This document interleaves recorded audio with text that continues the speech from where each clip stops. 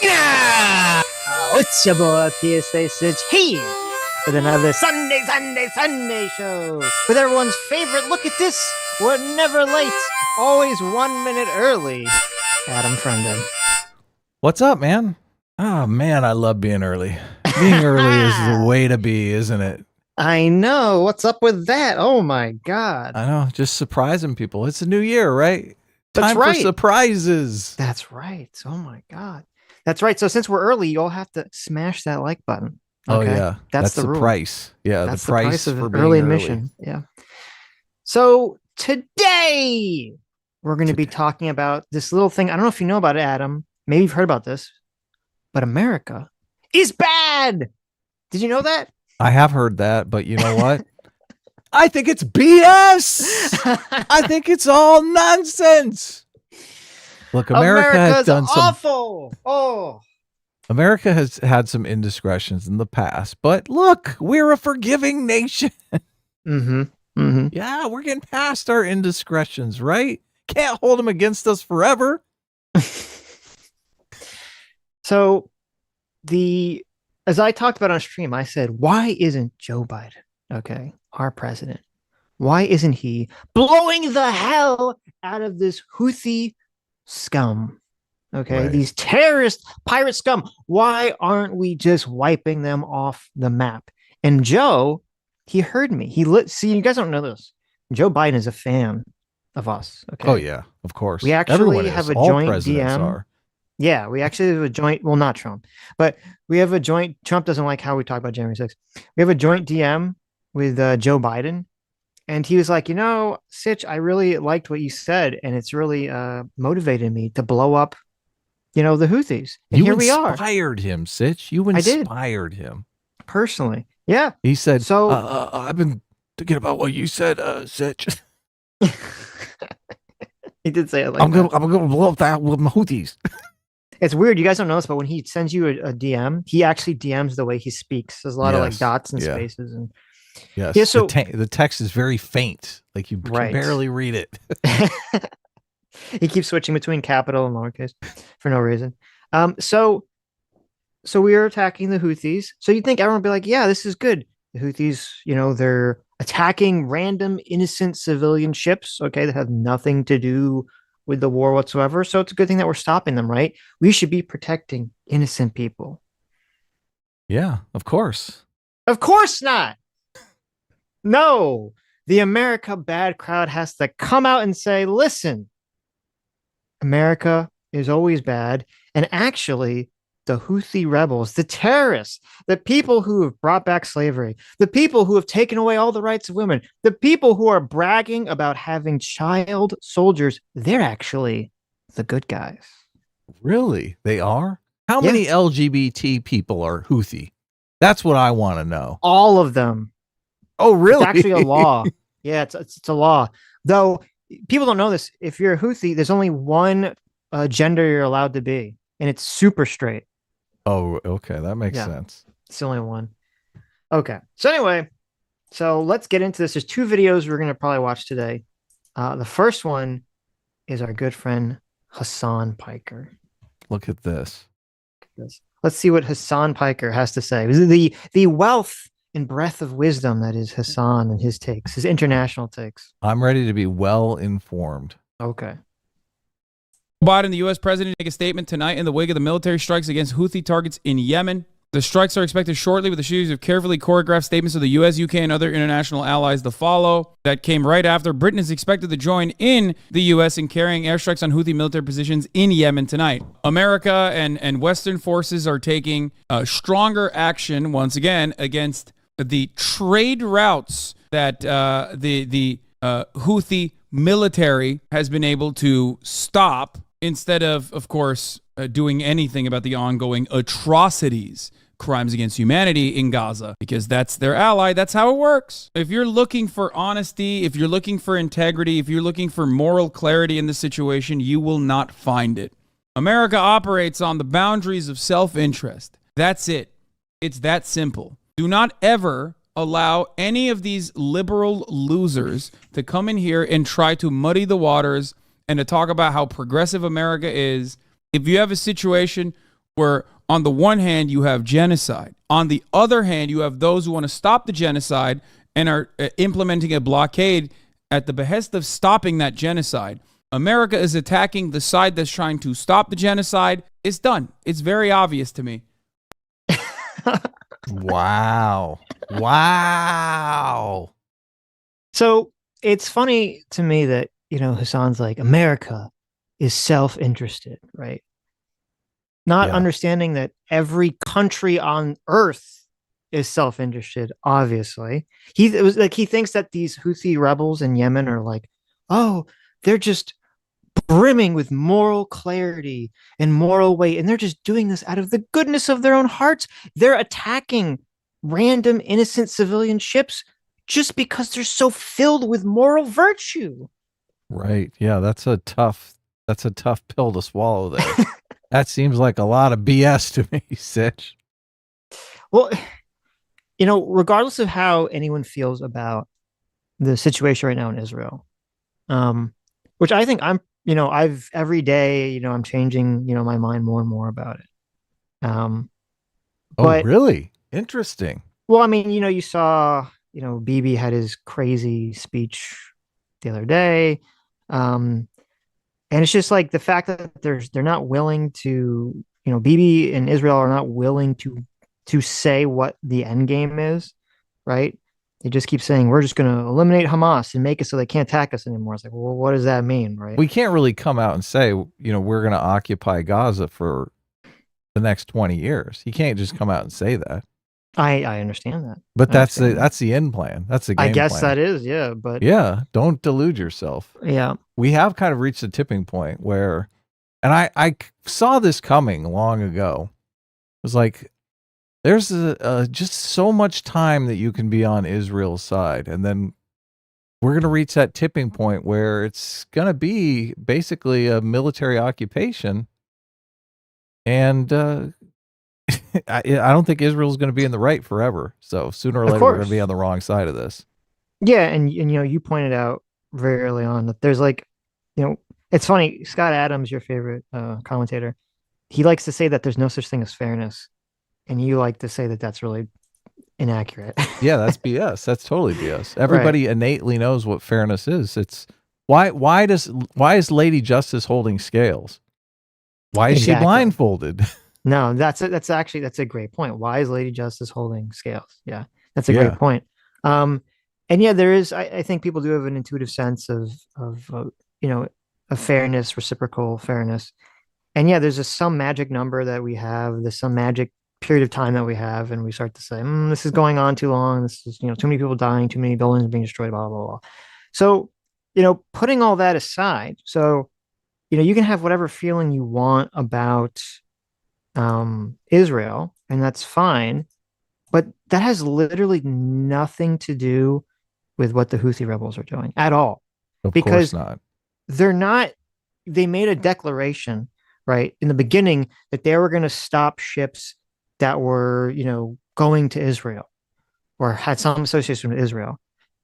And it's like, okay, then they have some justification, we're trying to stop Israel from getting weapons or materials or whatever.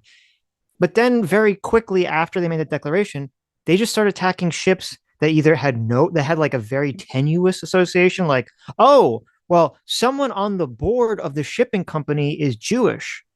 So therefore, they have some connection with Israel, right? It's like the guy who runs like the finance department of the shipping company is Jewish. So therefore, that's an excuse. Like, wait, what? That's nothing to do with Israel. And now they're just attacking ships that have nothing to do with Israel. They're not going to Israel. They didn't come from Israel.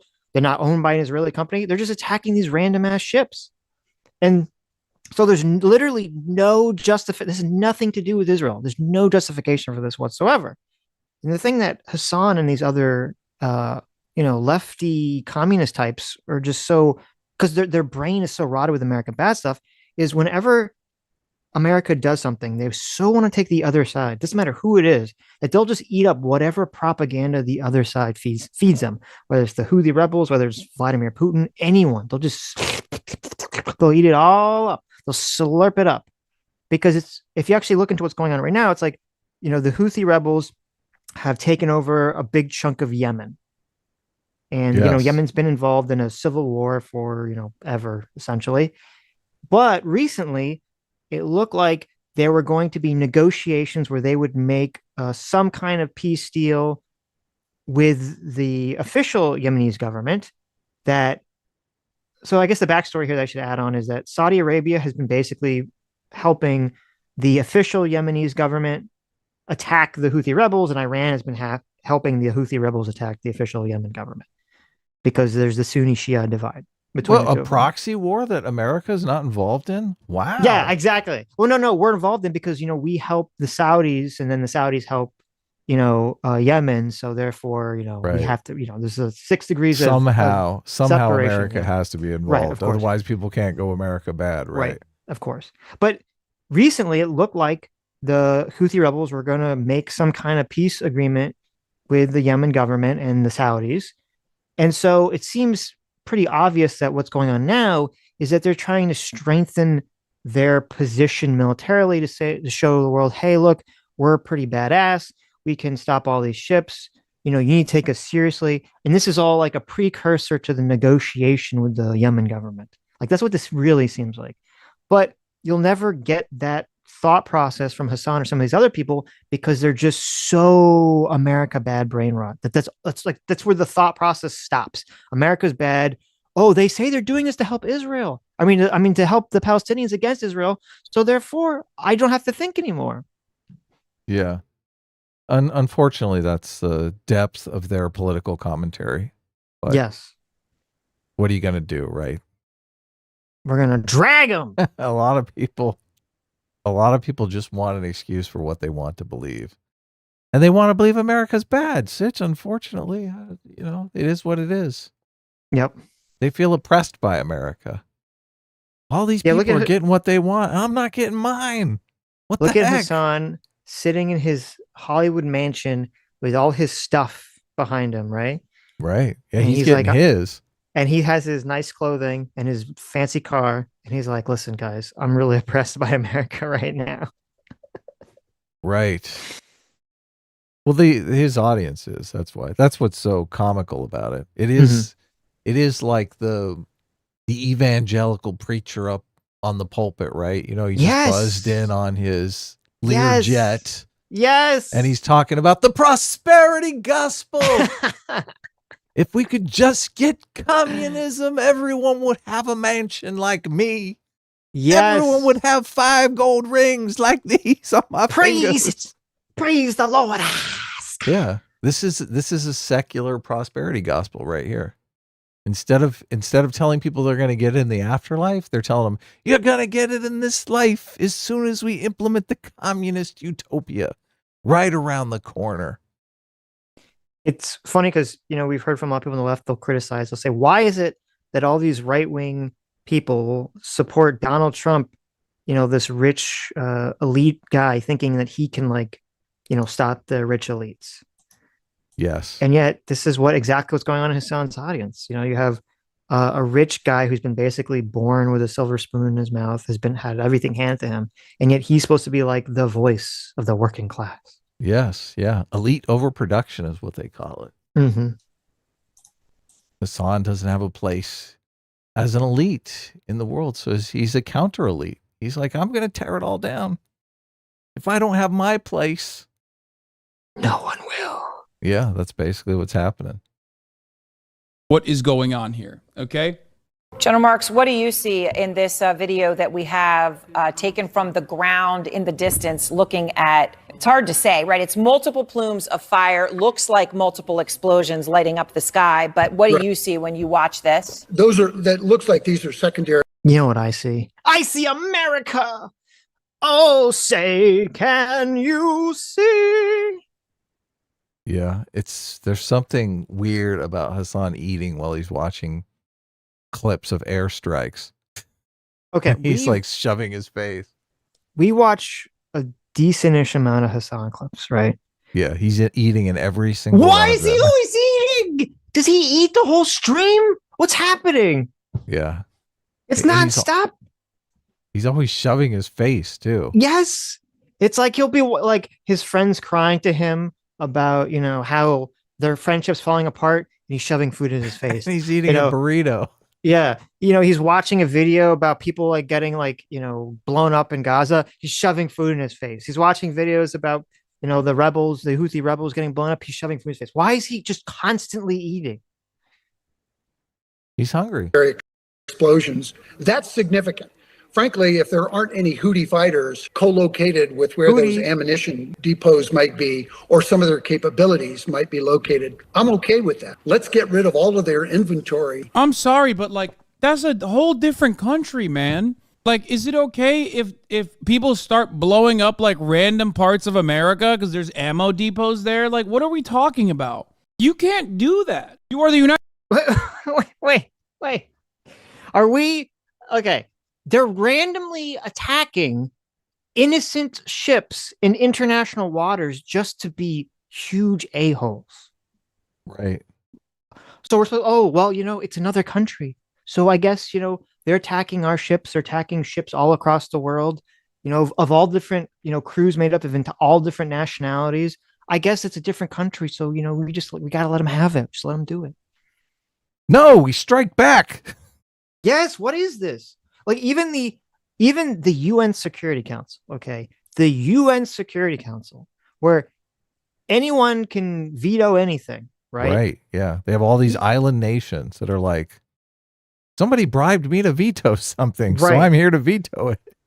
Even the UN Security Council voted. No one opposed telling the Houthis to stop this nonsense. Oh, telling them to stop, but did they vote for the United States to go in and? No, of course they didn't. Into Yemen and start bombing things. No, but they don't care. They're not saying you would stop. The Yemenese government would be doing this if they had the power to do it, right? They have a weak central government, so they basically can't keep their citizens from forming criminal gangs and going out to the ocean and causing mayhem. Well, so Yemen has been involved in this civil war for a very, very, very long time. Right. And it's been usually along the Sunni Shia lines for a long time in the north and the south. And in 2014, I believe. 10 years they've been in a civil war? No, they've been in a civil war for far longer than 10 years. Wow. I think the American Civil War was only 4 years. Yeah, no, even before. Yeah, it's been a disaster. But in 2014, the Houthi rebels managed to take over the capital of Yemen. And so they've been kind of, dug in since then. And they've been kind of on and off war. Sometimes they kind of peaceful times and then less peaceful times, going on. And so, yeah, like the Yemen government, the quote official Yemen government obviously doesn't have the capacity to stop the Houthi rebels at the moment. Well, it sounds like the Houthi rebels are going to be the official government soon. It's going to be like a Hamas situation. It might be. It might be if they might end up splitting the country in half. Hence the reason why Western powers will probably want to get involved before that happens. Well, the irony is, and I think the stupidity of whoever's in charge of the Houthis is that like part of the reason that they're doing all this is because, being against Israel is like real big in the Middle East. And so if a country needs like a win with the population, crapping on Israel is like always a good play. And apparently the Houthis needed like a lot more manpower. So they use this as like a recruiting drive essentially to get people to sign up, like saying, "Oh, we're going to go defend the Palestinians," even though they're obviously not going to. Right. So I understand like it from that aspect, but from the aspect of like, I feel like this is going to actually hurt them. It's going to backfire in whatever negotiations they work with Saudi Arabia or the Yemen government if America starts blowing up, big chunks of their military bases. Right. United States of America, you're like 8,000 miles away from this area, and you've decided like I'm gonna blow up your weapons depot. Like this makes no sense. Just retard. Yeah. It makes no sense. Does he not know about the shipping lanes being shut down and 10 days it takes to go to avoid the conflict? The 10-day journey that they're adding to all products and services shipped from the east to the west? No, listen, all he knows is that he presses the button, the buy now button on Amazon, and then the thing gets delivered to his door in a couple of days. He doesn't know how it gets there. He doesn't care how it gets there. He doesn't know that the Houthi rebels are graying out the buy now button. Yeah. He doesn't know that that's happening. Yeah. So here's some stats about. Okay, so let me explain this. If you guys didn't see the video where I kind of talked about this, basically, and I don't know if you want to bring up the map. Maybe you should just. I can. Yeah, sure. Yeah. Pretty sure I still have it. You should. So essentially, what's going on here is that the Houthi rebels in Yemen are attacking ships that are trying to enter the Suez Canal in Egypt. And if ships can't go through the Suez Canal, they have to go all the way around the southern tip of South Africa, which adds about 9 to 10 days to any journey, which is a lot for international shipment. For every international shipping to add that cost essentially, and all that cost is going to get passed down to you and me, the consumer. And even if, and I was listening to a video where they brought this up, even if they go through the Suez Canal, what a lot of the shipping companies are doing now is they have to hire a bunch of mercenaries to sit on the ship to protect it from pirates if they try to board the ship, because they're not just shooting missiles at the ship, they're trying to board them and steal them and take the crew hostage, number one. And also this means that they have to pay mercenaries. They obviously have to pay the crew more, that they're now going through this dangerous situation. Yeah, hazard pay. Hazard pay, yes. And on top of that, obviously, insurance is now going to go up through the roof for these boats that are going through this area. 50% of them end up getting hijacked. Right. So all that cost is being passed on to the entire world. Yes. Okay. Because of these a-holes.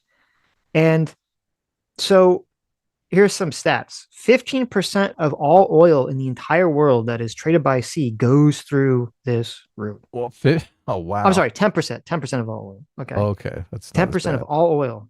15% of all global trade goes through this route. Okay.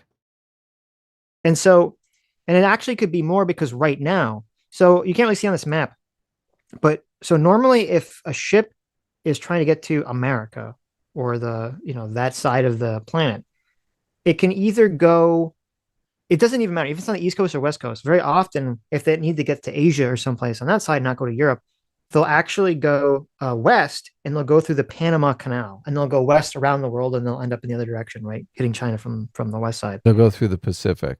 Yeah, they'll go through the Pacific. Right. But right now, Panama's in a drought. And so they don't have enough water to fill the Panama Canal. Right. And so, yeah, if you don't know how the channel That's system crazy. works, they need a bunch of water to mess with the channel system to allow the boats to pass through. And so since they're in a drought, it means they can't let as many boats go through as normal. So now even a lot of boats that would normally go through the Panama Canal to reach Asia instead would want to go this way, eastward across the Atlantic, and then go through the Suez Canal. And now even they have to be redirected to go around South Africa. Yeah, how's this for a head trip? The Atlantic Ocean is a different height than the Pacific Ocean. So in order to go through the Panama Canal, they have to do this stair step thing where they go into a little chamber, and then they raise the level of the water, and then they go into another little chamber and they raise the level of the water. They kind of stair step up to the height of the other ocean, or down to the height of the other ocean, depending on which way they're going. Like, what's going on there? That doesn't make a lot of sense to me, right? How is that possible, Sitch? I don't know the answer. Because the water flows all the way around the end of South America. Yeah. What happens? I don't know. I have no clue. That's kind of crazy. Yeah, that is interesting. But so they should just make it like a slide, like a nice water slide. Mm-hmm. Mm-hmm. What were you saying? No, I was just saying, so this is why Hasan's take here is just so retarded. It's like this has impact across the entire planet for everyone. Sitch, we just have to leave these people alone to do their own thing, okay? Don't be a colonialist a-hole. Mm-hmm. And he's just acting let them do their thing. He's acting like, oh, America is so awful for trying to protect innocent civilians' international trade routes that the entire fucking world uses from these assholes. What drives me crazy is they're literally killing the warmongers, and everyone is calling us warmongers. It's like, what? They're the ones launching missiles and shooting drone strikes. What's going on here? Why are they're the ones that are literally waging war against civilian cargo ships. Right. But people call us the warmongers? The war would stop tomorrow if they just stopped that. Form a Coast Guard. Yeah, but listen, they're defending the Palestinians by blowing up by attacking ships that have nothing to do with the conflict at all. If you believe that, you're a moron, okay? These people are opportunists, and you're just a useful idiot in the world going around talking about how, these people are doing such a good thing for the people of Gaza. They don't give a fuck about the people of Gaza, okay? They don't care. They didn't join the military to save the people of Gaza. They joined the military because they can't stand Jewish people, and they thought they might have an opportunity to go kill some. That's what crazy psychopaths these guys are. Oh, I'm glad you said that. So the Houthis have like a little flag. You might have seen it. It's just like it's like a green rectangle. It has green and red text in it. And it's their flag. Okay. And it has, what's the text? Here it comes. So the flag is this is their official slogan. It's on their flag. Okay. And if you translate it, it says, God is the greatest, death to America, death to Israel, a curse upon the Jews, victory to Islam. Yeah. Yeah. We got a little problem here. Yeah. We got a little tiny problem here. Right. So just, they're not making any bone difference between Israel and Jews, okay? They don't really care. See, it's just, I mean, you can make an argument that some people sign up for the U.S. military because they want to go kill terrorists. They want to go kill bad guys. Mm-hmm.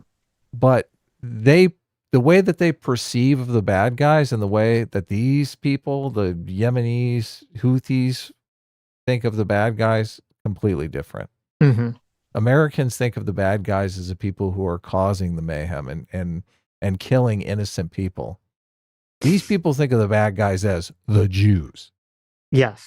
Yeah.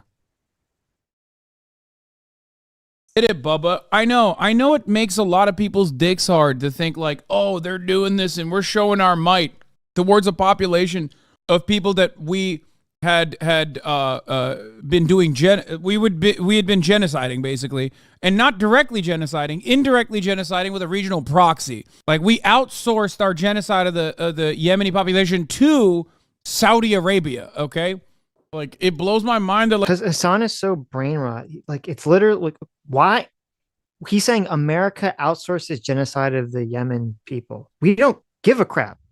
Saudi Arabia is the one that cares. We're not outsourcing our genocide to anyone. We don't care. We only care when they're screwing with us and messing with international trade. If they were just fighting their own little civil war, just doing whatever they wanted over there in Yemen, we wouldn't care. Like, this makes no sense. Well, the problem America's behind every plot in the world. The problem is they're probably attacking these ships for resources to fight their little civil war. Well, that's true too. Yeah. So you guys might have saw there was, in the beginning, the first ship they ever attacked, which I believe was the Galaxy Edge, right? Galaxy. It was the Galaxy Leader. Where'd they get a helicopter? Didn't they come into this this ship with a helicopter? Because they've been because from Iran. Okay, so Iran shipped them a helicopter. Yes. Iran's shipping a bunch of drones to Russia too. They have a bunch of drones too. Right. Iran sucks. But so it just comes right out and says it. Iran's awful. They're so awful. But so you guys might have saw that there was a ship, they put a video of it, and it's so funny. Not all, but there were some, socialists on Twitter were like, oh, this is so awesome, watching pirates essentially have over the shoulder cam, making it look like they're playing Call of Duty, footage of them just hijacking an innocent ship full of civilians who were completely unprepared for pirates to come, hijack their ship. And they took over the ship called the Galaxy Leader, who they took it over because they said the guy who owns, I think the guy who like owns the ship or owns a company associated with the ship is Israeli, even though the ship was being used by a Japanese shipping company and had Right. nothing to do, wasn't going to Israel. He And owns the they, ship. He just rents it out to some other company. right, which happens all the time. Yeah. And so they hijack this ship, this cargo ship. They, of course, steal everything on the ship. They still have the ship and they still have the entire 25 member crew, none of whom are Israeli, by the way. They still have the entire 25 person crew hostage to this day. Wow. And yet, oh, America's the bad guys, though. Yeah. Like Americans champion this kind of thing. You get no benefits from this, dog. They're not even doing this for your security. They're doing this to flex for Israel, basically. So it's additionally odd when America. He thinks that he's basically just lying to his entire audience right now. Yes. They're not doing this for your safety and security. I mean, they're doing it for the entire world. Well, this is another reason why they don't like it, because they're protecting property rights. Let's be honest here. They can't stand the fact that there's property at all in the world. Mm. Isn't it weird how they do they do the difference between personal property and private property? They think it's like a big flex that they have this distinction. So when something is a product that someone has created to sell, that's private property, right? But as soon as you buy it, it becomes personal property. Well, how the fuck does it become personal property if nobody makes it to sell? Right, because everything gets hijacked by barbarian pirates. Yeah, exactly. So there can't be any personal property, you moron. Find out why we don't have healthcare, and it's like, bro, you really think that's chill? You just said it's cool that you don't have healthcare because America gets to aid and abet in genocide. Like, you think that's fun? You think that's a good thing? You just basically posted your L publicly. You are no different than like the dumbass hogs that we make fun of every day. Red Sea blockade Operation Prosperity. Oh yeah, they already call it cleverly Prosperity Guardian. Operation Prosperity Guardian. You know, they are defending prosperity done through commerce. Israel's brutal war. Literally, yes. That's what they're doing, you idiots. Yeah. Why does he call everyone hogs? Is this like a capitalist pig thing or something? It's very bizarre. Is. Like a Probably cop thing. is. I don't know. On Gaza, Dual followed by purpose. tension in the region, particularly in the Red Sea, has created a security dilemma for the U.S. On one hand, U.S. wants to avoid the expansion of the conflict into a regional war. On the other hand, Houthis, Ansar Allah, attacks on Israeli-linked ships pose a greater threat to the U.S.'s role as a global and regional maritime security guarantor. U.S. initially announced the expansion of CTF 153, but when the Pentagon announced Operation Prosperity Guardian, it only had 10 members, missing the most critical and relevant, including KSA, Egypt, Oman, and UAE. Later, reports citing Pentagon officials came up that 20 countries have signed up for the OPG, but they don't want their names to be published. This was a self-destructive exercise even before the operationalization of the force. OPG aimed to send a strong message showcasing U.S. dominance and leadership as a maritime security guarantor, but failed at the very step when it signaled a lack of confidence in U.S.-led venture by regional players. This hasty announcement by U.S. officials shows their lack of coordination with its allies, but also a lack of a comprehensive strategy about what exactly the U.S. wants to achieve with this operation. I like that they were like, step aside, Saudi Arabia, we got this. We'll pick up where you left off. To the Houthis, a similar goal and a similar attitude remains. These guys have nothing. They just came out of a blockade and a genocide. Now they have sidestepped Saudi Arabia, America's guys, and are directly fighting with America itself. BNO News says. Okay, oh my God. He thinks this is like, it's so classic. And we saw this a lot on Twitter. Like the socialists be like, America is bombing the poorest country on the planet. Oh, like just because your country is poor or this people is poor or you as an individual are poor, that doesn't mean that makes you virtuous. Just because you don't have money doesn't make you a good person. You cannot have money and still be a deranged psychopath. Right. Yeah. I It's think like, I mean, a lot of these places, they just have no middle class. They do have extremely wealthy people that are the elites and are in charge. They subjugate the population. That's how they're rich. yeah. And he's like mixing up his like does he think that the Houthis are like the Gazans or something? He's talking about how like they have nothing and they're being blockaded and all this stuff. It's like, well, what are you talking about? The The Houthi rebels took over chunks of the country and have been engaged in a civil war where hundreds of thousands of people have died. Okay, because they didn't like some of the electoral outcomes that happened. Right. you Yeah. know, No. over the years. Yeah. It's That's like, their January 6th. how is that America's fault? How does that justify them attacking innocent civilian ships? They're just literally they're not even, they're in international waters just going by. Yeah. He doesn't know anything about this. And also, this, the biggest financial harm that this is causing is to Egypt, because apparently an entire fourth of Egypt's entire economy stems from charging people to use the Suez Canal. Oh my goodness. That's like that's their business. Yes. Yeah. Wow. Closed for business now, right? Yep. As the USA and the UK have started carrying out airstrikes against Houthi targets in Yemen, according to Voice of America. Event sources: heavy aircraft overflights in airspace in the city of Hodeidah. Yeah. In the wake of all of this, let it be known that America cares more about commerce being stopped than actual human lives being ended by Israel. And the rest of the world sees it. They see it. And to every single person that says, like, around and find out, by the way, you're gross, 100%. If you fuck around and find out, pirates, we're gonna put you down. That's gross. I mean, that seems pretty base to me, Sitch. It is based. He's just a whiny little bitch. Right. Okay. This is, all these people are like, oh, fuck around and find out, Israel. October 7th, fuck around and find out, right? And then it's like Houthi rebels randomly attacking innocent random ships that have nothing to do with the conflict. Oh, you care more about commerce than innocent people dying. I'm swooning on my fainting couch that I bought from IKEA that was shipped from around the world using international trading routes. Oh. Right. Probably not the Suez Canal, though. I think they're like in Finland or something. Fair enough.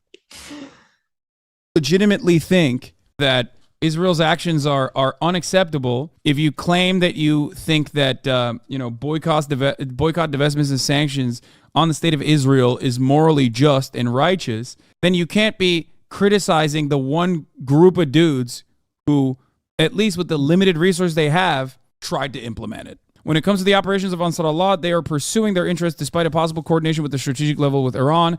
The ceasefire and high-level engagement of other parties and regional powers with Ansar Allah with respect to Yemen is viewed by Ansar Allah as the de facto recognition of their role as permanent players in Yemen.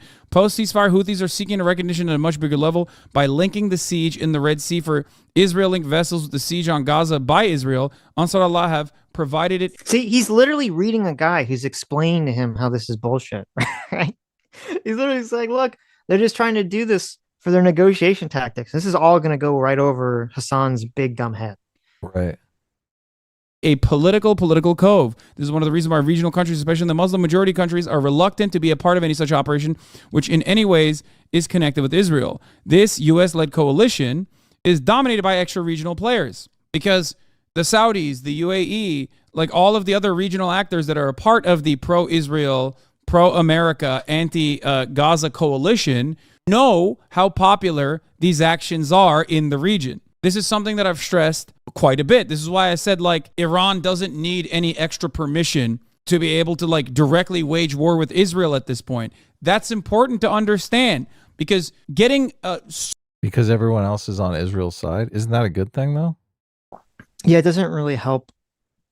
It really makes them look awful to the rest of the world. Yeah, exactly. They're the last holdouts. Everyone's like, join the modern age, you dumbasses. Yes, yeah. Like, why are you manufacturing weapons? And it's the first thing, Hasan will complain about the military industrial complex in America. Like, yeah, we're manufacturing too much weapons. Can't we just manufacture healthcare instead? But the Iranians want to do that. Oh, they get a complete pass. Yep. Why? Because they're not America. Look, why can't they join Saudi Arabia, the United Arab Emirates, and all these countries that want to produce goods and services, healthcare, freedom and security? Mhm. They're tired of being enemies with Israel. They're like, look, Jewish people are not so bad. Yeah. Let's all get rich together. Look, just And- like you, Hasan. Somewhere in Saudi Arabia, there's a influencer that wants to gab on Twitch all day about how much he hates the Saudi Arabian government. Why is his girlfriend got to wear a fucking burqa? Why is his sister can't go out without him? Let him have a place in the world. Let him bitch about it. You can stop. Look, that's going to interfere with Hasan's gig, right? Someone's going to watch him instead of Hasan. Mm-hmm. Well, and why is this argument not apply to Iran helping Yemen? Iran doesn't share a border with Yemen. Like, why are they shipping thousands of miles away? Yeah. Why are they involved in this conflict that doesn't, is it because they're in their proxy war with Saudi Arabia? They're in their proxy war with Israel. Yep. So much popular support from the actual populations of the region spell trouble domestically for all of these individual countries. Why does the U.S. go so far for Israel? They're a huge liability at this point because it's our military base. What do you mean? Weird takes from an American? I'm sorry, what's the weird, awful take? That's not true either. Well, he would probably acknowledge that the Israel lobby has a huge influence on our elections. They're members of our electorate, evangelicals and Jewish people that are in favor of us supporting Israel. Takes as usual, brainwashed. I love looking at a situation like this and being like, you know what this spells to me? America's definitely not bad. America's good, actually. True. If it wasn't America doing all this, if it was Russia, for example, or a foreign adversary, China, you would be losing your mind. You'd be like, we have to nuke Beijing right now. That is what you would be saying. But when America's doing it, it's like, no, actually, you don't get it, dog. This is, I'm doing profound foreign policy analysis here. Okay, let me tell you. I somehow always magically find the exact triangulated position that America is good, actually. They're trying their best. You see, Wait. He's literally, he does this. That's his thing, is to say whatever position America has is the bad position. That is how he derives every thought in his little brain. Yeah, exactly. That's the conclusion of the argument, and he just has to rationalize how you get there. Yes. And it's not like, is America right now saying, hey, anytime, we've decided that no international trade can go through the Panama Canal. We're just going to start blowing up every random ship that goes through the Panama Canal because, fuck you. That would not be good for anyone. Hey, Iran, stop building nukes or we're going to start blowing up every random ship that goes through the Panama Canal. That's a weird... It's like, wait, what does that have to do with anything? That's a weird negotiation tactic. But that's what the Houthis are essentially doing. It's so stupid. Yeah, even if we just backed off and did nothing and just let trade screech to a halt, I mean, that would be so bad for our economy. The stock market would crash, inflation would go through the roof. And then he would be complaining about that. Yes. Be like, why didn't America do something? Yeah, America can't win. Yeah, of course. Ostracy for $20. Thank you, Ostracy. There's a whole stream of Sitch and Adam dunking on American bad people. It's like soup in a warm blanket on a cold, rainy day. There you go. Thank you. Nice. Thanks for the $20. Christian Baller, thank you for $20. Says, what are your guys' thoughts on how someone valuing truth fits into moral foundation theory? Is it perhaps a seventh foundation, or does it fit into another one? Adam, you will bring back Thursday streams when the comic is done? ? I could, yeah. As far as the truth question goes, morality is not really about truth seeking. Morality is about embedding people into cooperative communities. And unfortunately, a irony of life is that people tend to cooperate better when they just make shit up that feels good, right? So if everybody believes stuff that's untrue, that just makes them all feel good and cooperate effectively, that group is going to outcompete someone who's out there searching for the truth. This is no place is this more evident than on YouTube, where Sitch and I languish at 50,000 subscribers, where everybody who's out there, basically just telling people what they want to hear immediately goes to 1 million subscribers. Mm-hmm. Yeah. I think if I had to, well, I know a lot of the moral foundations could be involved with truth and truth seeking. I'd say maybe fairness is like the closest one, because Okay. people would say like, "Oh, I need to know what is true to derive a value of what is fair." Though, fairness by proportionality, that could be. Yeah, you got to at least right. know what the numbers are. Though, like valuing truth is a more like I'd argue that's kind of like a Western Enlightenment value. I don't know how much people like valued quote truth before, the ideas of science, really. Because then it was just like, Yeah. well, it's not really like what is true. It's like, what does God tell you? What does your king tell you? Right. That is true. So, Yeah. Oh yeah, yeah, yeah. But it doesn't have to be objectively true, obviously. right, right. Yeah. Arch Magos Zoklov, thank you for $20. Says, as a sailor, these people can insert strong language here, as they are not the ones that are going to have guns pointed at them if the Houthis decide to board your ship.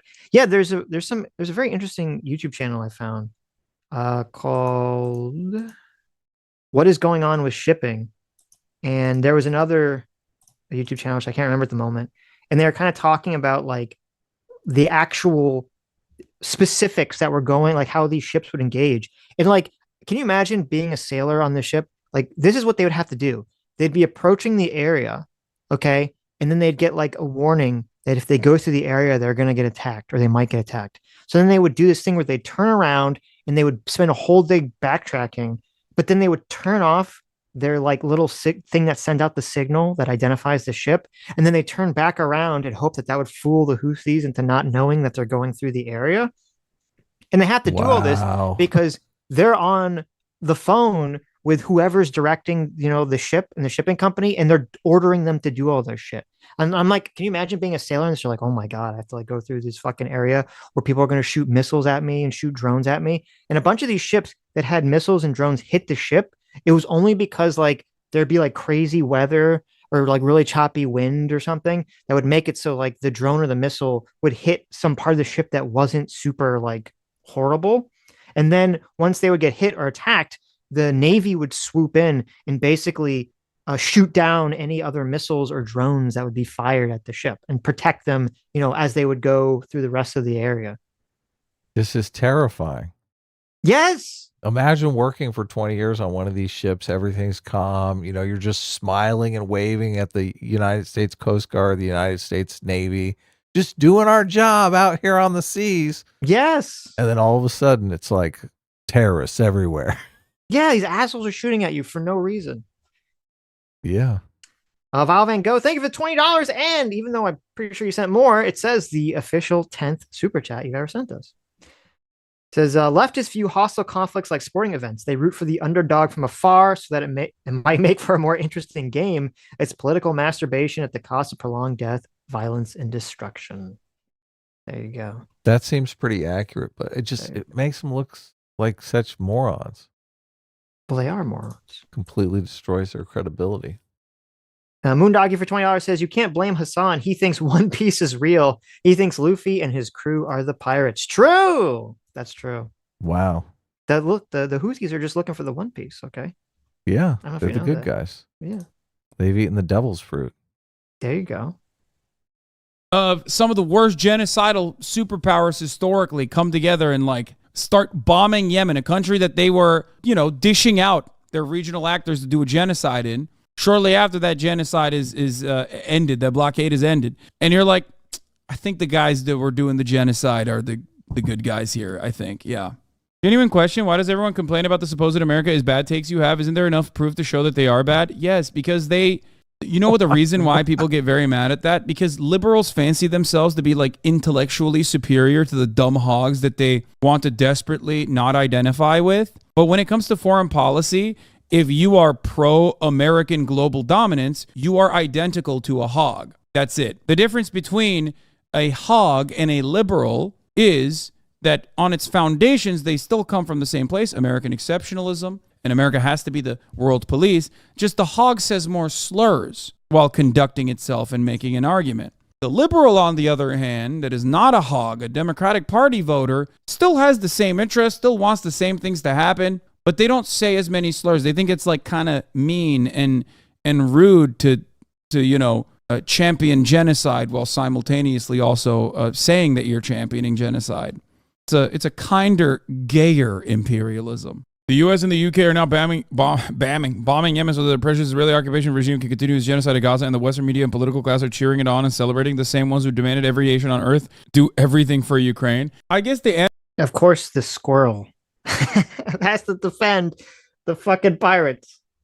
I thought the squirrel got nuked.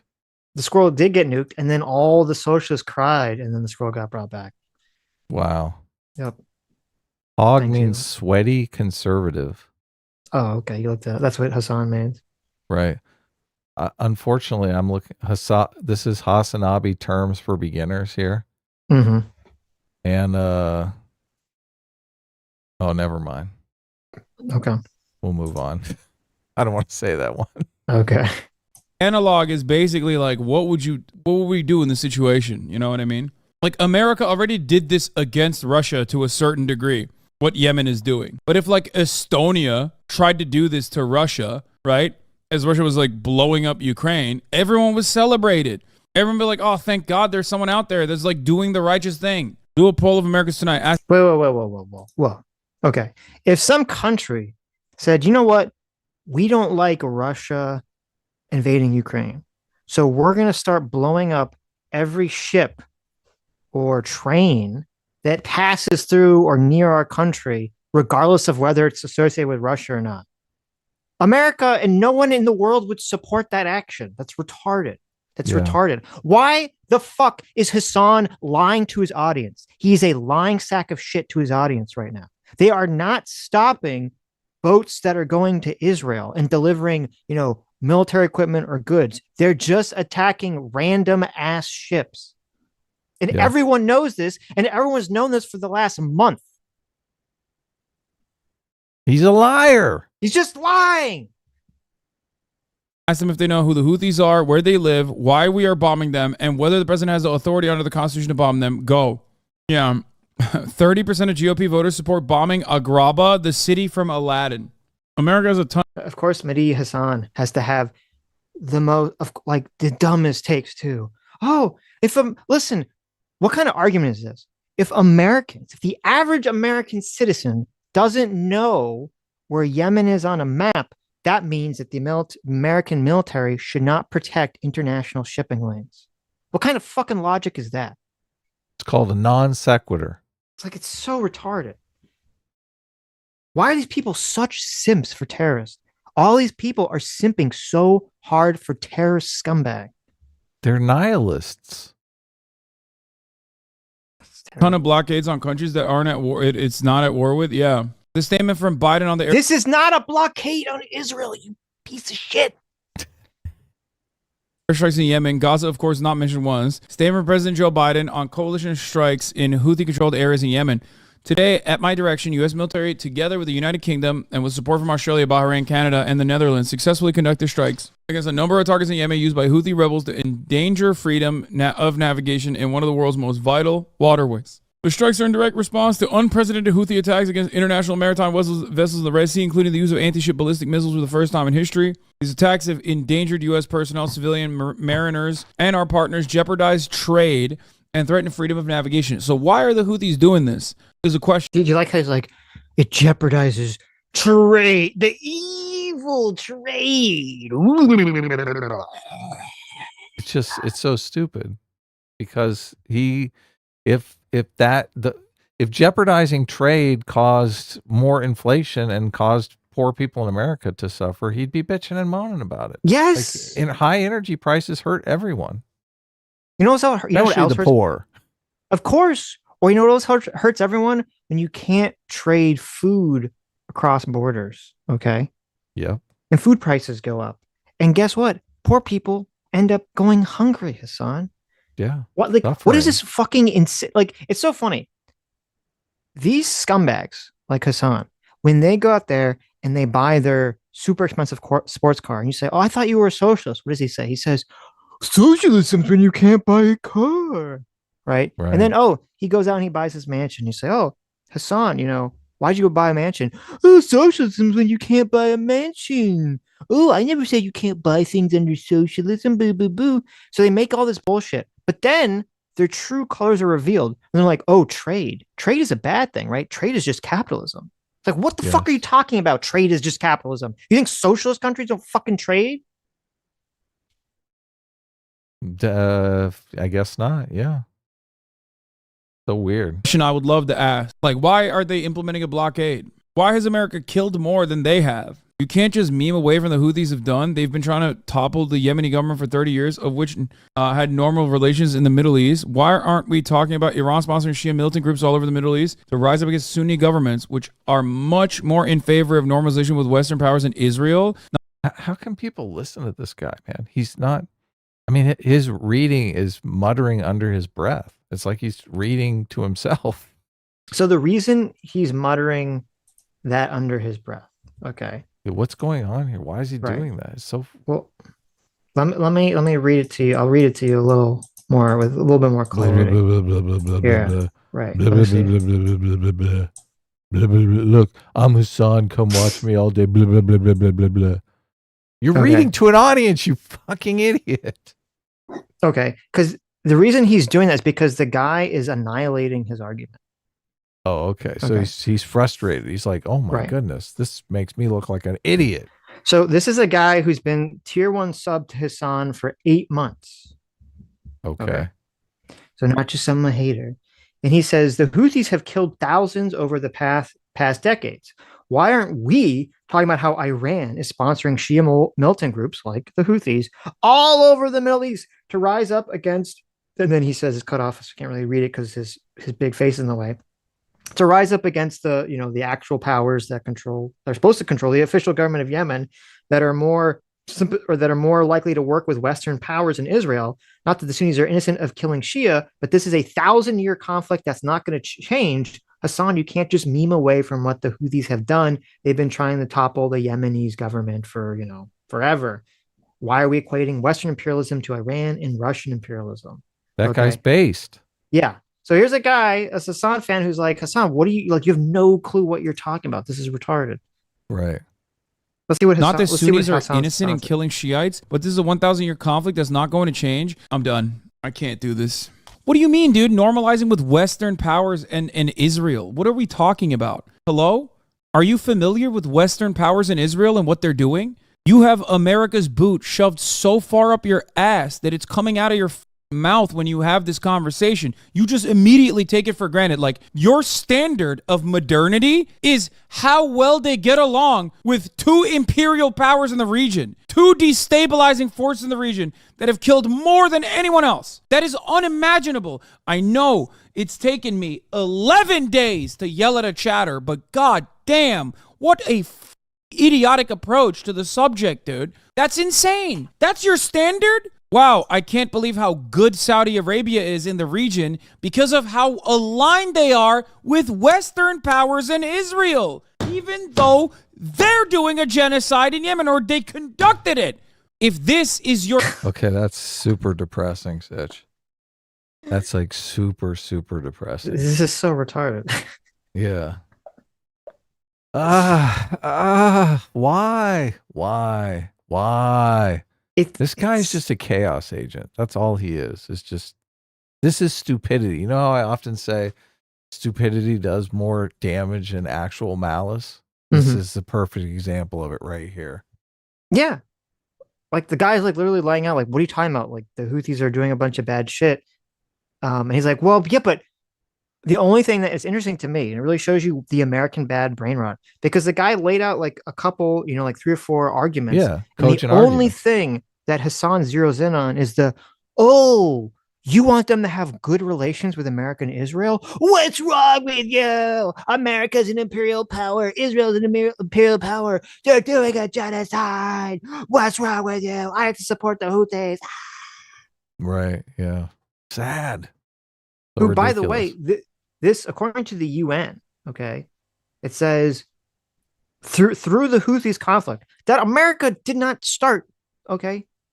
We didn't do shit. This is the Houthis and the Sunni and the Shia in Yemen have been killing each other for a very long time before America was ever had anything to do with any of this shit. Give them right? a couple weeks that they'll cook up some conspiracy theory how Of course. America's responsible for the Yemeni civil war. Right. So it says just starting from 2014 to the present, okay? According to the UN, the UN estimates that over 150,000 people have been killed in this war. By the and Houthis? Just like by both sides. And that 227,000, okay? 227,000 people have died from the war due to famine and lack of healthcare facilities. Okay. And this is the people that Hasan over here is simping for, because I don't know if you know, America bad. Right. Wow. These guys are just complete killers, and he's basically taking their side because they might actually get along with America one day. Yes. And it's like these people, he doesn't, these guys aren't even socialists. The Houthis are not socialists. They're like very, very strict fundamental Islamic people. They're theocrats. Yes. And yet he's simping for them. Like, this is so classic. The socialists don't like the poor. They just hate the rich. Okay. Yes. Hasan is simping for theocrats who want women to have no rights, who have child soldiers who are fine with slavery just because they don't like America. How fucking privileged is that position? Yeah. Crazy. Your standard of who's a good operative in the region, then yeah, you are morally righteous. Except this is an incredibly idiotic way to assess the situation. How else is there going to be stability? Brother, please, I beg of you, just take a deep breath and really think about your output here. You are a fucking neocon. You might fancy yourself to be a liberal, to be an intellectual, to be above that, but you are no different than a Christian fascist neocon with this way of thinking. Whoever doesn't... The guy... If you want stability, you're a neocon. If you don't support a fundamental Islamic rebel group who wants to put women back in chains, okay, give them no rights and take over a region by violent force, then you're a neocon. He's so batshit crazy about this stuff too. This is so bad that even shockingly, okay, and I have to give him props for it, even Vosh, okay, who we don't like here generally, even Vosh was calling this takeout as like batshit insane. He's like, Hasan, what the fuck are you talking about? Yeah. Even other socialists were watching. It's like, what the like, Hasan, this is retarded. Why are you simping for these people? Hasan has lost his mind. This is Hasan jumping the shark right in front of us. Yes. Maybe he's got too big. He's got too big. The ego has gone to his head. So he just figures he can't be wrong about anything. So just when the chat pushes back on him, he's like, hell no, I'm right, bitch. He's just caught in the well of, like, okay, we know it's probably very simple to guess that 80 to 85% of Hasan's chat are young kids or young college age people who have like very limited knowledge about the world or current events outside of whatever social streamers they watch. Oh yeah. Easily. And so they can listen to this and they could hear what Hasan tells them and literally think, oh, there's some brave rebels in Yemen who have been genocided by evil Americans for decades, who are blockading Israel from getting more weapons, and now the big bad American is attacking them. That's what they think is happening because they don't actually follow any news, and Hasan's just lying to them. Like, this is crazy. Like, this is I don't believe Hasan is not smart, okay, but he's not retarded. He has a functioning brain. I've heard him do conversations. I've heard him do debates. Like, he has a functioning brain in his skull. He has to be lying here. There's no fucking way that he's so in the dark that he doesn't know that they've just been attacking random ass ships. Everyone's been talking about this for like 3 fucking weeks. Yeah, any kind of news report they immediately go to them attacking cargo ships and all that. That have kind of no stuff. association with Yeah. Israel at all. Yeah. Yep. Doesn't align with the Western world deserves to get killed and deserves to get slaughtered. That's crazy. Want to be morally correct? ? Acknowledge the fact that they're all bad, and this whole my team, their team debate is garbage. There's nothing right happening in the Middle East, and the only people suffering are the actual civilians that live day to day in poverty. Thank you for your big brain take. Based. True. That guy's awesome. Dude, Yeah. no, there are morally correct positions to take. Two things that I always have to relitigate with an overwhelmingly American, overwhelmingly Western chat, which will never see the subjects as real humans. You only care about the civilians in the Middle East, the Muslims, whether they be Shia or Sunni, it doesn't matter. You only care about them when you can use them as a talking point against whatever foreign adversary of the United States of America or Israel, because it's an extension of United States of America's foreign policy interests. Don't come to me with this bullshit. You are no different than the Republican that says, what about our homeless veterans when talking about how immigration must stop? That's it. Two principles. Let me explain to you. Spare me your bullshit righteous indignation, Hasan, because you only care about other people when you can use them for your own sick, twisted, America bad political rants. You don't give a shit about all the innocent Yemenis people that have been killed by the fucking Houthi rebels. You don't give a shit about them whatsoever. 200,000 of them. Because America bad. That's all you care about. Oh, it's got to be America's fault. Everything's got to be America's fault. America really wants to genocide the Yemen people for some reason, and they're outsourcing it to Saudi Arabia. Yeah, it's just conspiracy theory type shit. The same kind of shit he would call out Republicans for doing, or conservatives. Yes. Yeah. Two principles that you should keep with you coming from a person who's Turkish, okay? When you look at a situation in the Middle East, you look at what the local government is and who the Western forces are. Never align with the Western forces. An example Listen, you just laid it all out. Never align with the Western forces. Never, ever, ever align with the Western force. What? You know what? Get the fuck out of my country. Okay? If you hate the West so much that you're going to say you should never align with the Western forces, just get the fuck out of my country. Why don't you go live in one of these fucking countries that you think that they should always just hate on America so much? Just get the fuck out. Just leave. Like, this is disgusting. I mean, hasn't he already broken that rule? He's like a American citizen. Well, Hasn't he aligned? He was born in America. But it's just like, this is like insane. He was born in America, but raised in Turkey. Right. They came to America, had Hasan, went back, raised him in Turkey until he was 18, and then he came and aligned with Western forces. Yeah, then he came back. He came to America to go to college, where he fucking dicked around, partying in college, and then all of a sudden he becomes a magical, socialist once he's in his late 20s. Yeah. Like, he's aligned with Western. He's literally got a Western passport. What the hell is he talking about? I know. Despicable. It is despicable. tell you all the time is the Turkish coup d'etat. A coup occurred in Turkey. The American-backed forces in that situation was the terrorist cell of Fethullah Gulen. He still lives in the Poconos, by the way. The Muslim cleric Fethullah Gulen had aligned with the CIA. Him and Recep Tayyip Erdogan grew up together, basically. His Islamist faction had basically overtaken the police, the court system, schools, and every facet of government. They slaughtered a ton of Turkish people in that coup d'etat. I can't even go back to Turkey because of all of my criticisms of Erdogan. And yet, I much prefer Recep Tayyip Erdogan to the American puppet. That's how it works. That's it. Look at this. So he can't even go back to Turkey because he's talked so much smack about the Turkish leadership. And they're like, look, we're not going to put up with this shit. We're going to put you in prison. Like, in America, you can do this kind of stuff, but still America bad. Right. No, and he's like, I would, even though this guy put me in prison, I still support him over the guy who tried to coup him, because the guy who tried to coup him was a little bit more, on America's side of thing. Right. Like, this is how rancid his hatred of America has corrupted the very core of his soul and his essence.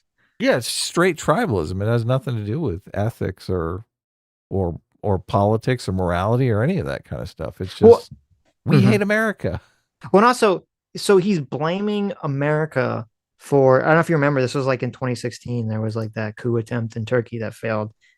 And he's blaming America as being responsible for this. Who, by the way, that claim comes from Erdogan, the guy that Hassan just said he doesn't like.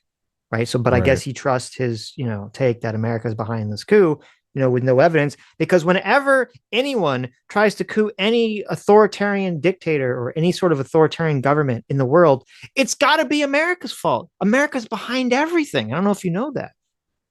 Does Erdogan have evidence of this, or is it like a Trump won the election type situation? No, so I don't know if you noticed when the guys were trying to coup Erdogan, they dropped an American flag on the floor out of his back pocket. Oh, okay. Right. So So he and inside the American flag was like the, $1 million the wrapped plot. up. Right. Oh, okay. So that's how he knew that they got paid off. Because whenever the American government pays off, someone to try to coup someone, they pay them in money wrapped in an American flag. Do you know if America was really involved in this? I don't trust Hassan's narrative at all. I remember so I remember looking into the time, and there was never any strong evidence that America was involved with this. Like that's the problem. It's like, and whenever there's civil war, there's a million of these fucking civil wars, going on all across the world, and usually one side's going to be more favorable to America or not. And if that side ever tries to do a coup or do something, oh well, America must have secretly been the puppet master behind this shit. Of course, yeah. I just if some leader says, takes America's support and we pressure him to do things like give women the vote. Mm-hmm. Is that such a bad thing? Yes. Sitch doesn't want women to vote. You heard it. Women should first. obviously not vote. Yeah. Oh, there you go. I just soft power, I think, is better. Look, I think the American system is the best system. Obviously, Hasan disagrees with me because he's a socialist. He thinks the socialist system would be better. But as you said earlier, none of these places are socialists anyway. They're usually they have some elite with extractive economic institutions that subjugate the population. They're all taxed to shit. They all work shit jobs. There's no way they're going to get any political power. Anyone with political power can basically, they grant them state monopolies so that they can do whatever they want. I mean, these places are horrible to live. This doesn't mean I love Recep Tayyip Erdogan. This simply means that he is better than Fethullah Gülen. That's it. You, on the other hand, living in Langley, make this assessment from your perspective. So as he never says better how. He only says better because he didn't side with the Americans. That's why I bring up all the other stuff. Like, is it so bad if they side with the Americans and they're giving people more individual rights? Mm-hmm. I mean, I believe individual rights are the secret to unlocking a successful society. I don't think you can get far by subjugating people. Individual rights? Isn't that like what communists want? Not really. That's what I heard on Twitter this week, that the people supporting individual rights are really communists. Well, it depends upon what perspective you have. Oh, okay. If they support their individual rights, mm-hmm. Of course, it's often at your expense if you have anything they want, like property or businesses or anything. Right. Then your individual rights go in the garbage can. Someone who lived there. Got something. Lucifer the Doberman, thank you so much for the 50 Canadian. Thank you. Says, it's too freaking cold in my office, so I'm moving to the kitchen living room with a fireplace. I really hope everyone's staying warm and has puppy dogs to cuddle with. Also, A-Team reigns supreme. Thank you so much, Mr. Doberman. And yeah, everyone's talking about being freezing. I see people posting on Twitter that it's like negative 21 degrees and stuff. Mm-hmm. It is kind of cold in Los Angeles. I think it dipped down to 40. Wow. Which was... Yeah, it's like 50. And it's like 50 degrees in Florida. So I'm very cold. Now I know all you living in the north getting your Arctic winds being blasted at you are like, I've seen people putting up videos of like, insane snowstorms and stuff where like, fuck you for your 50 and 40 degree weather. So, but yeah, it's rough. Yeah. Sitch and I have it good in the weather department. So, but I do feel your pain as far as Look, it's an excuse to stay home and sit by the fire. So look at the stay silver safe. lining. Stay safe. It's negative 40 degrees. Oh my God. Wow. That is insane. Holy shit. Water freezes at 32. Oh, they might be on the Celsius system, though. No, it's Fahrenheit. Oh, yeah. Negative 40 Fahrenheit. Ouch. Fed Zeppelin for $20. Thank you. Says thanks for this week installment of How to Train Your Elephant, featuring man who defines evil, meets all the criteria, then fights his own definitions to not seem evil. Cheers, boys. Well, thank you, Fed. Yeah, thanks. Yeah. So I can tell you what is what. So when I look at other countries, I look at the regional actor, whoever the regional power player is, and then I look at who is backed by the Western superpowers. And let me tell you, in almost every single case, the overwhelming majority cares about making sure that they can deal with their own problems internally, domestically, not the Western-backed powers. That's a principle that you could take home with you. If you want to actually be moral, or if you want to be smart about the way you analyze other countries, that's one basic principle that you can take home with you. All of a sudden, magically, you are above on your foreign policy analysis. You're going to be better off than 90% of people that look at the situation. I hate when people come in here and try to talk about implementing stability by the metrics of who aligns with America's interests better. And we're having this conversation at the eve of like America and England bombing Yemen. Also, the sectarian point falls apart when you know. Well, this is another thing I noticed. People are like very dishonest when they talk about this. They're like, they're bombing Yemen, like, which invokes in your mind this image of, oh, we're just like bombing this like random areas of this country. It's like, no, we're bombing military bases and military infrastructure that is controlled directly by Houthi rebels who are attacking and pirating civilian ships in international waterways. Yeah, we're trying to take away their ability to wage war. Yeah. Yeah. That's the No, goal. Hamas. Exactly. Yeah. You know, like I capture the flag. It's not just random. You're trying to capture the flag. Yes. And I like that his big argument is if you just take the America bad position in foreign conflicts, it's going to, you're going to be right 99% of the time. That was the argument that he just laid out. It's like, okay. You're going to have your foreign policy analysis is going to be best if you just come out with a big T-shirt that says America bad. I'm a super genius. Saying Shia, exactly. That's so funny that people are like, oh, dude, the sectarian conflict has been ongoing for 1,000 years. And it's like, really? That's so crazy because both the Houthis and also Iran are currently backing the Sunni movement that the rest of the Sunni leadership do not have the balls to take a stand against. Oh my God. Listen, the Houthis may use child soldiers to force women to be brides, but they aren't against the Western hegemony. Brother. I love, he's got some people in his chat who are like, yeah, he's like, yeah, listen, just because the Houthis use child soldiers and force women to get married, right? I think I saw some statistic that was like 20% of women were forced into marriage in Houthi-controlled areas under the age of 18 or 17. Right. It's like, listen, just because they have that in child soldiers, at least they don't like America, though, right? Look how excited Hasan is about that. It's so weird. That's so weird. I know. Why this is a good talking point. We in Afghanistan directly aligned with boy fuckers and allowed it to continue in Afghanistan. Do you care about boy fucking and putting an end to boy fucking? No, you don't. Shut the fuck up. You don't. You don't. My point is always, it doesn't matter if they're good or bad on the same boundaries that you are trying to apply to them. My point is, let the people of Yemen deal with it. But you don't want to do that. You want to marry. Okay. He just endorsed pedophilia, Sitch. That's like. Well, no. So he was trying to say that like this chatter, anyone that brings this up is a hypocrite because supposedly some forces that America was supporting against ISIS also were pedophiles or something, which I don't know the truth claim to that, regardless of whether it's true or not. But first of all, this is a fake argument whatsoever, because this entire time, Hasan just laid out an argument about how to dictate the morality of a system, the morality of a situation is to just say, I'm going to take the opposite side of the Western powers. And then someone says, well, really? Because now you're aligning yourself with people that have like the really fucked up morality here.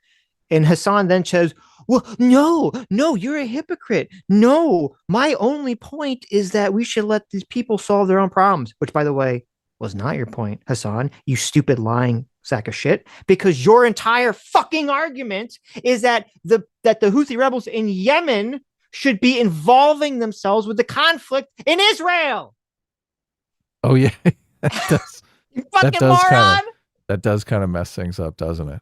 Is it like, why aren't they letting Israel handle their own shit? I don't know. There you go. Why are they getting involved? Yes. Why are the Yemen involved with Israel? Let Israel handle its own conflict. Why are they involving themselves with another country? Oh my God. I can't believe they're doing this. Just let the people be involved themselves. He broke Hasan rule number 1.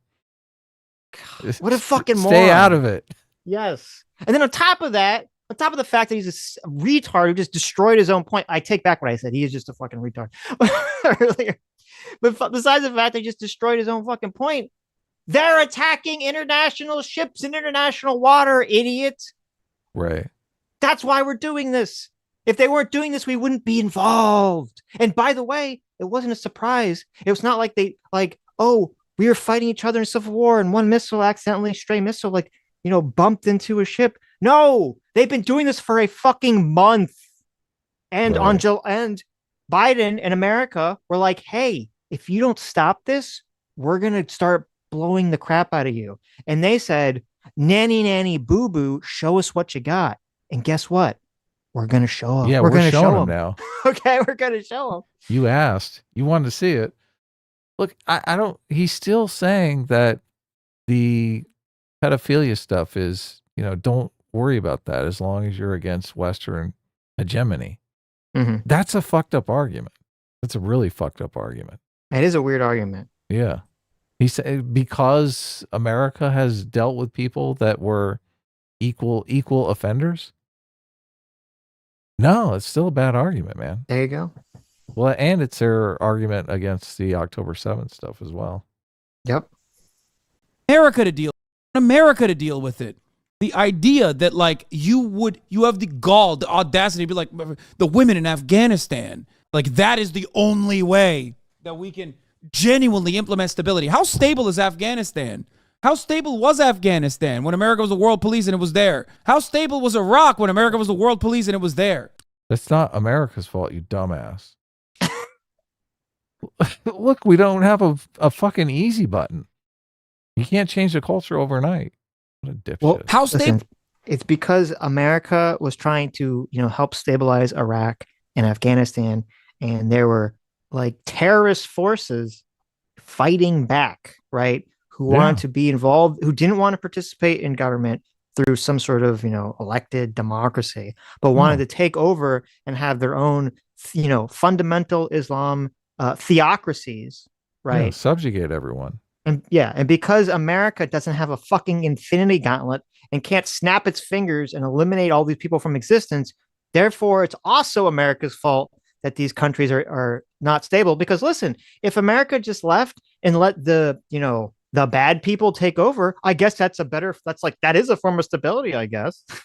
Doesn't his argument kind of break down to subjugation is A-okay as long as it's a local population subjugating the other local population?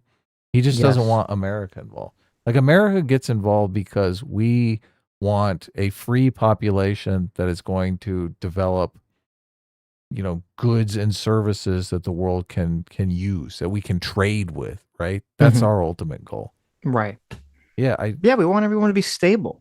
Yeah, most people want that. So I don't see how that's a bad thing. If we're saying, look, we want these people to have peace, safety, and security, and these other people to stop subjugating them.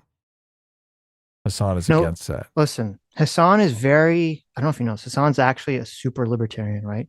He's like, let the Yemen people figure it out themselves, right? Let the Iraqis, let the Afghanis, let all the people, right? Like, it doesn't matter what horrible things that they're doing in their country to, each other. Let them, that's what he says. His only rule is to let them just solve their own problems, right? Right. That's what he said. Like, yeah, that's why in his conversation, which we covered with Ethan, when Ethan asked him that question about China invading and taking over Tibet, remember when Hassan said, "Oh, that was so awful that China invaded and took over Tibet"? Remember when he said that? Oh, wait a minute. Yeah. Hassan didn't fucking say that. He did the fucking opposite. He said, "Oh, the Tibet were evil. The Tibetanese were evil. They had a caste system. They had slavery. It's totally based for China to go in there and take them over and instill a better moral system." Oh, suddenly when the commies are the ones invading other countries, oh, that's totally based and awesome. Oh, okay, I get it. Right. Because they're implementing a moral system that he believes in. Right. So what he doesn't like is when people go in and implement a moral system like capitalism. That's what he's really against. Like liberalism. Yeah. Yeah, Jeez. liberal democracy, capitalism, all that stuff is basically like a package deal. Stable has this region been? Stable has this region been? Has it been good? There is not a single instance where, oh my God, the people of Yemen are starving and can't. Yes, the people of Yemen are starving, not because of the Saudi blockade that was implemented that caused the worst famine in at the modern day and age. And it was actually the Houthis stealing the food themselves off of the people of Yemen. I know. You're right. Bro, this is literally identical to the Israeli arguments. They don't have to be good. My point is they don't have to be good. They're not good. You don't have to unconditionally support these people. You would never accept this lesser of two evils excuse if the topic were an American election. That's really cute that you say that, but I literally voted for Joe Biden and Hillary Clinton and will most likely vote for whoever is not Donald Trump. So shut the up. No, I am an incrementalist, and I do end up voting for the lesser of two evil every time. You just are a baboon who has been primed into thinking that I'm some like dumb America bad guy who literally is some like tanky Maoist third worlders or whatever the someone told you. And that's why you came in here and said that. Okay, I mean, you literally told us this during this stream. Okay, you said if you want to have the right side of 99% of political arguments, just take the anti side of the West. So yeah, I don't think anyone had to tell us this, Hasan. I think you told it to us yourself. And by the way, this blockade of Yemen, okay, this started after the Houthis using a military power took over the capital of Yemen, right? So it was in response to that, regardless of whether you support it or not. They always leave this out. It's like, oh, they think it's just some evil, evil people just for no reason. Like, let's just blockade these people, because fuck them. So the official Yemenese government is like, hell yeah, take out those Houthi targets. Like they're in favor of that. Of course. I mean, that kind of changes the equation. But that's what's so annoying when all these idiots talk about this, because they always act like whenever America or some Western power is involved in one of these conflicts, they always act like, oh, it's the evil imperialist, the white imperialist coming into some, innocent third world country, and they're just attacking the citizens. And it's like, no, that country is involved in a violent fucking civil war between two factions. Okay? Right. And we're literally the cavalry for one of those factions. For one of the factions, right. Right. Yeah.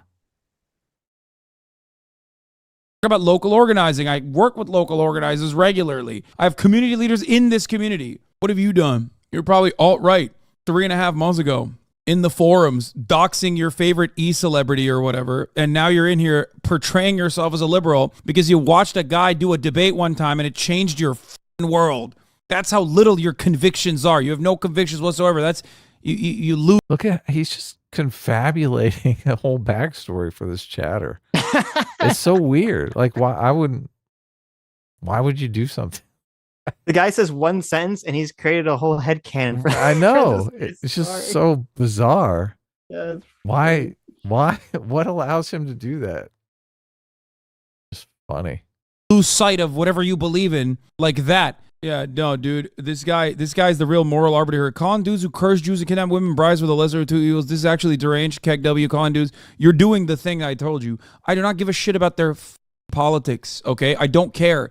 I don't care what their slogans are. I don't care about any of that. There is one country currently conducting genocide and another country that is implementing a blockade. America is not bombing Yemen because their logo has cursed the Jews on it. America is bombing Yemen because Yemen is stopping commerce from flowing through the Red Sea. And the commerce is stopping in the Red Sea, specifically because Israel is conducting actions in Gaza that are akin to genocide. Stop saying my hate group is better. You know what? I think we should adopt Hasan's logic here. Okay.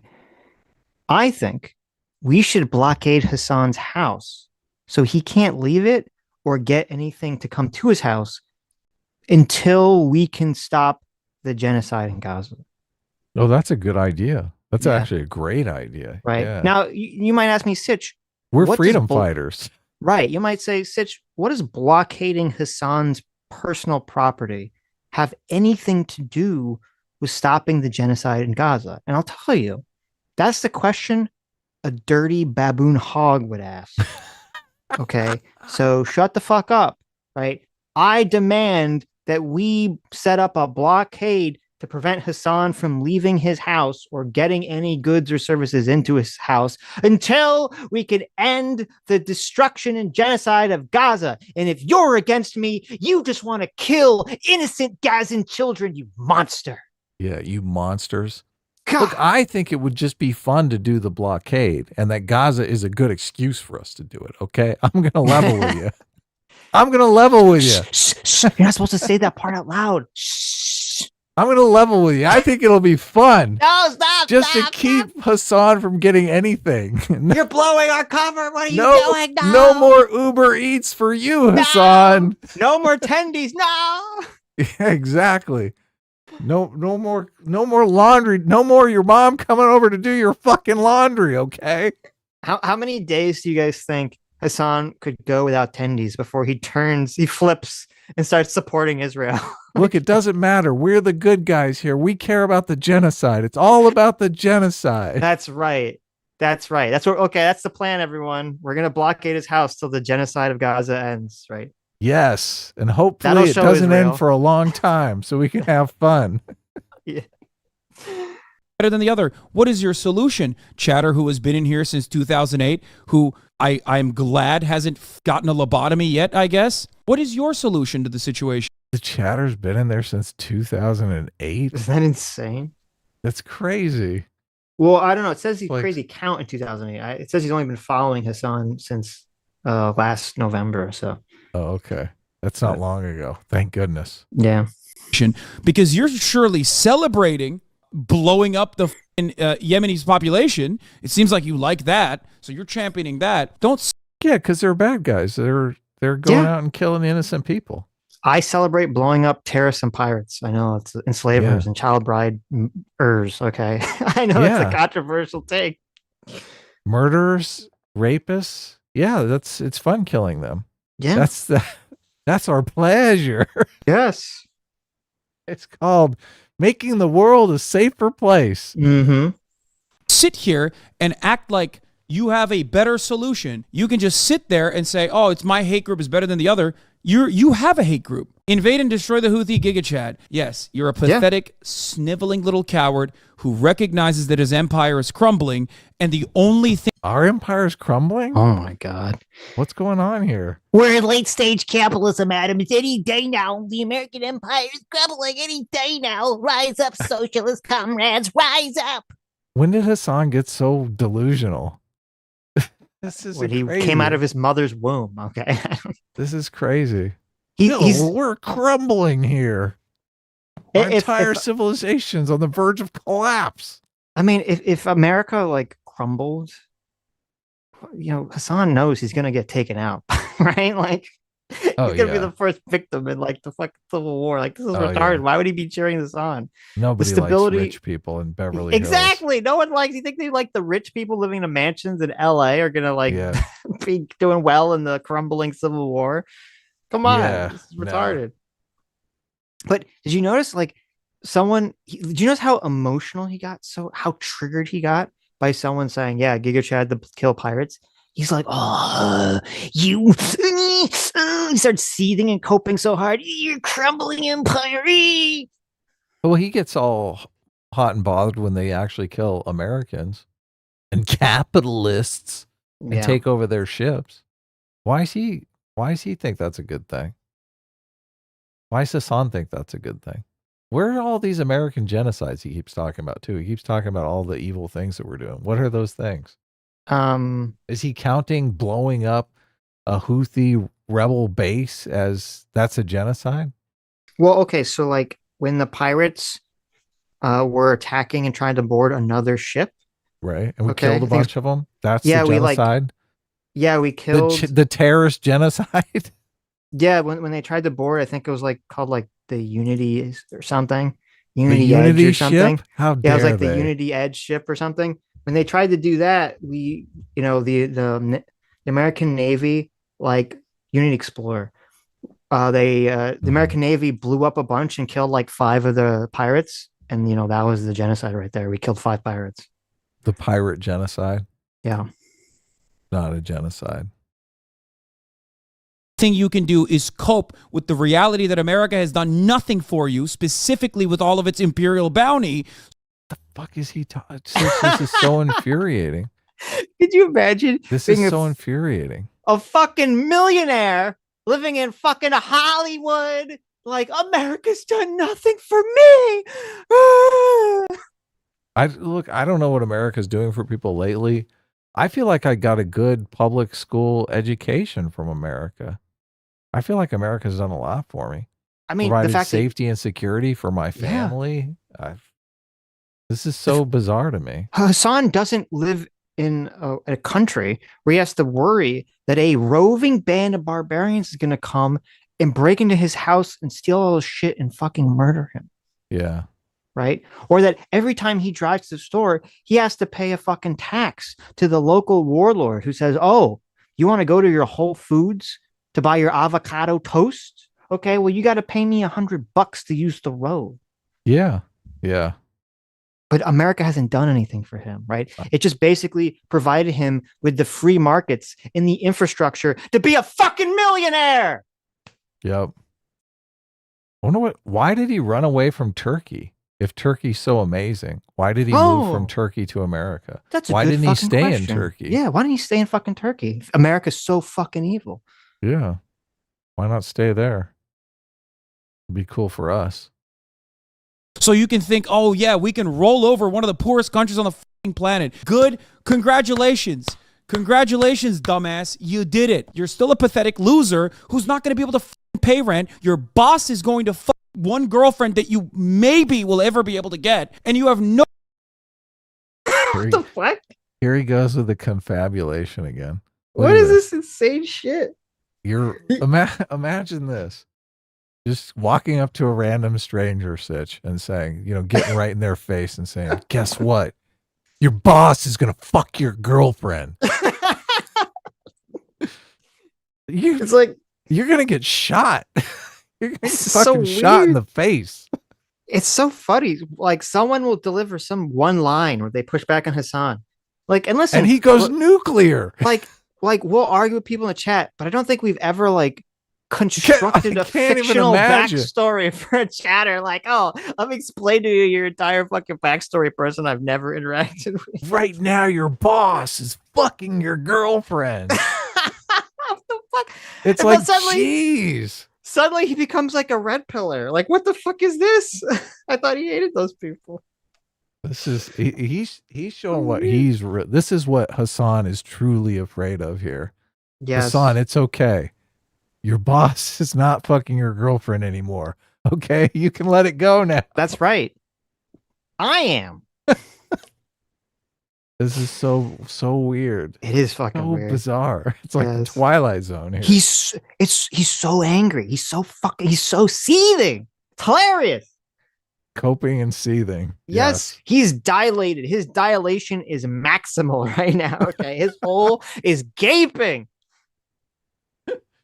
Oh, gross. No recourse whatsoever. For the rest of your life, you're going to be a pathetic little pleb who goes, that's awesome. We got it, baby. We're killing the Houthis out there. It's so stupid, brother. There's no way for you to ever recover from this. This is how desperate white supremacist Nazis are. You are behaving. What? I'm sorry, man. Not only is your boss fucking your girlfriend, but you're literally a white supremacist Nazi now. This is just like reputation destruction on steroids. You can imagine it's like in Hassan's mind, I have this visual image of like there's all these like little Hassans.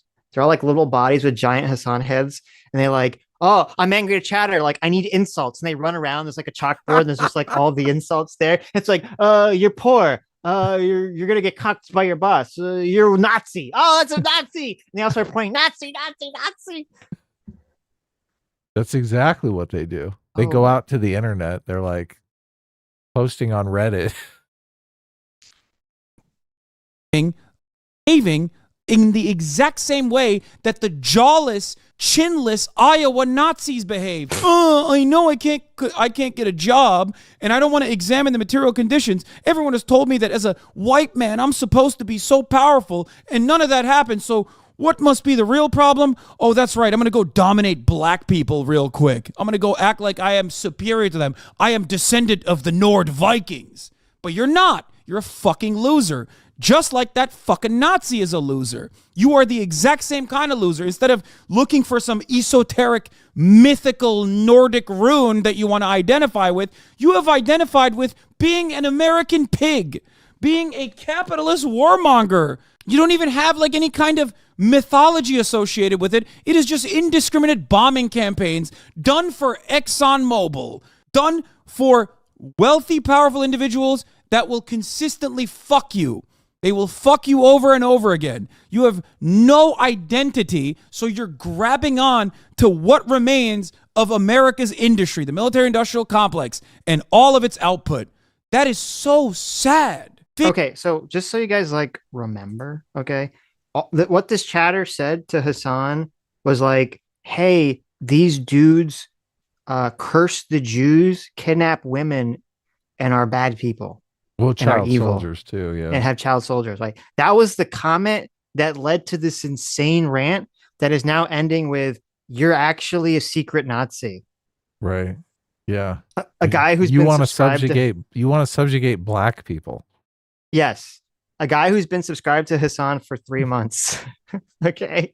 Who said nothing about any sort of like race claim or white nationalism, nothing at all. He said, why are you supporting people who want to kill the guy literally said, why are you supporting people who in their slogan say they want to kill Jews? And somehow Hassan has turned this around to, no, you're the Nazi. Yeah, just empirically, I would think if he's worried about people indiscriminately killing Jews, he probably is not someone who wants to subjugate other people. Based on their right. I mean, he even talked about women and children. Come on, this is insane. Oh my God. This is like, did you see that meme? There's like this meme that was going around like last month that was like, Hitler comes back to life and they're like, Hitler, we want you to know who's pushing to have your agenda continue. A bunch of brown girls. Yeah. I didn't see the meme, but this is so ridiculous. That is basically the insane timeline that we're living in right now. Sitch. If you criticize people who want to kill Jews, it's because you're a Nazi. Right. Yeah. Well, that's a take. Well, and a white supremacist, and you're right. You have no identity, and yes, you have no chin. No chin. Yeah. His identity is as a socialist. Mm-hmm. Think that's his primary identity? Probably is, right? He's definitely not. American is not his primary identity. No. Like Turkish might be his primary identity. Yeah, yeah. Islamic might be his Jesus primary Christ. No, he's atheist. Oh, he is? Okay. Yeah. Well, that explains a lot. Dude, is wild. Absolutely wild to be writing this hard for American corporations and American imperialism. It doesn't even come back to fucking help you, you idiot. Safety and security is always helpful, Hasan. You're benefiting from it right now. Why people are mad at you is because you show zero gratitude for it. Yeah. You're like a big fucking crybaby. He's sitting in, like, the image of my mind is, America's like this big castle. Okay. And he's sitting at this castle at the top of it, and he's just laughing and everyone else, and then like pretending like he's like not in this massive castle that's being protected this Yeah. whole time. Yeah. And his chat, By other his chat people of who are risking their lives to protect it. yeah, these people, yeah, and including all like if there was no safe international shipping, okay, that Yeah. would actually have an effect on Hasan's life personally. Of course. All those And shelves would be empty back there. yeah, and yet here he is, and his chat, his idiot chat of sycophants and simps are all like, "You cooking that guy? You totally cooked that guy. Oh my god! I love that you just created a fake backstory, called him a Nazi for saying you shouldn't be in favor of the people that want to get rid of Jews." Look at the chat. It's like, that must have felt good after 11 days. I guess he went 11 days without going off on the chat. Arguing at the chat, yeah. This is what everyone loves. I feel like the whole chat is just basically trolling Hasan, trying to get one of these outbursts out of him. Maybe. We have no cohesive national identity even. We are literally a patchwork of different corporations. It's like a bunch of corporate towns put together. The only glue that holds Americans together is this like weird American identity of dominating other countries that are way poorer than we are. It's so sad. And every single... You know, if you really think that there's no such American identity other than corporations and dominating poor people, I think you should leave. You should go to another country that, you know, has an identity that you can feel righteous and moral to participate in. Like, why are you participating in American commerce, you know, and making money for American corporations if America's such an evil country? Why are you paying taxes to the American government? Hasan, you're supporting terrorism right now. Yeah. Go move.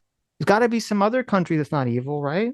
You're ready to start a campaign to really deport Hasan here, aren't you? You're like, now listen, we got to blockade Hasan gone. until the genocide in Gaza stops. Okay. Hasan is an American citizen, Sitch.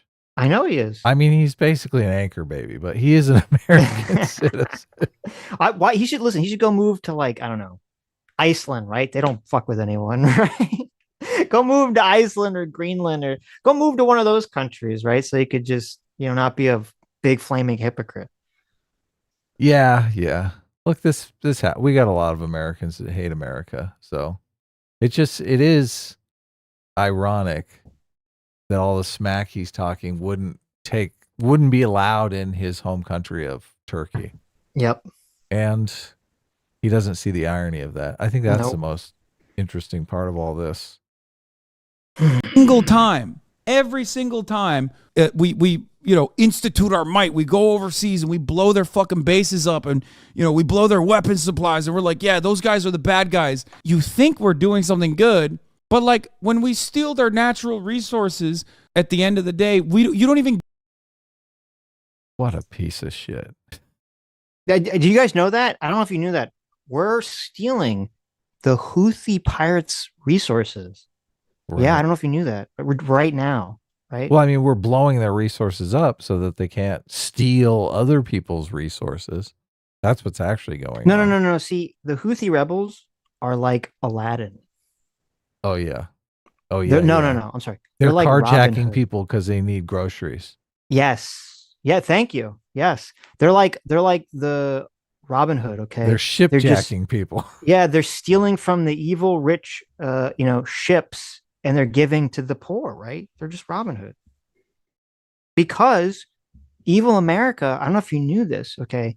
In 1993, America came to Yemen, and we put a big straw on the ground, and we sucked up all their oil in a big helicopter like Carmen Sandiego, and we just flew it all away. And then they said, but what about us? And we said, so long, suckers. And we gave them a middle finger. And so now they're just poor, and they're just trying to get what's theirs, what they're owed. Those aircraft carriers that I see, those things look pretty expensive. They look like they cost a lot to build and maintain. Mm-hmm. Isn't security kind of a natural resource that America bestows upon the world? Like, he's casting it as we're stealing resources from other nations. I feel like we're giving resources to other nations. Isn't America the one that pays to basically patrol the seas and make all these shipping lanes safe for international commerce? Yep. What do we get out of that? I mean, we get international commerce, right? But everyone else gets international You know commerce what we get too. out of it? We get to walk up on the American stage, unzip our pants, and lay our big American dick on the table and say, "That's right, bitches. Oh my Kiss God. it." Sitch. Now Sitch has to turn something nice America does for the world into sexual assault. Why would you do that, Sitch? I said, "Look at our big swinging dick. This is America, baby. I painted it red, white, and blue." Yeah. Sitch. Oh man. Sitch always takes it too far. He always takes it too far. I don't know. You started watching Peter Zeihan, right? Zeihan postulates. Well, I think it's Zeihan, but I think we've been mispronouncing it. Oh, okay. Maybe. Okay. When he said it at the beginning of the video, and I was like, "Oh, he says it's Zeihan." He probably knows. Yeah, he probably knows. Yeah. So Peter Zeihan postulates that this whole global security thing that America has been doing since World War II is coming to an end because it's too damn expensive. And other people are going to have to step up and deal with their Yemenis pirates on their own. America's going to pull back. We're going to take advantage of the fact that we have a really nice piece of real estate here with a lot of natural resources. We don't need to steal natural resources from elsewhere in the world. We got plenty here of our own. And you guys can deal with the pirate problem. It'll be interesting to see if that plays out. This kind of stuff happening makes me think Zeihan might be correct. Because this is just a big headache. This is a big headache because people like Hasan can come out and bitch about this, and it makes elections difficult for politicians. They'd much rather just pull back and say, "Oh yeah." Well, we'd have to massively ramp up our manufacturing before we could do that. You mean which I know he says he thinks we're going to do, but I guess we'll see. Yeah, Zeihan thinks that that's what we're going to do. Right. Yeah. I think we will probably automate away a lot of low skill jobs. But yeah, I think that's coming too. Yeah, maybe. But I mean, we'd have to either massively upscale our manufacturing, or like if Mexico was more stable and was doing a lot of like, well, we'll see. Mexico's the next Canada. We'll see. Well, no, but we don't want a next Canada. We would need Mexico to be the next China, right? We need someone to manufacture our shit for cheap. Right.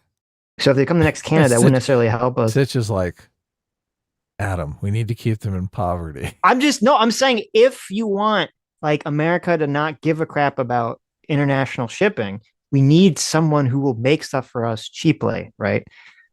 Yeah. Assuming we don't have like magic robots do everything. Right. Yeah. No, I think Mexico's going to be that place. We'll see. We're moving our manufacturing there as it is now. Mm-hmm. Of that. Like, what good is this entire imperial project if you can't even get health care? I love the notion of being... So Hasan has basically said, well, we could bomb the shit out of them as long as we got free health care. I mean, why can't why can't we steal that resource, right? Oh, yeah. Let's just kidnap their doctors. Like, dog, I hate the Houthis because they have child brides, which is why I want to fucking kill all the child brides with American bombs. Yeah, you know what fixes the child bride situation in Yemen? A Tomahawk missile that taxpayers paid for instead of paying for your dumbass diabetes medication, you stupid fuck. Here's the difference, by the way. I mean, so if there's like a group of religious extremists who are engaged in civil war, who are taking over the country, and they're implementing their religious extremist views, which include child brides, and you send a Tomahawk missile to blow them up, I mean, yeah, that could actually solve the problem, right? Yeah, especially if there's a legitimate government that they're basically contesting. Yeah. You're taking out the child bride competition. You're taking out the theocracy. I don't know if the Yemen government is secular or they're just as bad though. They could just Mhm. be. They could be equally horrific. Right, right. Libertarian Sasquatch for $20 says, Sitch, the Houthis are blocking the ships of the East India Trading Company. Do better, man. There you go. True. Are they really? Is that Yes. thing still around? Yes. You know that? I'm gonna Google it. They're not still around, Dad. East India. They're not still around. You don't know that. I'm gonna guess they're not East still India around. Trading Company. Yeah. Let's see. Let's see. I'm guessing Founded December 31st, Oh. 1600. Wow. Look at Ceased that. operations June 1st, 1874. There you go. They're gone. Look at that. Wait, they were founded the last day of the year of the year 1600? Yeah. That was some tax scam. What are the odds of that? There's some tax shenanigans. You're right. That does scream tax scam. Yeah, what the fuck? Grendel Levat, thank you for the 20 gifted subs. Thank you. Yeah, thanks. Welcome new members. There you go. Phoenix for $20 says Hasan got criticized once and defended to Schizo Post live on air. That's how you know he's on the right side of history, TM. There you go. Nomad for $20 says, Sitch, I'm fully convinced that Hasan is faking it now and not stupid. That unhinged Yahtzee comment sounded like it was part of a list and it was checked off. S-Class is the best class. And A-Team reigns supreme. Is that the real Anna Kasparian? I'm not sure. I guess not, depending on this because of the comment. But it doesn't seem like it, does it? So we have Anna Kasparian. I think this is the actual Anna Kasparian. But thank you, Anna Kasparian, for the first ever super chat. Look at that. And the $10 says, there's something intoxicating about Sitch's love for America, even when he gets weirdly sexual about it. That actually, look, Anna is a huge fan of America, so that could be the real Anna Kasparian. There you go. It could be the real one. I don't know. You got to click on it. Does it go to the channel? It does not go to the TYT channel, sadly. Yeah, but I'm sure Anna has her own channel. Oh, okay. Yes, it does not. One subscriber. There you go. Okay, that's pretty good though. That's fine. Pretty good. I like it. Grendel Levat for $20. Thank you. Says, praise God and his benevolence that even a man like Hasan may prosper, for without it, we would all be forlorn. There you go. Hal Sparks for $20 says, I sure hope Hasan never looks up Houthis Nazi salute on YouTube. It might get slightly awkward. Oh no. Oh no. Is it like the Roman salute or something? Mm-hmm. Interesting fact about the Houthis, they literally use the Nazi salute because it's the Nazi salute. Oh, okay. Wait, I didn't know about this. Look at this. Really? Wow. Let's see. A video surfaced online reportedly depicting supporters of the Iran-backed Houthi militia performing the Nazi salute and shouting anti-American and anti-Semitic slogans. Death to America, death to Israel, curse the Jews. A mob of Houthi militia men is seen chanting while doing the Nazi salute. Dozens of videos have surfaced in the recent years with the Houthis blatantly expressing anti-Semitic and anti-American rhetoric. Of course. Yeah, why wouldn't they, right? Their flag literally says death to the Jews. So. Right. Yeah. So there you go. I guess they're big fans of it. Listen, if you're against the Houthis, I don't know if you know this, Adam. If you're against the Houthis, yeah. I just looked at our DMs. If you're against the Houthis, it's because you're a Nazi, Adam. Oh no.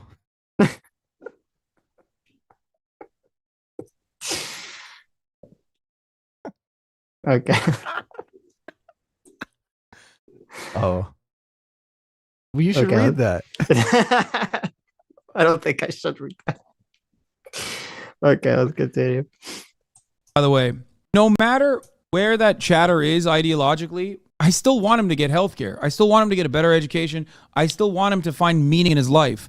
That's the difference. I don't believe that, like, just because someone is a dumbass American Nazi that they deserve to get killed, okay?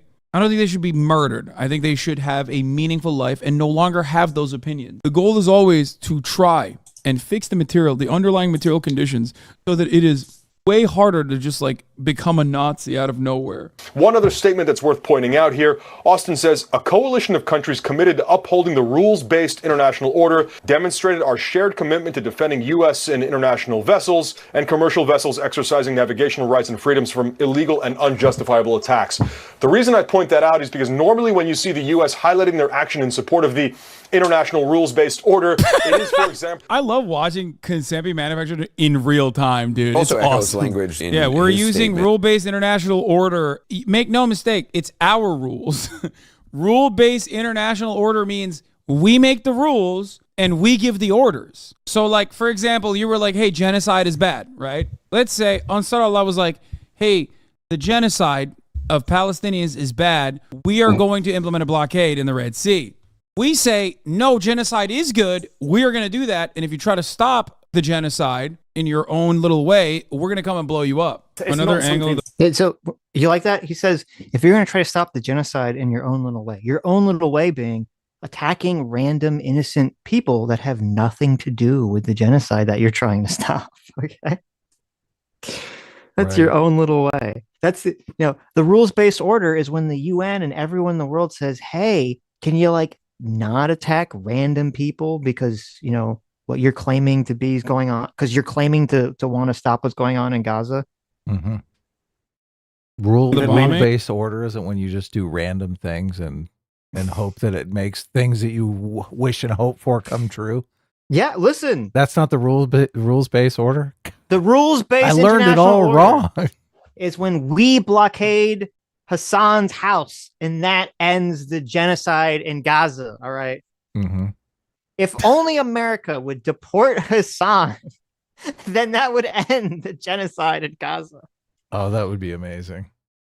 Can you imagine? Look, he should go willingly if it would end the genocide in Gaza. That would be an interesting question. Hasan, would you willingly leave America forever and shut your fucking mouth? Would you give up all your money mm-hmm. and get deported if it would end the genocide in Gaza? Yes. That's an interesting question to ask somebody. Look, that's a bridge too far. Just ask him to leave. Nah, that's easy. He can live anywhere. He can take his money with him. He can go live in Canada or someplace. I don't care. Make him Canadian. That'd be hilarious. It would be. What's all this clicking?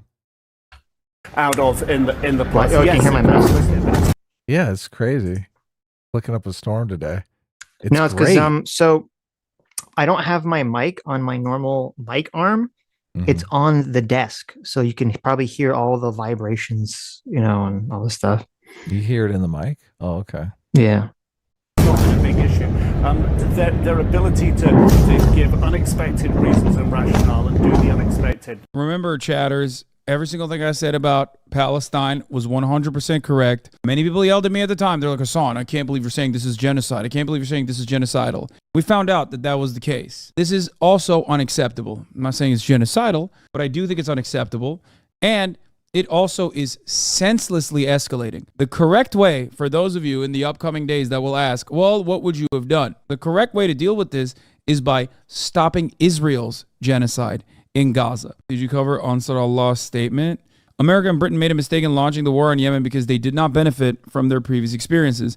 Had it not been for Bush's foolishness in pushing Ali Saleh to attack us in Saada in 2004, the Yemeni people would not have launched the 2014 revolution that ended the rule of the American ambassador in Sana'a and expelled the Marines from it. Had it not been for the foolishness of America and Britain in pushing Saudi Arabia and the UAE to declare war on us in 2015, Yemen would not have been able to today carry out its religious, moral, and humanitarian duty in supporting Palestine. There is no doubt that America and Britain today regret their previous follies, and soon they will realize that direct aggression against Yemen was their greatest folly of their history. Bitch, we don't care. We're going to kick your ass. You think we're fucking scared of the Houthi rebels? We don't give a crap. We're going to annihilate you. We're going to kill your dumb pirates. We've already been killing your dumb pirates when they try to pirate stuff. Get out of here. Yeah. That's great. Suck it. The thing is, like, they do talk a big game, but honestly, they follow through on it. I mean, they're crazy.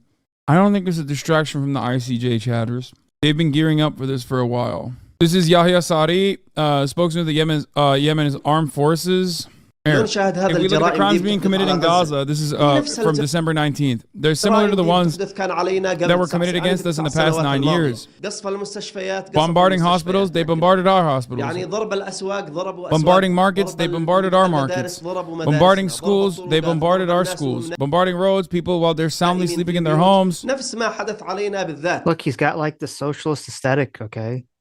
He's got the little mustache, He's got and the glasses, beret, and the red yeah. beret. Yeah, he's got the little socialist aesthetic. So that bunch means, of randomly placed stars on the lapel. yeah, there you go. So, you know, I like the cut of his jib all of a sudden. I don't know what it is. Suddenly I trust this guy. Look back to the audience there. I want you to count how many women you see. Bombarding. I want you to count the women. And I see. The women and Well, listen. LGBT. There's one guy like right in the middle with that white mustache. Mm-hmm. He looks like he could be a woman with a fake mustache. I don't know, something about that. I think that guy's a woman with a fake mustache to sneak in to, like, so she can hear the political message. Guys, we finally found the patriarchy. And it just so happens that Hasan supports it. Look at that. Look at that. We've been looking for this. America's Here so it bad is. that finally Hasan is supporting the patriarchy. Good eye. Good eye. Oh, man. It had to happen sooner or later. Yeah, that's true. Markets, they bombarded our markets. Bombarding schools, they bombarded our schools. Bombarding roads, people while they're soundly sleeping in their homes. Just like it happened to us.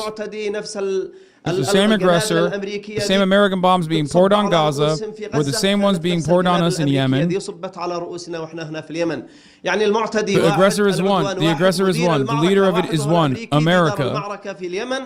The one who led the aggression in Yemen is the same one who's leading it in Palestine. Majority were saying, strike Israel, we dare you.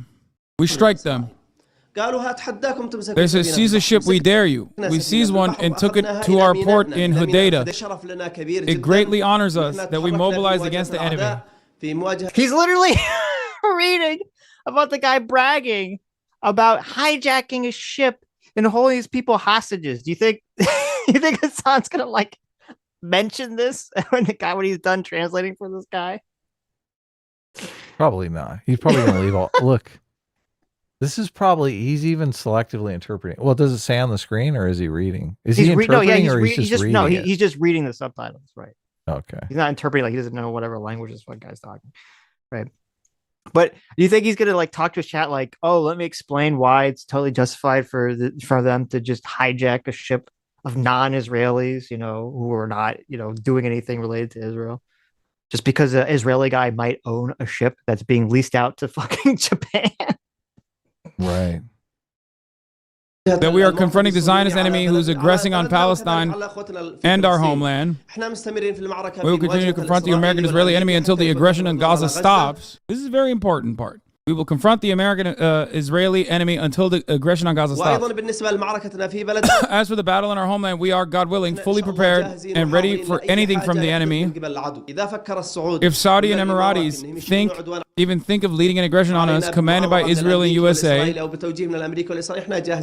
we are present and ready. They've tried us for 9 years. If they want to do it again, we're here and we're ready. As for America and Israel, if they attack our homeland, they will commit foolishness they've never committed before. The response will be fierce from the people and the armed forces.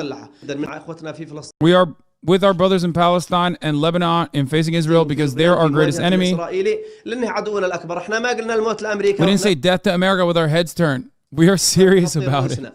A lot of Yemenis believe Houthis are not the best and are corrupt in their own sense, but still most can agree that they are not the greater enemy America and Saudi is. Thank you. That's simply my point. Do you like how, so that guy, he's literally saying, we say death to America and we mean it. Yeah, exactly. We're not fucking around. Right. We're serious. And Hasan just laughs. He's like, that's funny. It's like, oh, you think it's funny? You think it's funny that like they want to kill our country that you're supposed to be part of? Yes. You know, is that a problem maybe? He maybe thinks it's a little hilarious. bit. He loves it. Mr. America deserved 9/11. You think, yeah, a little funny. It's weird to be simping for people who would put a bullet in your head just because you're from a country. That is very strange. Yeah. Especially when you're from that country, that they would put a bullet in your head for being from. Mm-hmm. Yeah. The point is always that many people, you can always find someone who will dick ride America. You're going to find. Whoa, wait. Wait a fucking second. We didn't say death to America with our heads turned. We are serious about it. A lot of Yemenis believe Houthis are not the best and are corrupt in their own sense.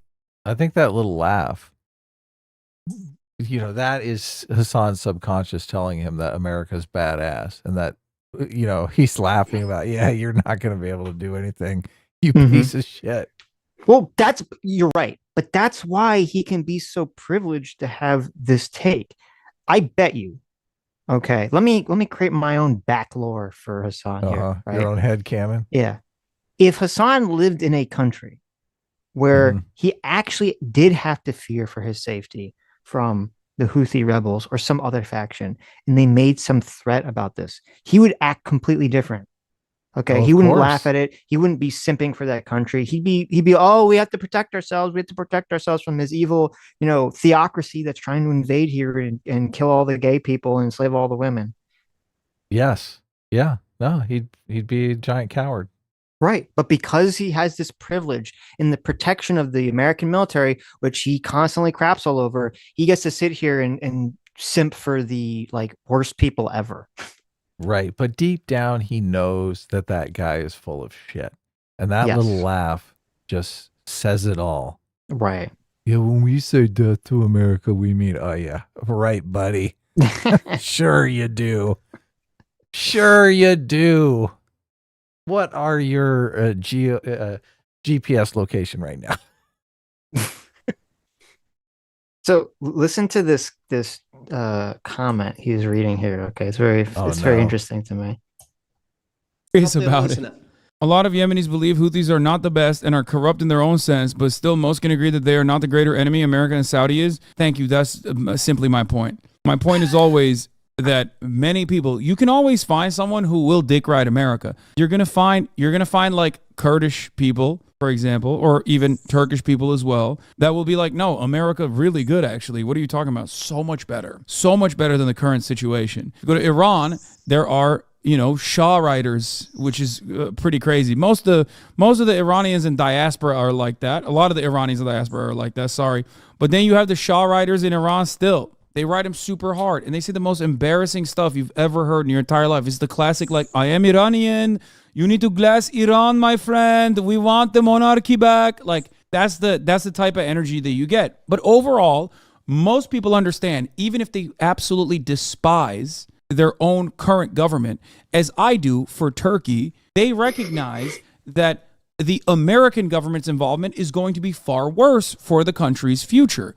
That's it. America's gravest mistake, which is not even a mistake, it's a deliberate attempt, but America's worst problem is that it has never allowed these countries to develop their own political movements without interference. That is an issue. So because of that issue, America's biggest problem, okay, is that they don't allow, listen, if America would just allow peaceful, you know, petitioning of their government, right? Like in Yemen, when the Houthi rebels peacefully took over the capital with guns, right. Okay, and took over half the country with military force through the peaceful, you know, redress of their government, right? No, that didn't happen. It was a civil war, a violent civil war. Yeah. I'm sorry. You got it all wrong, Sitch. Okay. We're stepping aside and they're killing one another. Right. Yeah. But us being involved, that's going to be so much worse.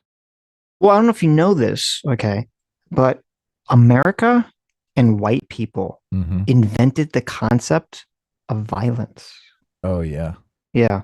So if it wasn't for white people and Americans, all the rest of these countries, they'd all just, you know, everyone would be like hugging each other, kissing each other. You know, they'd all just be sitting around in drum circles, you know, sharing their feelings, right? No, wrong. Yeah. Wrong. No, you're okay. Sitch, you're always wrong. Can you stop dick riding America, please? Look, America invented peace, love, safety, and security, and apple pie and baseball. Okay. You got it completely And wrong. Jesus. America invented Everything Jesus, good. right? Yeah. Everything good. Sex. The bikini. We invented it all, okay? Sexual reproduction did not exist before America. Exactly. Exactly. They Yeah. were doing it, clone style. Right. People were just Yeah. dividing through. Randomly. Right. No, seriously, America. We invented all these good things. Okay. Why do you think the world wants to be like America? We invented technology. Well, no, you're wrong. Listen, can you stop dick riding America? Okay. I know America invented sex, but can you stop dick riding America? Right. The reason other countries want to be like America is because we force them to. We say, if you're not like us, we're going to kill you and steal all your oil. What if they don't have any oil? Then we Then leave we're them just gonna alone. kill them. No, we're just going to kill them then anyways. No, this is ridiculous. That's how it works, buddy. Okay. Most nations are going to become authoritarian regimes. In all seriousness, Right. you're going to have a small elite subjugating the entire population.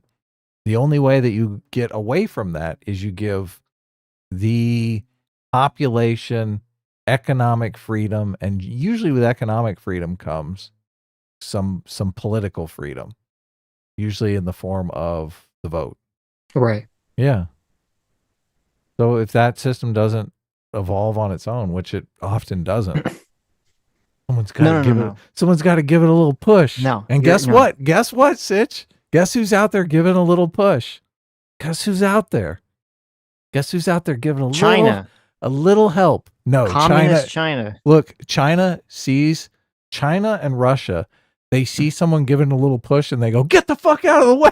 Karl Marx. No. Yeah, you're getting colder here. You're That getting so far away from the truth. Okay, you don't understand.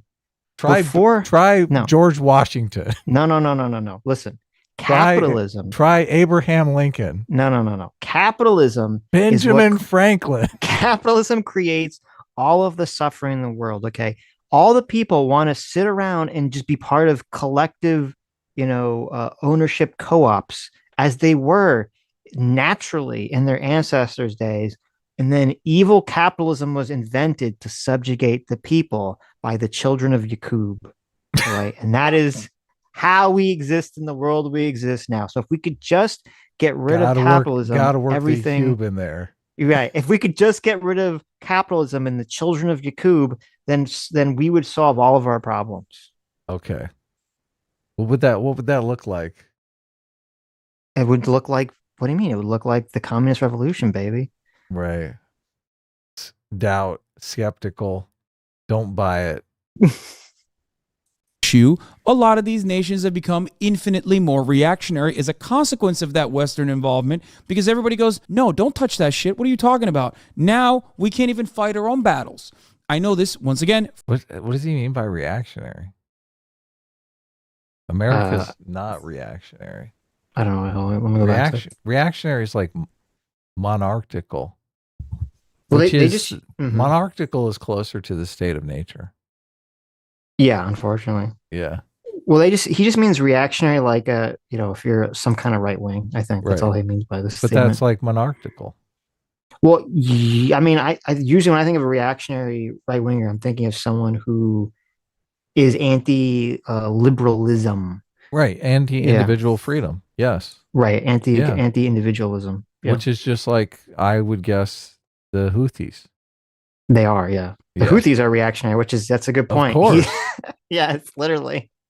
They don't get further away from reactionary. They get closer to it. Right. Yeah. We're the ones saying, look, you got to give people individual freedom so they want to do things aside from take over, steal stuff. Now put on this face covering and marry this 50-year-old man. Right. Ooh, wow. More reactionary as a consequence of that Western involvement, because everybody goes, no, don't touch that shit. What are you talking about? Now we can't even fight our own battles. I know this, once again, from Turkey. America's coup in Turkey literally gave Erdogan a lifeline and another 10, 15 years of mandate. It did. Erdogan directly changed the constitution by referendum, meaning a majority vote gave Erdogan the power to change the Turkish constitution from a parliamentary system to a presidential one in the aftermath of that coup. There was martial law instituted. This happens all the time. And Americans don't want to listen to someone who's actually from a country like this, or don't want to listen to someone who even looks like them, sounds like them, loves America, lived in America for, 10 years plus. They don't want to listen to anybody. They just want to listen to whoever is going to tell them everything America is doing is actually good and righteous ultimately. They're trying their very best. I don't think That's not true. That's not true. No, it is true. Everything America does is best. Look, Sitch and I amazing. Sitch and I joke around a lot. We get into our hyper American amazing spiel just because it's funny. But obviously, both Sitch and I think the Iraq war was like a huge mistake. A disaster. No, I disagree. I would call it. No, I disagrry. Really? I think the only reason we failed in Iraq and Afghanistan is because we didn't bomb them hard enough. It's Sitch. Okay. We didn't kill enough people. People don't know that you're kidding. Okay. If we need to go into those some countries level.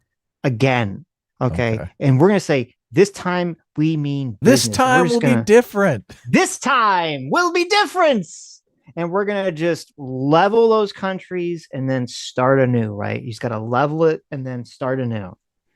I was arguing with people over the weekend on Iraq, basically saying that Iraq was a disaster and that all the foreign policy people knew that it was going to fail because of the dynamics of the country. And who are you arguing with this? What side were the people you were arguing with taking? They were saying that I was saying Iraq is an authoritarian regime right now, and it was an utter failure. And they were saying, no, it's a democracy, because they could look up in various articles that said they've had elections. Therefore, vis-a-vis ergo procto, it's a democracy because they had an election. Okay. So do you know they have elections in Russia? I did know that, yeah. I mean, I don't really know what's going on in Iraq right now, so I don't have a comment. But well, I looked it up on the democracy index, and it's a dismal 3 point something, and classified as an authoritarian regime. Right. But people just wanted to say, you're wrong. It was weird because they all seemed to be on the left and trying to say that Iraq was a success. Which I was like, well, okay. Normally, they don't take that. Normally, people don't take that position. Any position you take online, someone will take the opposite position just to be able to come out and say, no, you're wrong. Odd. Very odd. I can get this across. At a fundamental level, I do not believe that America is interested in the Middle East with honest and good intentions. That's it. I don't believe that. And I think there's enough historical precedent that backs this sentiment. I don't think it's good. America's involvement in the Middle East has always been bad. Almost every other country that's outside of the Middle East and its involvement in the Middle East has always been bad. Russia included, or if you want to consider Afghanistan to be another part of it, I guess. I loop Afghanistan into the conflict in the MENA region as well, even though, it's Asia. One of the things is like, there's not a lot of actors in town. There's regional actors that you can go to. If you're not going to be with America, then you're going to work with someone who's against America. And the regional actors that are positioned against America, more often than not, are going to be like Iran or Russia or China. Does that make sense? You say America should not be happy with their government wasting their tax. Is it interesting that the regional actors that are not aligned with America are like awful? That doesn't matter, Sitch. That means they're good.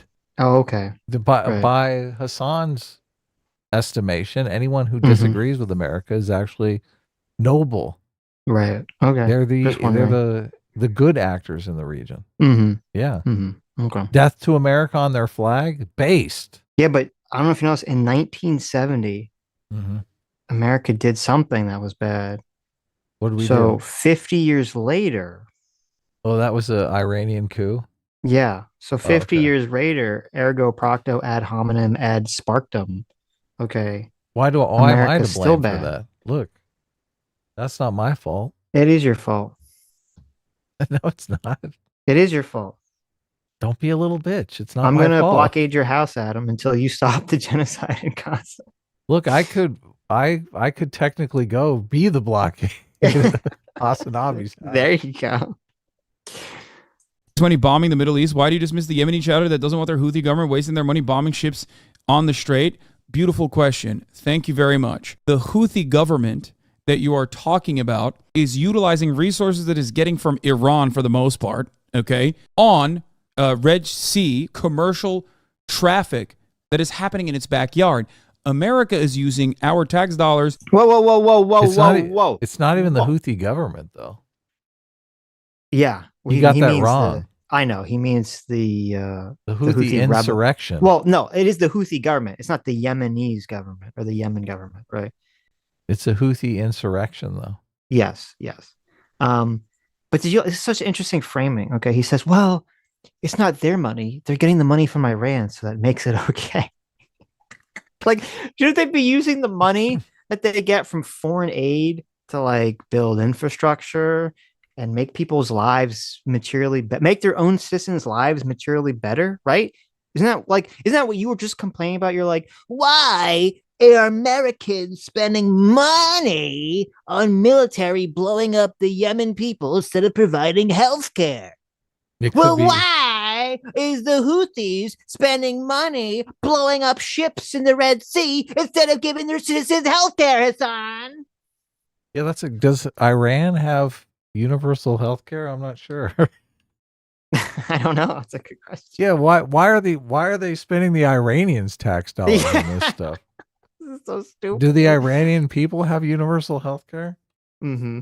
They probably look, some of these countries do have universal health care because the elites like to come out and say, our country has universal health care. We have one hospital for 75 million people. There you go. So they don't really have universal health care. It's just on paper, they claim to, but. Well, and also notice there are two things that are interesting here. Number one says they're in their backyard. Okay. Which, first of all, like, yeah, they're close to the country, but they're in international water. Okay. I don't know if you know this. I would assume that Hasan would agree that a country, just because it happens to be in proximity to international water, means that they get to just hijack every random fucking ship that goes by. I assume Hasan wouldn't be in favor of that action, but I don't know. Okay. Right.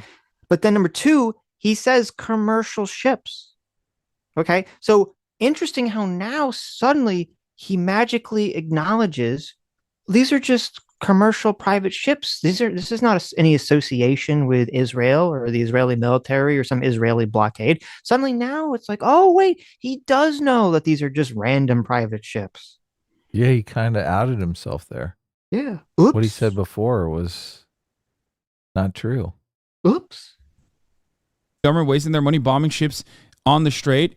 Beautiful question. Thank you very much. The Houthi government that you are talking about is utilizing resources that is getting from Iran for the most part, okay, on Red Sea commercial traffic that is happening in its backyard. America is using our tax dollars to go fuck those guys up 8,000 miles away. And the reasoning for why they're doing it is a just reason. If America was implementing a blockade on Israel, I would be there for that. I would say that's a very good thing. Obviously, it's a laughable notion. It'll never happen. But if you can't make the distinction, if you can't comprehend the difference between someone doing the morally righteous act of trying to, with the very limited resources, in trying to participate in the end to a genocide, and the other person actually contributing to said genocide, I don't know what else to tell you about that. There's a difference between... So listen. It's just... Go ahead. Sorry. Well, according to Hasan's moral view, okay, his wisdom, Hasan will be known as a philosopher throughout the ages. Okay, his moral view is that, you know, if you want to stop a genocide, you can just attack completely random people that have nothing to do with the genocide at all. Yeah, that's the correct stance to take. That's a moral, virtuous person here, right? Yeah. So, you know, I go back on this. You know, we need to blockade Hasan's house. We need the Tendi blockade so that not a single Tendi will enter Hasan's house until the genocide in Gaza ends. Right. Yeah. That is the moral position to take. If I just rob a bank and say I'm doing it for the Gazan people, is that cool? Can I get away with that? Until the genocide in Gaza ends, I will rob a bank every day because I'm a righteous person. I like this. Yeah. I can morally grandstand and I get a bunch of money. Yes. Great. Funny how that works. Isn't that interesting? Yeah. Why is he buying? I mean, that guy was obviously lying. I don't know why Hasan is just gobbling it up. Well, I know. What do you mean? Gobbling up the lies. 2 words. What's that? America Karl bad. Marx. Oh, okay. There you go. They're the same thing. America bad, Karl Marx. They mean the same thing, right? Virtually, yes. Good things and bad things. Remember when Biden said this? As president, I will use military power as a last resort. We will not go back to forever wars in the Middle East. Ah, that's sick. Saudi Foreign Ministry statement on the strikes in Yemen. The Kingdom of Saudi Arabia is closely monitoring with great concern the military operations in the Red Sea region and the airstrikes that have targeted several locations in the Republic of Yemen. The real big dick boys in the room are supposed to be the guys who ended the blockade. China. What will they do? What will China do? Wow. So thank you for that amazing wisdom. Hasan simping for pirates and child groomers, enslavers because America bad. Okay. Wow. Okay. So we have another video to watch. No. Uh-oh. But before we do, so this is from Kyle Kulinski, who's been on a show. I enjoy talking to Kyle. Okay. I enjoy talking to Kyle. So I'm a little disheartened by his take here. Okay, it's a little disheartening. It's a little sad. Yeah, look. Kyle's a good friend of the show, so. Yeah, it's a little sad. Sometimes it's just getting his belt off here. But sometimes, you gotta get a paddling. You just gotta react. Okay, sometimes you just gotta react.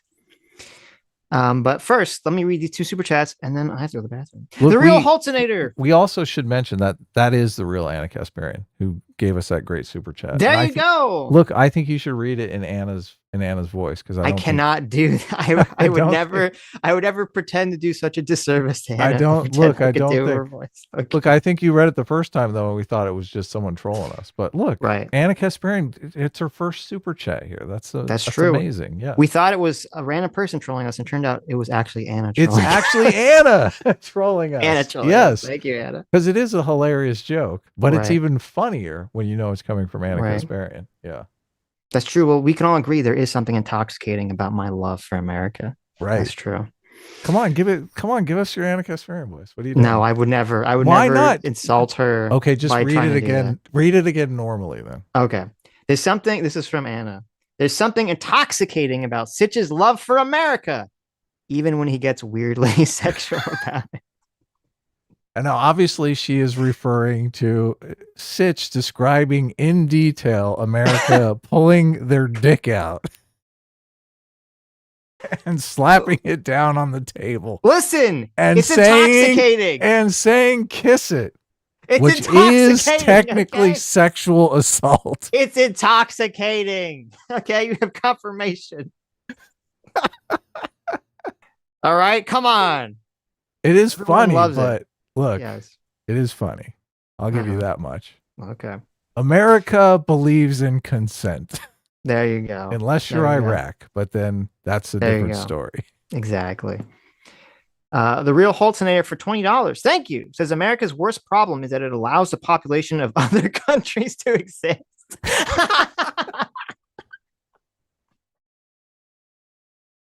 I mean, yes. True. No, that's bad. Every country, I feel like for too long we've been putting up with other countries being other countries, right? Well, I mean, we have to, according to international law, but they all know what's up. Well, think of it this way, Adam. If every country was America, there wouldn't be international trade. It would just be trade. Oh, yeah. Look, all the communist utopia want to get rid of all the borders anyway. I mean, why There not just you make the go. world America? We will. There you I go. claim Listen, this world in the name of America. that's right. That's how we can get the socialists on board. Listen, we're going to be open borders because everywhere is going to be America. Right. I like it. Fondue for $20 says, quote, I thought by eliminating half of life, the other half would thrive, but now I see I was wrong. President Sitch. There you go. Yeah. And that is obviously a Thanos reference there. Yes. Yeah. Okay. I'll be right back. What do you hold on? What am I supposed to do while you're You gone? can read super chats. No, I'm gonna watch talk the to the video. chat. Look. No, you can't watch the video when I'm gone. Why? Because Don't you have your little earpiece? No, I got Okay. a comment. Okay. All right. I'll wait. I'll You just wait. read another super chat or Yeah. something. Look, there are member chats I can read. Nexus, member for 21 months, a free will seeker says, do you know who is on our side here? Oh, please tell me it's not Vosh. He says it's Vosh. He spent a stream ranting against Hasan and Kyle Kulinski for being pro-Houthis and repeating Nazi takes. Wow. Well, actually, I do know this. Sitch sent me a video of Vosh doing this. And I got to tell you, I got to admit, I couldn't really enjoy it. It was not fun hearing Vosh make sensible takes. So, but, if Vosh comes around, I think that's really good for everyone. Maybe this is the end of, I hate the term wokeness, but we need a better term than wokeness. And you can't really say progressivism because that's like the neutral term. So I'll move on. Daily Dose, a member for 13 months. Free Will Seeker says, it's MLK Eve. I'm surprised we're not covering some dummy trying to rewrite his history. Oh, yeah, I guess tomorrow's Martin Luther King Jr. Day. Also, what happened to the debate coverage? S-class is best class. Yeah, I was interested in covering the debate. I don't think Sitch wanted to cover the debate. I think he might be a little bit down because I don't know if you guys know this, but tomorrow is the Iowa caucuses. So Sitch and I made a bet. I think it was maybe 9 months ago, maybe a year ago. I can't remember. It seems like forever ago. Maybe 2 years ago, because Sitch actually believed that President Trump wasn't going to run for re-election again. And he said he's going to go retire at Mar-a-Lago and be done with politics. He's just going to live his life as a free citizen of the United States. And I said, I'm back. Sitch, you're crazy. Uh-oh. What? I said, Sitch, we're streaming tomorrow, right? Tomorrow's a big day. What's tomorrow? Tomorrow is the Iowa caucuses. Do you know what happens at the Iowa We're not caucuses? streaming now. wait. We're not streaming tomorrow. What are you talking about? There's no stream tomorrow. Why not? It's a big What? night. There's nothing to. No. It's What do you boring. mean? What do you mean? There's nothing to talk about. Well, first of all, the bet is over tomorrow night. The $500 bet. Yeah. But I don't. What bet? I don't remember any bet. Well, tomorrow is as soon as Trump runs in the Iowa caucuses, the bet's over. So I don't know what bet we got you're to put talking that. about. We got to put that to bed. There's bet. Yeah. Chat. Adam is trying to gaslight me again. Aren't you interested? Aren't you interested in who's going to win? What if Nikki Haley wins? That would be pretty funny. She's obviously catching up to him because he threw Vivek under the bus. So he's That like, was look, interesting. Yeah. he's like, Vivek, those 15 voters you have in Iowa, turns out I'm going to need those. Like if he's that desperate for Vivek voters, he's got to be in dire straits. I mean, I think isn't Trump still pretty far ahead in the polling currently? So Daily Dose, who's been a member for 13 months, wants to know what happened to our debate coverage. That's where this originated. Oh, We didn't cover the Nikki last versus debate. Yeah. Yeah. No. Did anyone? I didn't even watch it. Did anyone care about it? Did anything happen? I watched the Trump town hall. I didn't watch the Nikki DeSantis debate. No. Yeah, I don't even know you what happened. convinced me not to. Yeah. I did. I called up Adam. I said, "You better not fucking watch that." People want us to do debate coverage, though. This is an I election. appreciate it. Yeah. So we should make up for it and stream tomorrow night for the Iowa caucus. Yeah, we're not going to do that. Okay. Why not? We'll talk about it on Tuesday. People want to share the joy with us. No, they want to share you rubbing in my face. Okay. Look, there's not none of that is ever. That's not going to happen. Oh, really? Yeah, you guys look, heard it here first. You guys heard it here first. There's going to be no rubbing of faces. Okay. We're going to see if Adam is telling the truth. I don't look. I'm not the type to tell you I told you so. Okay. That's not my style. I don't like looking someone right in the face and saying, "I told you so."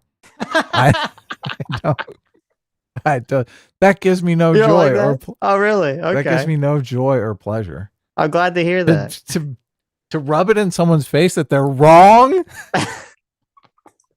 This fucking piece of shit. That they're totally wrong. Look at this a-hole over here. Okay. Why would anyone enjoy doing that? Okay. Look, I'm playing it up, but obviously. Uh-huh. I just, it's the end of an era. There you go. And it's an official start up. It's less about debate, less about the bet, and more about just the beginning of election season. So, but anyway, Right. I guess we just talk about it on Tuesday. We'll talk on Tuesday. Steve's coming on Stephen Michael Davis is coming on Tuesday. Nice. Okay. All right. Kyle Kulinski. Listen, I'm going to be nicer to Kyle, okay, than I was with Hasan. I'm going to try to chill out a little bit, try to retain my cool. I know my love of America blinds me with rage sometimes, so I'm going to try to just control my elephant. Yeah. All right. Try not to make Kyle kiss America's dick or anything. Okay. Come on. It was metaphorical. It's metaphorical. Play fair. Be nice. It was a metaphorical dick. All right, guys, I got some big breaking news that just came out. We're getting reports that the U.S. and the U.K. have decided that they are going to airstrike Yemen. Now, when I say that, I don't just mean sort of tit for tat on the seas. I mean, they are targeting cities and specific targets in Houthi-held areas of Yemen. It's a little difficult in the fog of war to get all, good information right up front here. But here are the names of some of the cities that allegedly they're bombing at this moment. Sana'a, Hodeida, Sada, Damar, Taiz, and Zabid. Okay, and they're hitting military assets inside those cities, right? They're not bombing apartment buildings. Yeah. Okay.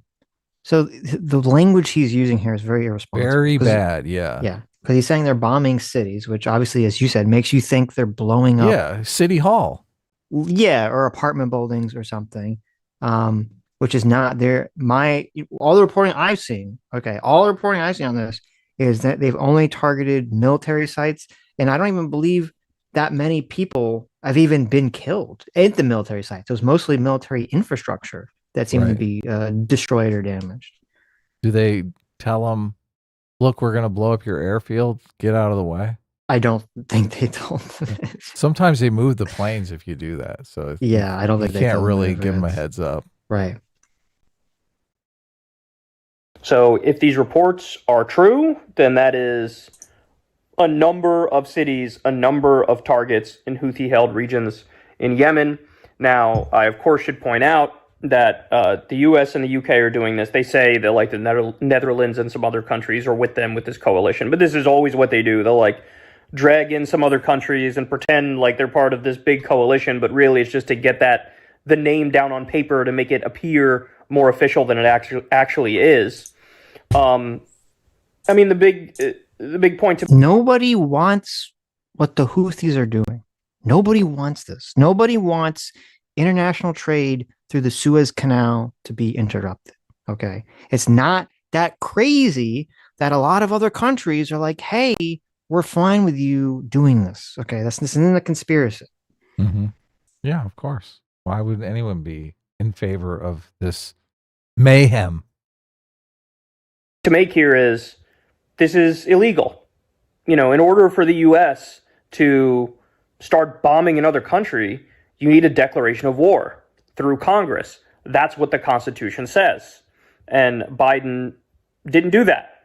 You know, if you had the time to go talk to the UK and go talk to the Netherlands and whoever else was nominally involved here, you didn't go and talk to Congress at all. In fact, I've already seen a number of tweets, and credit to these politicians who are coming out and saying this, but Val Hoyle is one congressperson who says these airstrikes have not been authorized by Congress. The Constitution is clear. Congress has the sole authority to authorize military involvement in overseas conflicts. Every president must first come to Congress and ask for military authorization, regardless of party. We have Ro Khanna came out and said a very, very similar thing. And I don't know, I haven't seen any Republicans yet say it, but of course, I know Thomas Massey will come out and say it. There may even be others who come out and say it. I saw Lindsey Graham celebrating what Biden is doing here. But let's understand something, guys. So look at you, Sitch. What? Supporting Lindsey You're Graham's like the position. Lindsey Graham I of know. live streaming. I know. Look at this. I actually support stopping pirates. I know. What a shock. Should be a bipartisan issue, right? It should be. It should be. And there were a couple of Republicans that were kind of complaining about the same thing, that that Biden didn't ask for congressional approval. So I've read like dozen articles about this. Okay. Is it legal for Biden to do it? And this is kind of like a BS argument, because both the Constitution and various laws have been interpreted by the Supreme Court for over 100 years, including regarding the Civil War, that if America or America's military or American assets are under attack, the president has the authority to use military force to defend against the threat. Okay. Nice. And so this was ruled on by the Supreme Court in regards to Civil War. There was an explicit War Powers Act that was passed that kind of spells it out a little bit more in detail. And it does give the president some authority to engage in these sorts of actions for limited periods of time. And that's kind of, it's kind of funny too, because when people complain about this, I believe there's something like some crazy thing where it's like all the wars after World War II, I think Congress never really gave approval to start any of those wars. Right. Okay. They call them something different. Yeah. Like I think Vietnam wasn't even called a war. It was like a police action or something. Right. There's always some nonsense. And so the problem is, it's like, okay, if if Congress or anyone really wants to make the claim that the president is abusing his constitutional authority to engage in these actions, which obviously with some of them he might very well, like, because Vietnam, very clearly that was a war, right? Iraq, Afghanistan, very clearly these were wars. Why is Congress not impeaching the president then for doing this?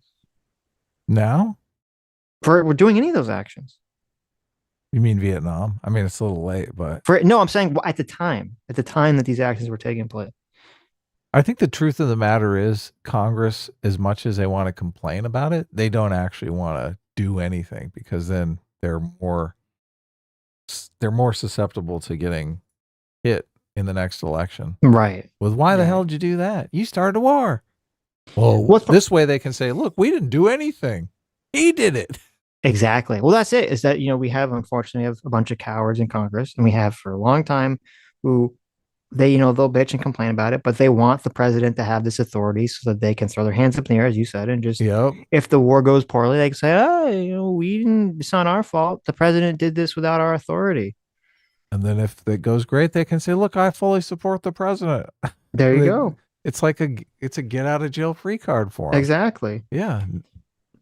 But with this, the Houthis have attacked American ships. Okay. They have attacked American military and naval ships. So according to the Supreme Court, the president does have authority to use military force to stop that. Yeah. No one thinks, I haven't seen a single legal scholar, single article actually think that this whole, what Biden did was illegal, is going to have any sort of impact on anything, okay, whatsoever. So to me, I think it's like, okay, if you want to kind of argue it, fine, but it's also kind of like a useless point. But okay. Yeah. Why is this happening? Why is it the case now that our tax money is going to bomb Yemen? Because Israel decided to do a genocide in Gaza. They've killed 28,000 civilians, including 12,000 children. And we decided, or excuse me, Yemen decided, we want them to stop that. So we're going to go ahead and block the Red Sea to prevent trade with Israel. Now, by the way, they've been clear every step of the way. If Israel stops doing the genocide in Yemen, we will stop controlling the Red Sea and blocking trade with Israel. And that's not true, right? It's not a... No. Well, it's not just a Israel. Well, first of all, why do they get to block all trade with the West in the name of blocking trade with Israel? That's not. Well, it's not even with the West. It's with anybody. Yeah, that's what I mean. Just anything through the Suez Canal. Like he's making the argument they're trying to stop stuff from going through the Suez Canal that's going to supply Go Israel. to Israel. Yeah. Yeah. Right. But they're blocking everything. Yeah. Well, this is why this is BS. Unfair. Well, and also this is why it's disappointing. Kyle should know better. Kyle's a person who follows the news every day. Okay. He knows that, the majority, because once this happened, once they took that first ship and they made this declaration, almost every ship that had any actual connection to Israel, they just immediately rerouted around South Africa. They didn't even bother. They're like, okay, well, we'll just go this other way. So all the ships, because this is, and Peter Sahan, I think, brought this up. Or no, it might have been him or someone else brought this up, and it was a really good point. He said, the point of this action is for the Houthis to sort of say, look at me, look at us, we're like important people on the world stage, right? Because they want to gain power in terms of the negotiation with Saudi Arabia and the Yemen government. And so if they make a declaration where they say any ship that's associated with Israel in any way, we're going to hijack, right? And so all the Israeli ships immediately just stop going through that area, right? Mm-hmm. Well, then what are the Houthis going to do? Because they suddenly can't achieve their goal of showing off on the world stage if there's no ships for them to attack, right? Yeah, that's so they have a real bummer. They need a bad guy. Exactly. So what do they do? Well, they look for more tenuous connections to Israel. That's why, one of the ships that they attacked, it's like, oh, well, someone on the board of the company is Jewish, so therefore we get to attack the ship. Even though it's not going to Israel, it's not from Israel, the company is not Israeli, there's no association with it. There's another ship that 2 years ago ran a charter for Israel, but hasn't done anything for Israel in 2 years. And they said, oh, well, that's close enough connection, right? So it's obvious. Then there's another ship that had literally nothing to do with Israel whatsoever. And I think the crew was mostly Indian. And it's just when, it's so obvious that they just need an excuse to try to show off their military power for their own purposes. And it's disappointing that Kyle is basically falling into the propaganda and not explaining this issue properly. Okay. You can be against Israel doing whatever in Gaza. You can call it a genocide. You can say that it's the worst thing in the world. It has nothing to do with what the Houthis are doing at all. Right. How do you know this isn't Israeli propaganda? I hear that term a lot. Because we know the ships they attacked. You could just look them up, as I did the other day. I was like, which ships have been attacked? You look them up. You say, okay, do these ships have any association with Israel? No, they don't. Oh, okay. Right. Yeah. So they're just attacking random ships to show off. They're showboating. Yes. Try to make it seem like they're big and powerful. Yep. Wow. They must be critical theorists. They believe in power. Yeah, the first ship, the one that they captured, okay, that's owned by an Israeli guy. As I said, it's not going to Israel. It was going from America to Singapore or something, and it's being chartered out to a Japanese company. So just because the guy who owns the boat is Israeli, that gives them some, what kind of justification for that taking over the ship is that? Because a private Israeli citizen owns a boat. How do they get that information? I don't know. Well, no, because they can find out. You can find out what ships are going where. That's all public information. And then you Okay. just use the internet to try to find out if there's some association with Israel or not. Where it is. Nice. Right. Because all this stuff all the ships have to be registered and all this information has to be public. Right. So the U.S. looked at that, and Biden was so outraged and aggrieved by the blocking of trade with Israel as they committed genocide that he decided, I need to go do an illegal, unconstitutional war and go take U.S. tax money and use U.S. bombs to go after the Houthis. Why is he framing it this way? This is baffling. I really don't like that term, genocide. Mm-hmm. I think technically it's correct if you look at the definition of genocide. But I think ethnic cleansing is closer to what people generally think. I think when people hear the word genocide, they think getting rid of every single human being from the face of the earth of that designation, that religion, right? That group, that ethnic group. Yeah. Sure. No, so, yeah, obviously. Yeah. It's intentionally hyperbolic incendiary language, sure. But even if we grant Kyle or anyone that Israel is doing a genocide in Gaza, let's call it an ethnic cleansing. Okay. Yeah. Or an ethnic cleansing, whatever you want to call it. What doesn't matter. Right. It has nothing to do with the justification of what the Houthis are doing at all. And I don't know why Kyle, who should know better, is telling his audience, like, they just want to blockade. Like, this is what he's literally said. They just want to blockade Israel because Israel is doing a genocide. And Joe Biden is like, no, I'm going to attack you because you're blockading Israel. No, we're attacking them because they're attacking like random ass ships. They're just trying to use the Suez Canal. Right. They're attacking other ships to showboat. And they're saying they're doing it to avoid, to do a blockade on Israel when that's fundamentally a lie. Yes. Okay. Look, but the news is reporting this lie. But they do quite often. Everyone knows. You can look up any story about it. Everyone knows it's not a secret. It's not hard to find out that they're just attacking these random ships that have no association with Israel or some like insanely tenuous relationship with Israel.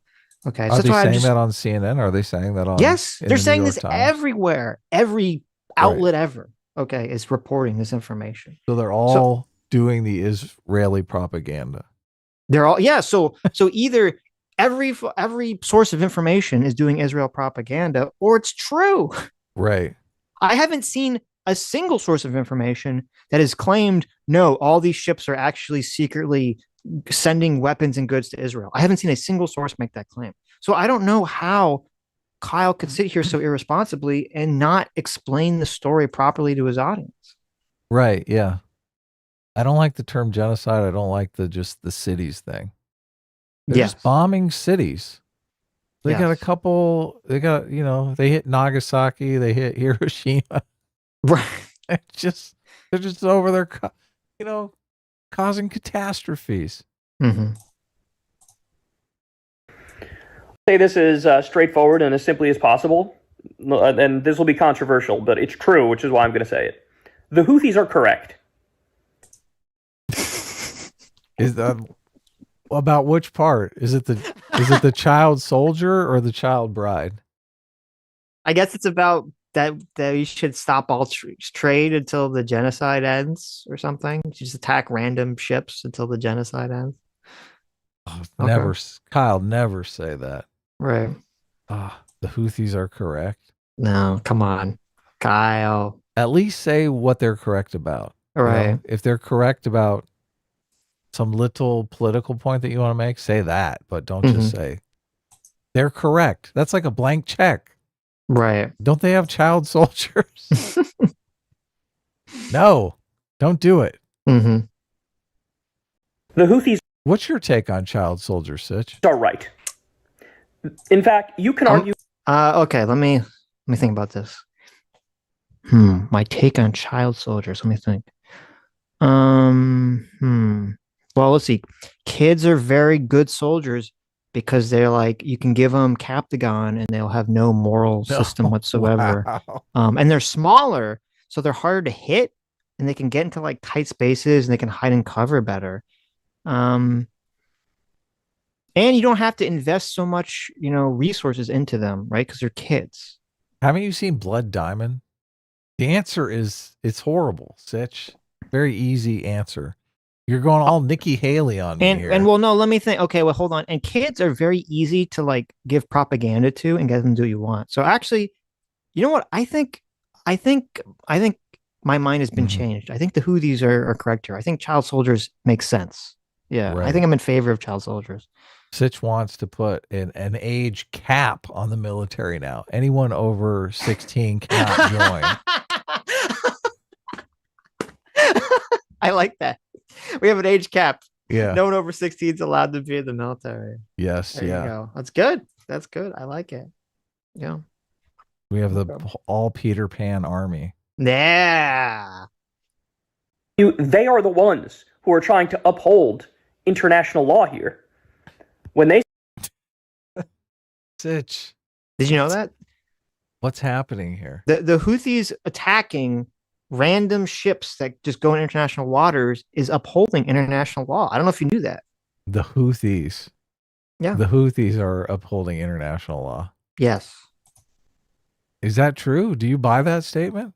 I just said attacking private ships in international water is obviously upholding international law. Okay. Very clear line of logic, very reasonable thinking. Yemen might be on the UN Security Council, but I doubt they are not. Okay, so Yemen the is Houthis not. definitely are. I know. I was like, representation. look, maybe Yemen's on the Security Council. I don't know. The rebel faction that has caused a civil war and taken over half of the country. Mm-hmm. I'm gonna guess they're not on the UN Security Council since they're not even internationally recognized as a governing body. Mm-hmm. What's happening here? But all of a sudden, they're the arbiters of international law. Okay. So I looked it up. The non-permanent members on the Security Council this year are Algeria, Ecuador, Guyana, Japan, Malta, Mozambique. Look at that. Nice. Korea, Sierra Leone. Really? When I think of safety, I think of Sierra Leone. Slovenia. When I think of child soldiers, I think of Sierra Leone. I was gonna say, yeah, maybe they're a little sympathetic to the Blood Diamond actually takes place in Sierra Leone. I know. I thought it was funny. Ironic. Very ironic. Slovenia and Switzerland. There you go. Oh, look. Switzerland shouldn't be. They're fucking neutral and everything. They shouldn't be involved in this. So there you go. No Yemen. No Houthis. All right. Cool.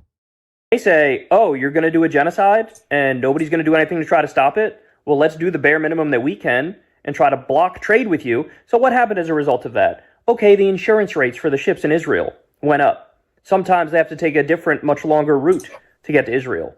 Oh, man, the horror. How terrible. But the U.S. would rather protect trade to Israel than protect Palestinian babies who are being bombed on the regular. If you wanted the Houthis to stop, you could have done? Okay, wait.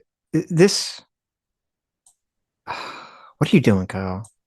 It's this like what is going on here? Demoralizing. It is so demoralizing because it's like this is so obviously not true. This is so obviously not true. Okay, it's not just they're just blockading trade with Israel. Everyone knows this is not true. Everyone knows this is not true. Yeah, this is a cover story, right? Just a huge, big fat lie. It's the most obvious cover story ever. Right. It's a worse cover story than any excuse Putin gave to invade Ukraine, right? There's no one on the other side of this, Kyle. Why are you simping like this? This is insane. Then protect Palestinian babies who are being bombed on the regular. If you wanted the Houthis to stop, you could have done? Told Israel, hey, you've already been doing this for months. You can go ahead and wrap it up now. 28,000 dead civilians is enough. Bombing, another hospital, another school, another UN building, another marketplace. Wrap it up. I think we got the point. I think the 12,000 dead babies is enough. If you wanted them to stop, Biden could have told them, no more money, no more weapons. We're going to stop this. This is having wide-ranging consequences.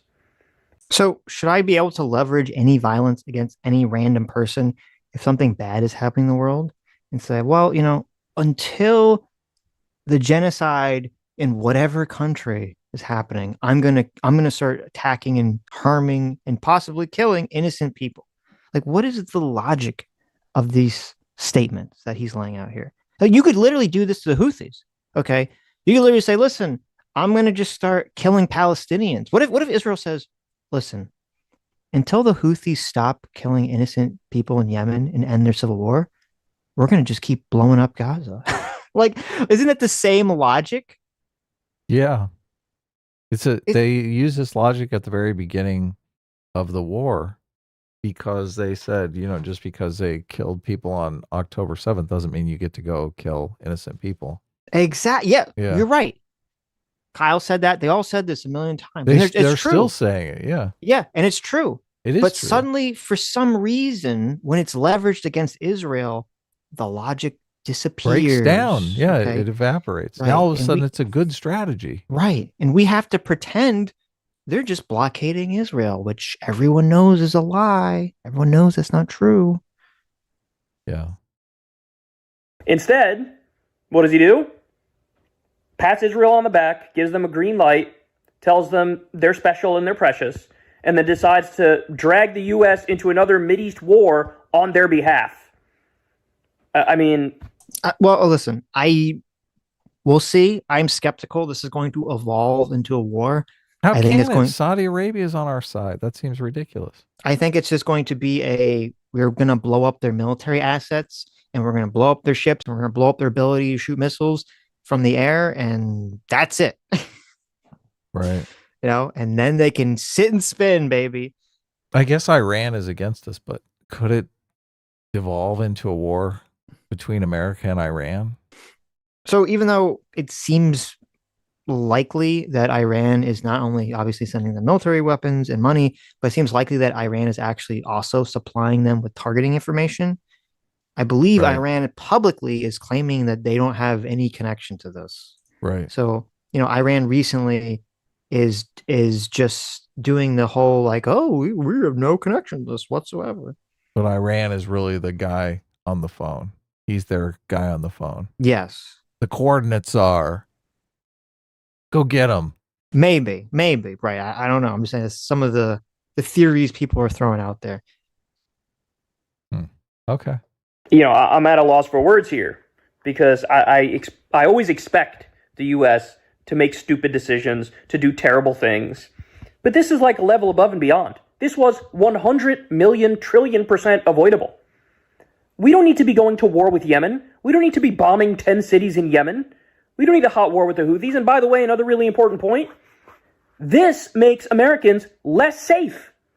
Because now you are begging for retribution and retaliation because the U.S. is doing Israel's dirty work for them. This makes us... At least when Hasan thought about that, he laughed. When he thought about how unsafe we were in America, he was like, yeah, okay. Well, coming to get us, you Houthis. It's just like, okay, so us stopping pirates from stopping international trade is doing Israel's bidding. How does that make any sense? It's doing our bidding. What are you talking about? It's doing the world's bidding. Well, nobody wants this, okay? Nobody wants international trade stopped by these people, except for them and Iran, maybe. Okay. Well, and the commies. And apparently the commies who think international trade is capitalism. So Yes. Socialists never engage in fucking trade across borders, apparently. Yeah, how's that work in the socialist? I guess just everything is free. So there is no.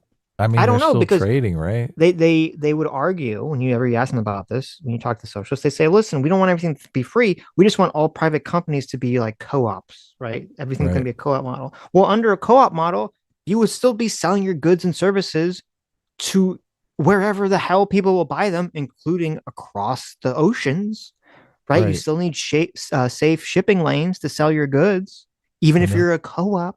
And the Houthis would still be doing a blockade. Oh, Okay. Us less safe. It absolutely makes us less safe. We are not a target of Houthis or Hezbollah or Hamas. well, I mean, it literally says "Death to America" on their flag. you know, I think we might be a target. I think we might be a target. I don't know. Just a Right. thought process.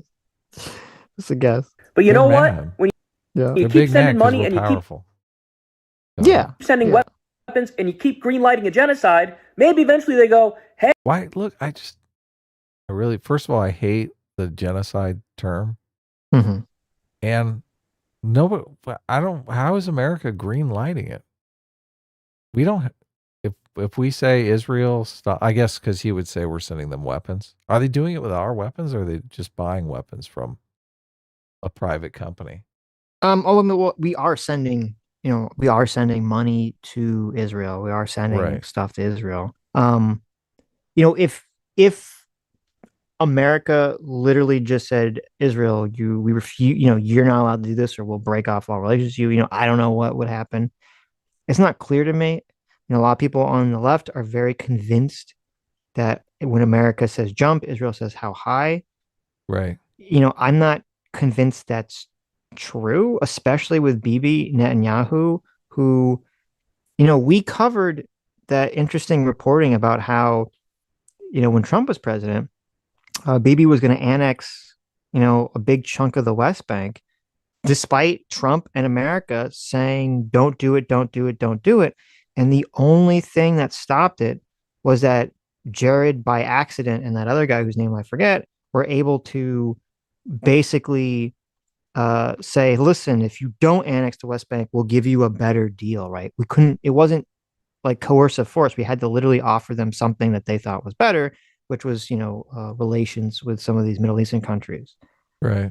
right? With the Abraham Accords. So the idea that Joe Biden can just tell Bibi, who, by the way, Bibi, who has the worst, whose ratings are in the trash can right now, who's afraid that the second he leaves office, he's going to get arrested. Okay. Do you think he's going to say, oh, well, the president of America told me not to, so I'm not going to? Or, I mean, if anyone's got a lot to, nothing to lose and to become like very, kind of violent military guy and to just push forward and say, America Yeah, be it's Bibi damned. Netanyahu. That's I why. think it would be Bibi, Yeah. right? No, That's I'm why I'm not saying. saying, like, Right. if they can't get ammunition from us, I mean, they're buying ammunition from someone else, right? I Right. don't know if that's plausible. I feel like the United States government has some control over who, like, Lockheed Martin can sell military hardware to. Yeah, I would imagine. So they Now, can't just right. do their own thing. Now we could as you brought up, yeah, America definitely could say, listen, American companies can't sell military equipment to Israel, and we could put pressure on them. I do agree. We could definitely put a lot of pressure on them.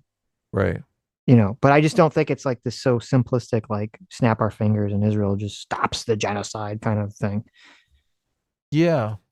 I do. The only question that I wonder is just the truth claim on whether or not we could just make them stop doing what they're doing. Yeah. Seems I don't like think maybe we we could. could. I know. I think we could pressure. I think we could exert a lot of pressure that would harm Israel economically. But I don't think we could just like. I don't think we would just say don't do it and they would just not do it. I don't think Right, that's the yeah. situation we're in right now with BB. Yeah. That'd be my Yes. guess. hey, they are the problem. They're the dealer that's giving Israel, the addict, their fix. And now you go and you bomb Yemen. I said it before, I'll say it again. The Houthis are correct. Their action of blocking the ships was correct. Ouch. Uh Uh-oh, you got a heavy sigh out of Sitch now. Is this Kyle. just like audience capture that we're witnessing?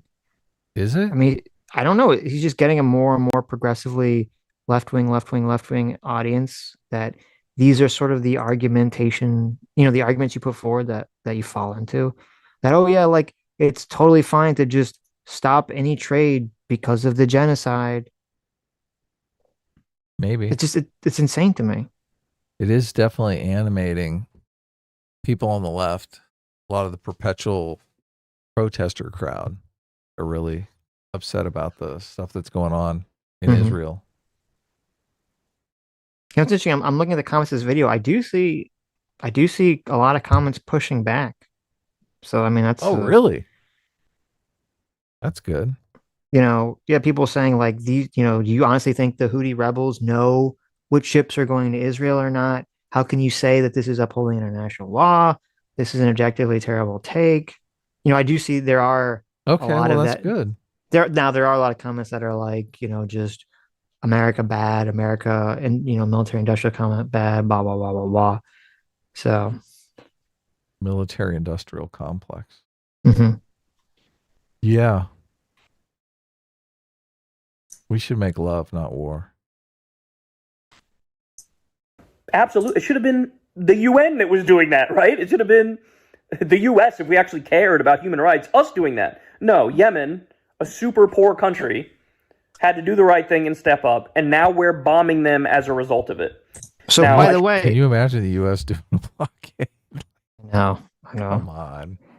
But so he keeps saying Yemen. We're not at war with Yemen. We're at war with a rebel group that has seized part of Yemen. Okay. Right. Yeah. You know, the Houthis. The Yemen government wants us to blow up Houthis. They're Right. fine with that. Yeah, because the Houthis are the ones that are disrupting their power. Yes. Yeah. Like, please. Yes. Look, bomb the shit out of them. hmm They're our enemy. I do want an answer from Kyle from this. Okay. Kyle, you need to answer this question because you understand you are making an argument. Okay. Either out of ignorance, which I don't know how you could be this ignorant on the subject because you're a person who follows news very closely. But I don't know, maybe this one just slipped by you. Okay. When it is well known that they are attacking ships that have no association to Israel, they're not going to Israeli ports, nothing to do with this conflict whatsoever. So you are making an argument that using violence to attack innocent people and try to capture them, kidnap them, kill them, use violence against them is totally fine if it's in the name of stopping a genocide somewhere else. Okay. And you need to answer, is that actually your position? Because that's a crazy position. That's a bad position. Yeah. Yeah. That's a That is really not bad your position. Yeah. Yeah. Yeah. That is the, I mean, that's what they're saying. They're arguing against Israel doing. They're basically saying Israel needs to stop doing that because the people that they're bombing had nothing to do with October 7th. Right. That can't be is Cal's their position. You're right. Yeah. That is their argument, right? Right. Yeah. Innocent people are innocent people. They should stay out of the conflict. And you know, they bring up, and it's gross because this kind of comes up in the Israel thing too.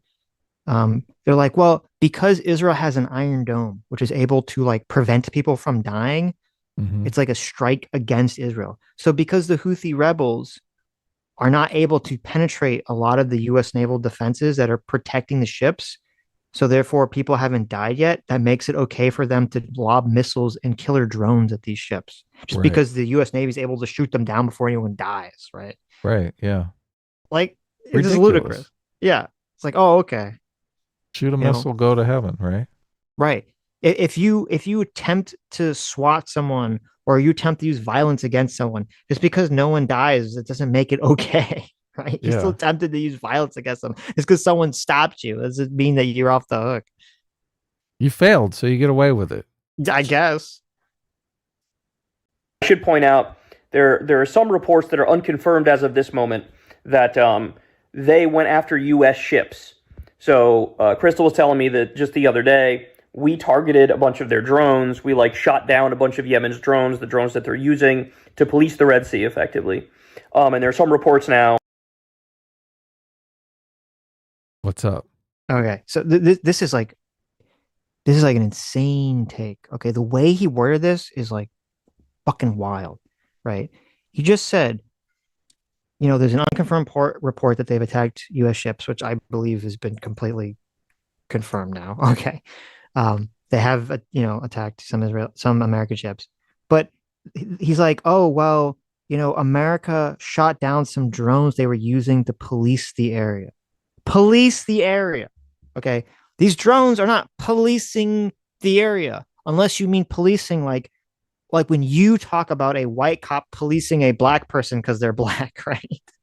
Okay, they're not policing the area. That's pretty bad. Right. You have drones that are being shot that have like explosives on them that are being shot, kamikaze drones that are being shot at random ass ships that the U.S. Navy is shooting down. And he's saying this like the U.S. Navy is shooting down that drone, a killer drone designed to blow up an innocent person. Okay. He's making it sound like the U.S. Navy shooting those down is giving a justification for then the Houthis to turn around and attack U.S. naval targets. These are police kamikaze drones, right? Okay.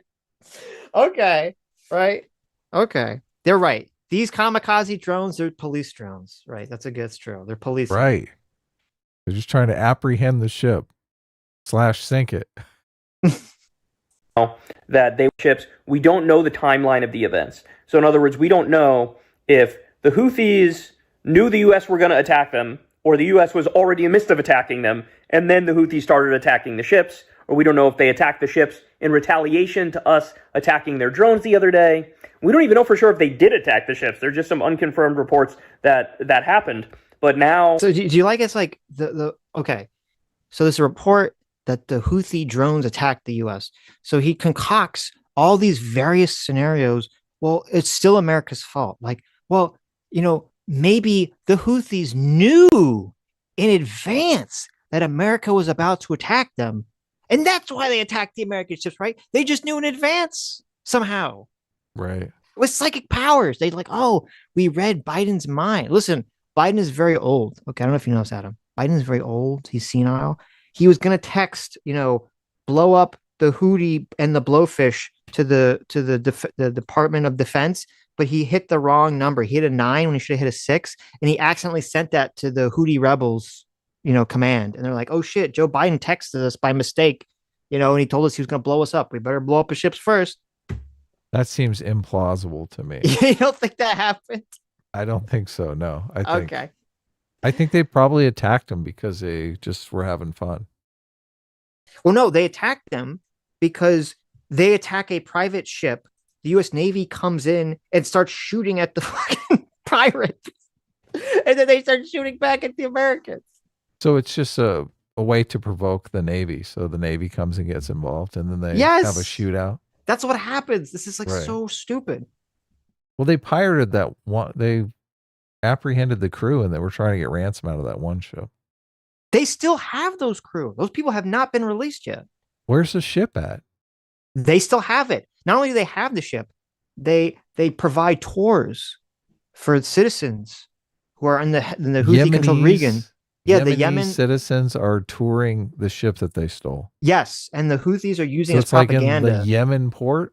Yes, it's in the Houthi port, and they're having people go on the ship, and they're showing them around, saying, "Look how awesome we are! We captured this ship."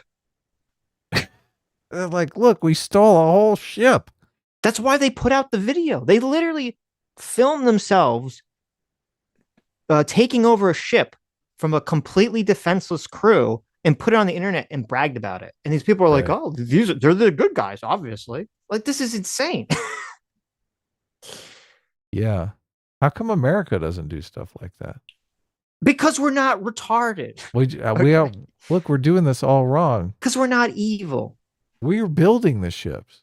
Oh, why are we doing that? We could just steal. Look. So, yeah. And Hasan thinks America's the bad guys. Mm-hmm. So it says on January 9th, according to Reuters, the U.S. and British naval forces shot down 21 Houthi drones and missiles that were directed towards American ships. And I believe this was not even in the midst of a firefight of them protecting like a cargo ship. They just did this on their own. So this is the attack that Kyle was talking about that he's saying is unconfirmed. Now these are the police drones, right? Or are they these are the kamikaze police drones, ones? Yeah.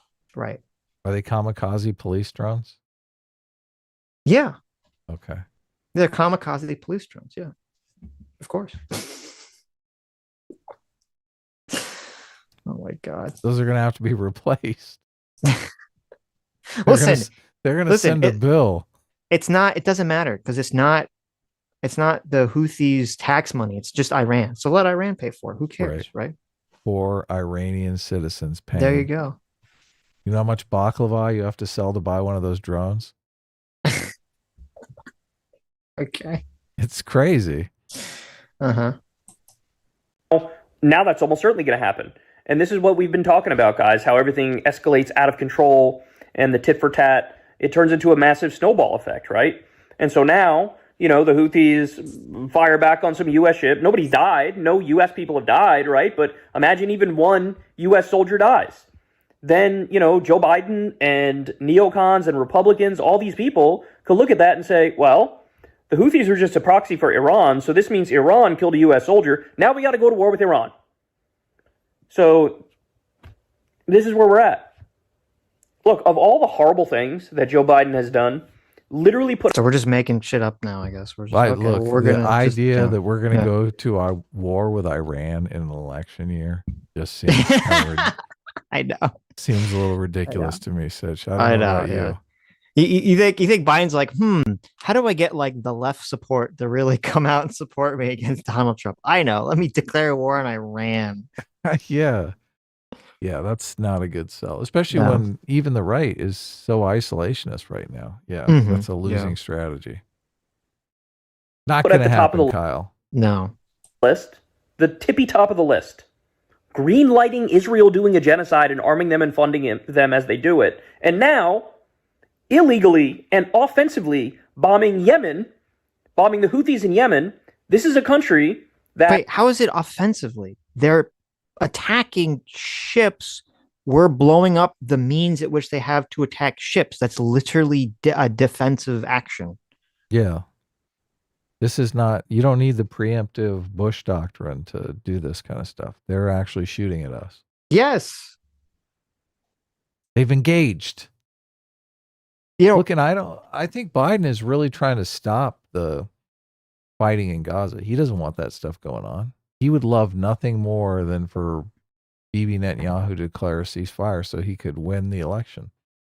Yeah, no, the longer this goes on, the more this hurts his election chances. 100%. Yeah. He's trying to put a stop to it. I don't know if you listened to any of his speeches, but he said he's working on it behind the scenes, which I'm sure he is. I did hear him say that. Yeah. I can't imagine him not wanting it to come to a stop. But Kyle's making it sound like, oh, he's gun-ho for it. He's like best friends with Bibi Netanyahu. He is. They're playing hide the sausage behind the scenes. Okay, he's not. Biden and Bibi are sniffing girls, hair and touching their shoulders, and behind the scenes, right? Obviously. Biden is like, nah, Bibi, you got to knock it off. I'm trying to get reelected. And Bibi's like, I'm trying to stay out of jail, motherfucker. They're at odds here a little bit. That's true. That's a massive, their goals are not aligned. Yeah, not aligned at all. No. You can tell what's going on here. Yeah. He's like, oh my God, this Bibi guy's going to get me shit canned from the White House. That didn't attack us and was only trying to effectively do a blockade of Israel in a sad attempt to put economic pressure on them to get them to stop carpet bombing babies in Gaza. So look, why? Please stop. Stop buying this narrative, Kyle. It's embarrassing.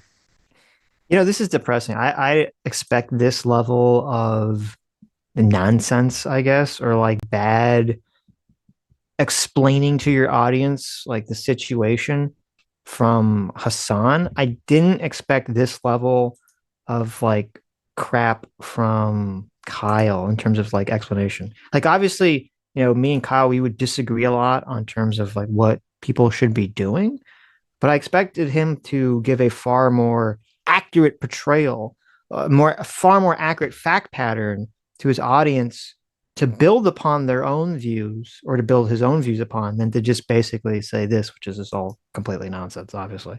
Right. Yeah. Just straight up falling for the propaganda. Oster C for $2 says, stop making excuses for Kyle.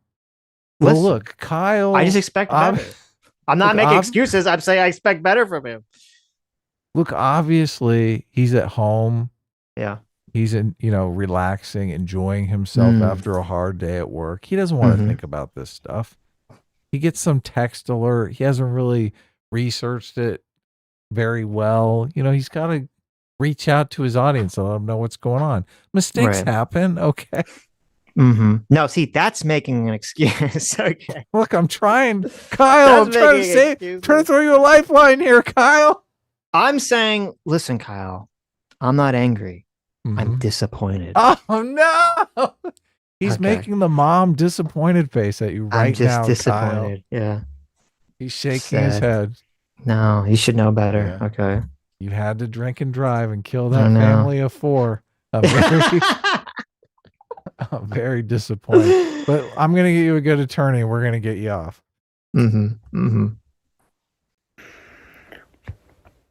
I don't know what else to say about it, man. But this. Say you were joking. Say you were kidding. This video's you're just messing around. Yeah, say psych. God, you fooled you. It was all a troll. It was all just a massive troll. We'll tell you what to say. We'll give you advice. This is bad. And so we told you from the very beginning in those long Israel segments, we told you, look out, because this is how giant regional wars start. This is how it happens. You know, it's a little bit of, we're backing Israel. Israel's massacring civilians in Gaza. Then it's Israel doing tit for tat with Hezbollah in one area. And then it's us, the U.S., bombing Shia militias in Iraq, bombing Shia militias in Syria. Israel taking out a Hezbollah commander here, an Iranian commander here, a Hamas leader in Beirut, in Lebanon. Wildly illegal. You can't just bomb Lebanon. They did. And then now we are in a hot war, bombing Yemen, completely illegal, completely unconstitutionally. And for what? We know the answer. The thing that we're doing it for is to continue to allow Israel to carpet bomb children. There's been no declaration of war or anything, right? This is just... No. They did a violent action against the U.S. Navy, and the Navy responded. Had the Houthis declared war on America? Well, look, I think it's they might have declared war on us, but we haven't declared war on them. No, of course not. Yeah. Yeah. So we're not in a hot war. Never been more disgusted than I am right now. And by the way, if you turn on mainstream media, good luck getting the context. There is not a single channel in mainstream media that will tell you the very basic thing. Hey, why is Yemen doing this? Why are they policing and patrolling the Red Sea? Why are they trying to block ships here? I'm guessing the mainstream media is saying that they're doing it to showboat for power and prestige. I don't understand. Again, they're doing it to try to stop Israel from doing a genocide. Yeah. Putting economic pressure on them to try to stop them from doing a genocide. Yeah, okay.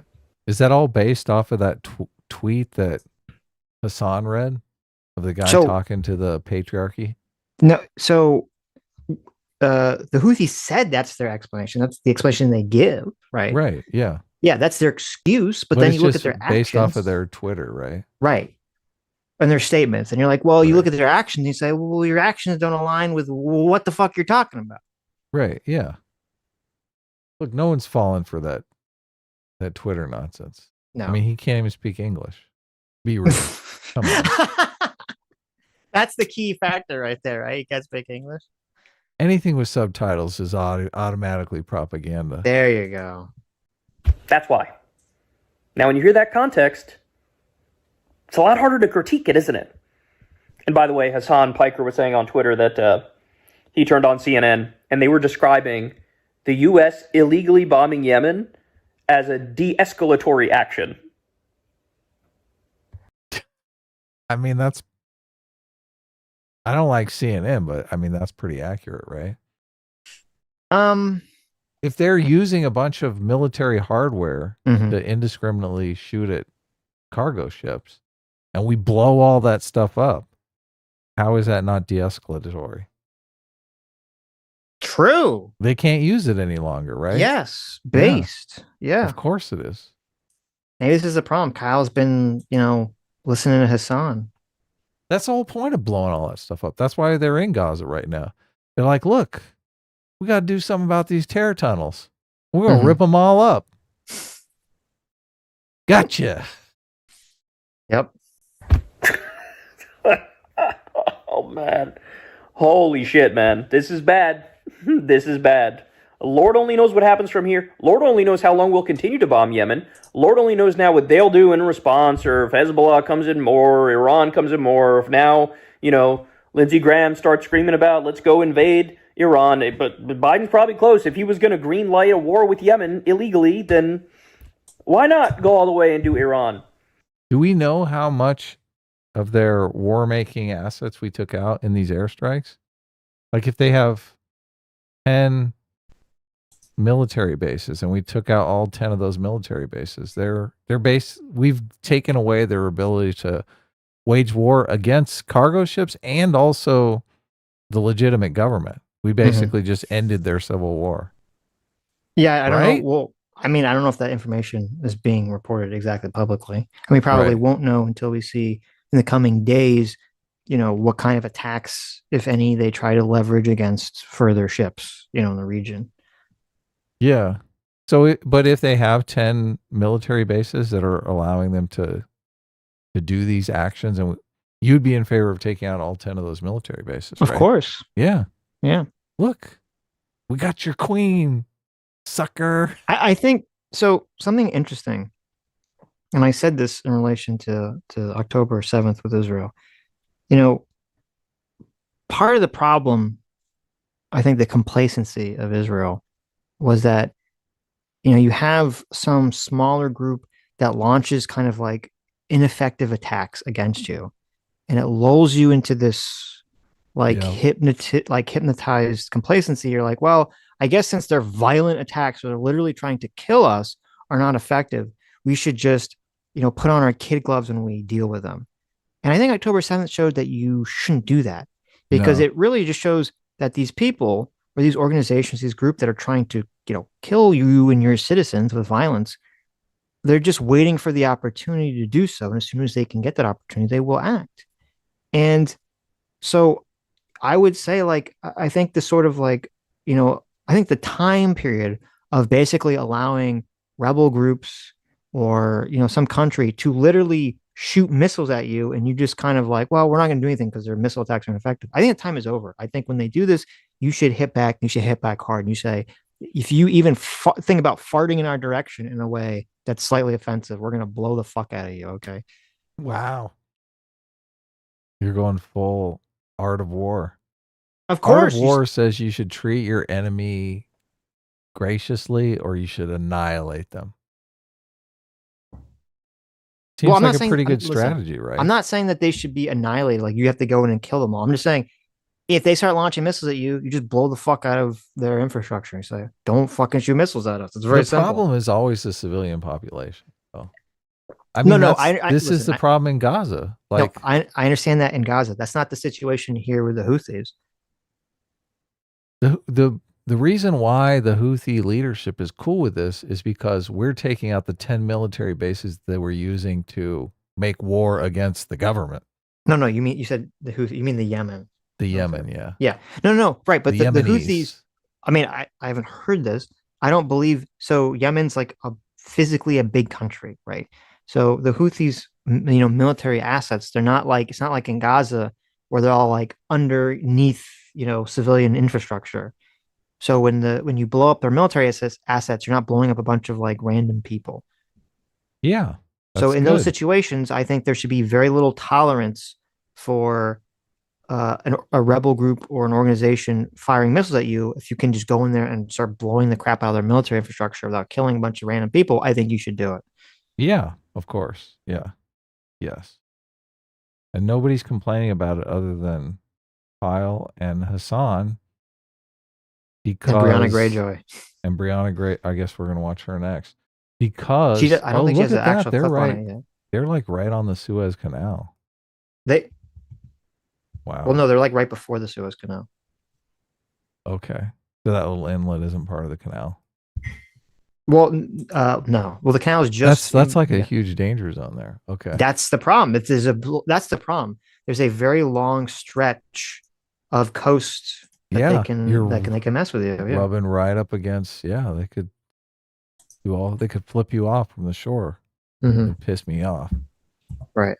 So yeah, but the the reason why nobody other than Brianna Greyjoy and everyone else is complaining is because the official Yemenis government is cool with us. They're like, look, we're just a poor country. We don't have a way to deal with these rebel terrorists. And maybe you could please blow them up for us. Do us a big fat favor and take care of the bad guys. Mm-hmm. And America's like, well, sure, we love to shoot at things. Where are they? Please give us your intel. Mm-hmm. We will gladly clean up this mess for you. There you go. Yeah. So look, I'm not sure why we're so upset about this. I guess if this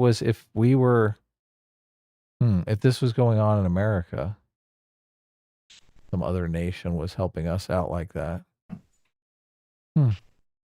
Depends upon what side you were on in the war, right? Of course. Yeah.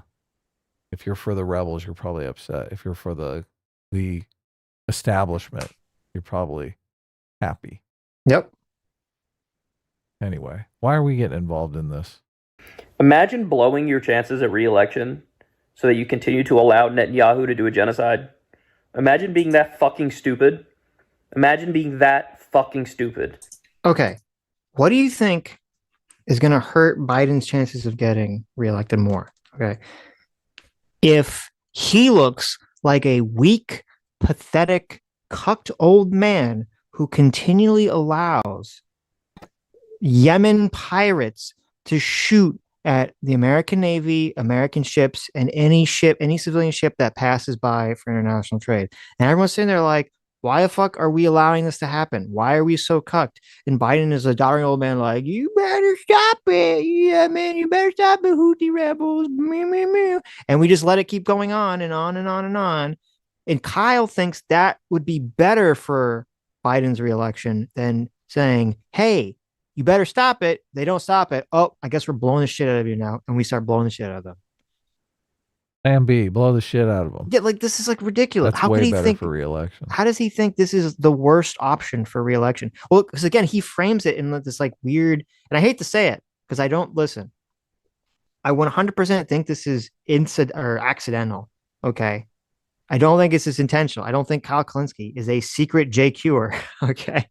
But he is using a JQ framing here by continually ignoring that this has nothing to do with Israel and framing it like we're just doing what Israel wants. It's framing it like a JQ thing, like, oh, Biden's sacrificing his chances to re-election just to do Israel's bidding. It's like, what the fuck are you talking about? Yeah. I mean, I don't want to frame it that way, but I mean, the Israel lobby and the evangelicals do have a giant voting block, but it generally goes to Republicans. So yeah, that wouldn't really have held Biden one way or the other. Yeah. Yeah, no, he doesn't want that Israel stuff going on, and he needs to. Can you imagine what Trump would do if he just stood there and took it? Oh man, Trump would come out. He's a weak like, old man. Day one in office, I would stop these pirates. Okay, exactly. I would use the mother of all bombs on these pirates. Okay, we need to allow free shipping and international trade to be able to go unmolested. We don't need doddering old Joe at the sleepy Joe. He fell asleep in front of the war meeting, and no one could blow up the pirates because he's too busy sleeping. No one could wake him up. Yeah, he couldn't wake him up. He's weak. Yes, I'd have been like, listen, Houthis, you're fired, Houthis. And when I say fired, I don't mean you lose your job. I mean I'm going to drop fire on you. Exactly. Of course, like it would be obviously like he'd say Biden is humiliating America. I know. It'd be over. It's so stupid. That's what we got in Joe Biden. So, by the way, final point, all you Republicans, oh my God, let's do 74 hearings on Hunter Biden's cock and balls. You want to talk about impeaching Joe Biden? You want to talk about accountability? Here you have a clear-cut example of an illegal bombing campaign. The Constitution is super clear. The president can't just willy-nilly go around and start bombing whoever the hell they want for whatever reason they want. No, you need a declaration of war from Congress in order to do a war. This is an act of war. It is 100% illegal. This isn't, vital for necessary defense of the nation at the last minute. No, not at all. Nobody makes the argument that, oh my God, the Houthis are taking down Cleveland if we don't act. Doesn't happen. Well, again, under the law stipulates, okay, and the Supreme Court has agreed with this, that attacking U.S. military and attacking U.S. assets means that the president can then use defensive purposes to attack back.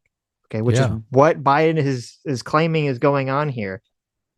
So to keep saying this is illegal, right? This is illegal. This is illegal. That's a bad argument, and no one's going to care about this argument. It's not going to come up. No one in Congress is going to try to impeach Biden over this. It's not going to go to court. It's a total waste of time to complain about. I mean, are we even going to be talking about this? I feel like if we took out their military bases, it's already over.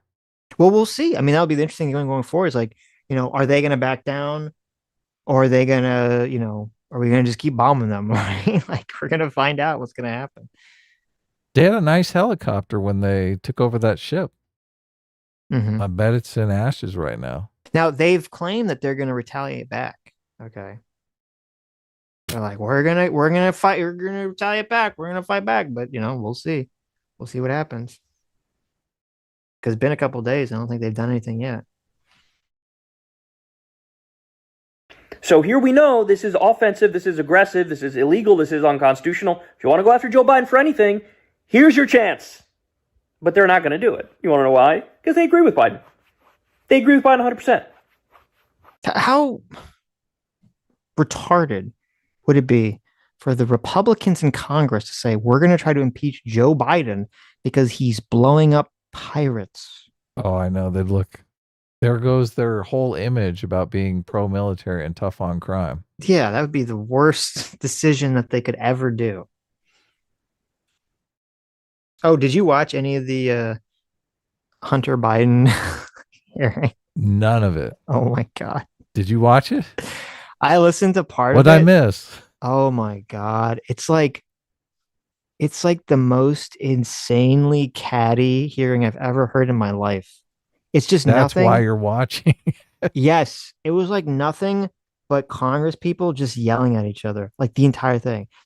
Oh, well, this person who just talked is a fucking hypocrite because they don't really care about this issue. And then someone interrupts, says, no, you're a hypocrite because you didn't clean the toilets on Wednesday, even though you were on the chore. And then the person says, order. It's just like, it was like the most like unhinged, like pointless, but just like, it's like a train wreck of a hearing. I never heard anything like it. It was just people yelling at each other. Nothing of substance was discussed whatsoever. It was like so stupid. Didn't he just come in and sit down? He didn't testify, did he?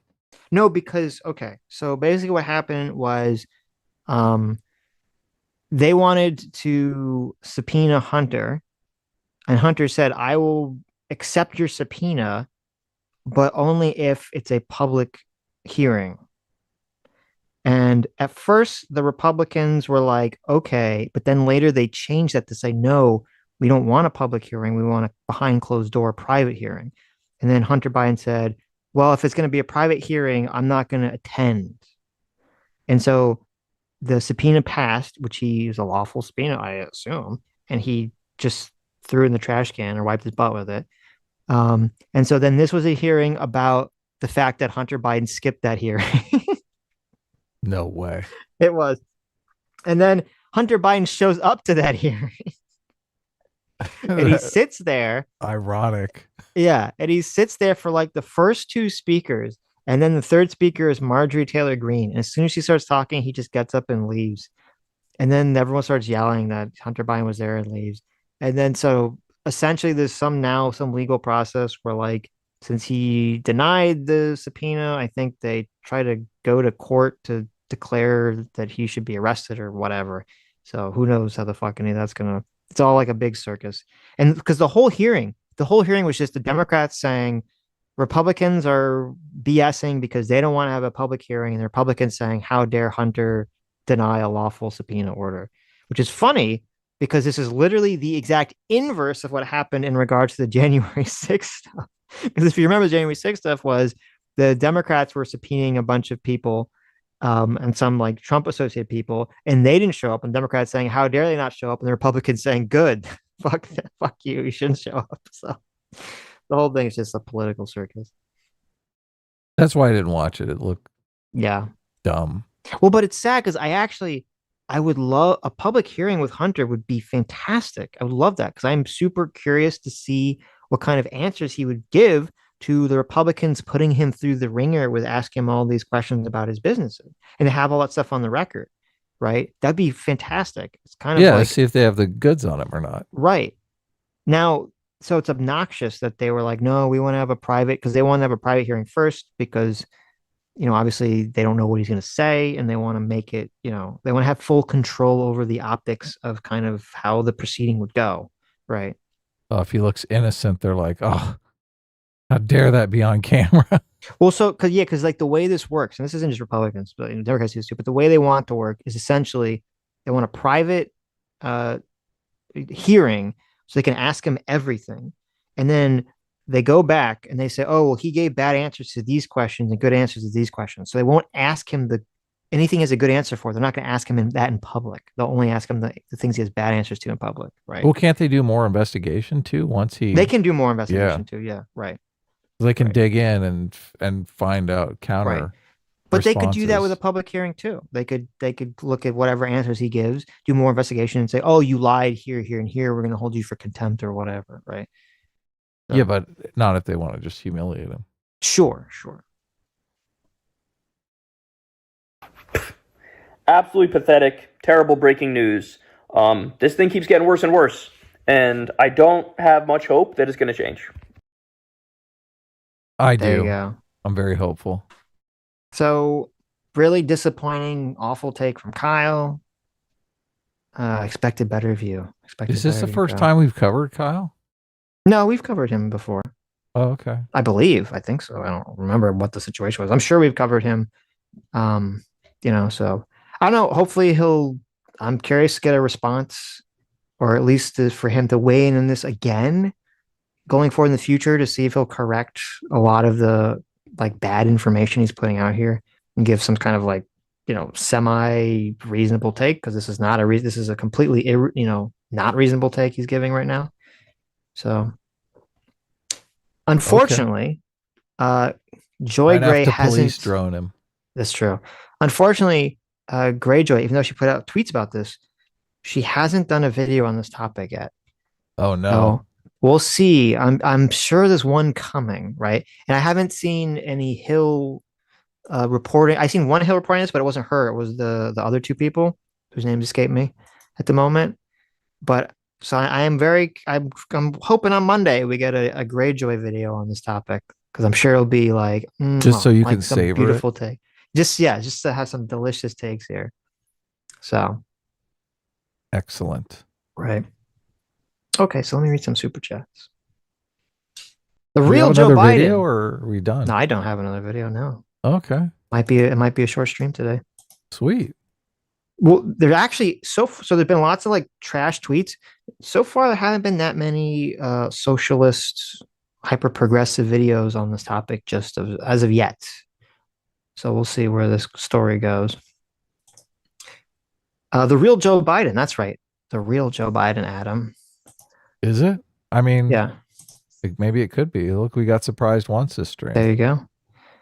The real Joe Biden says for $20, thank you. Says, hey, I just want to say that it's true. I do have a group chat with Sitch and Adam. Not a joke. Listen, chat. S-Class is the best class. Oh, yeah.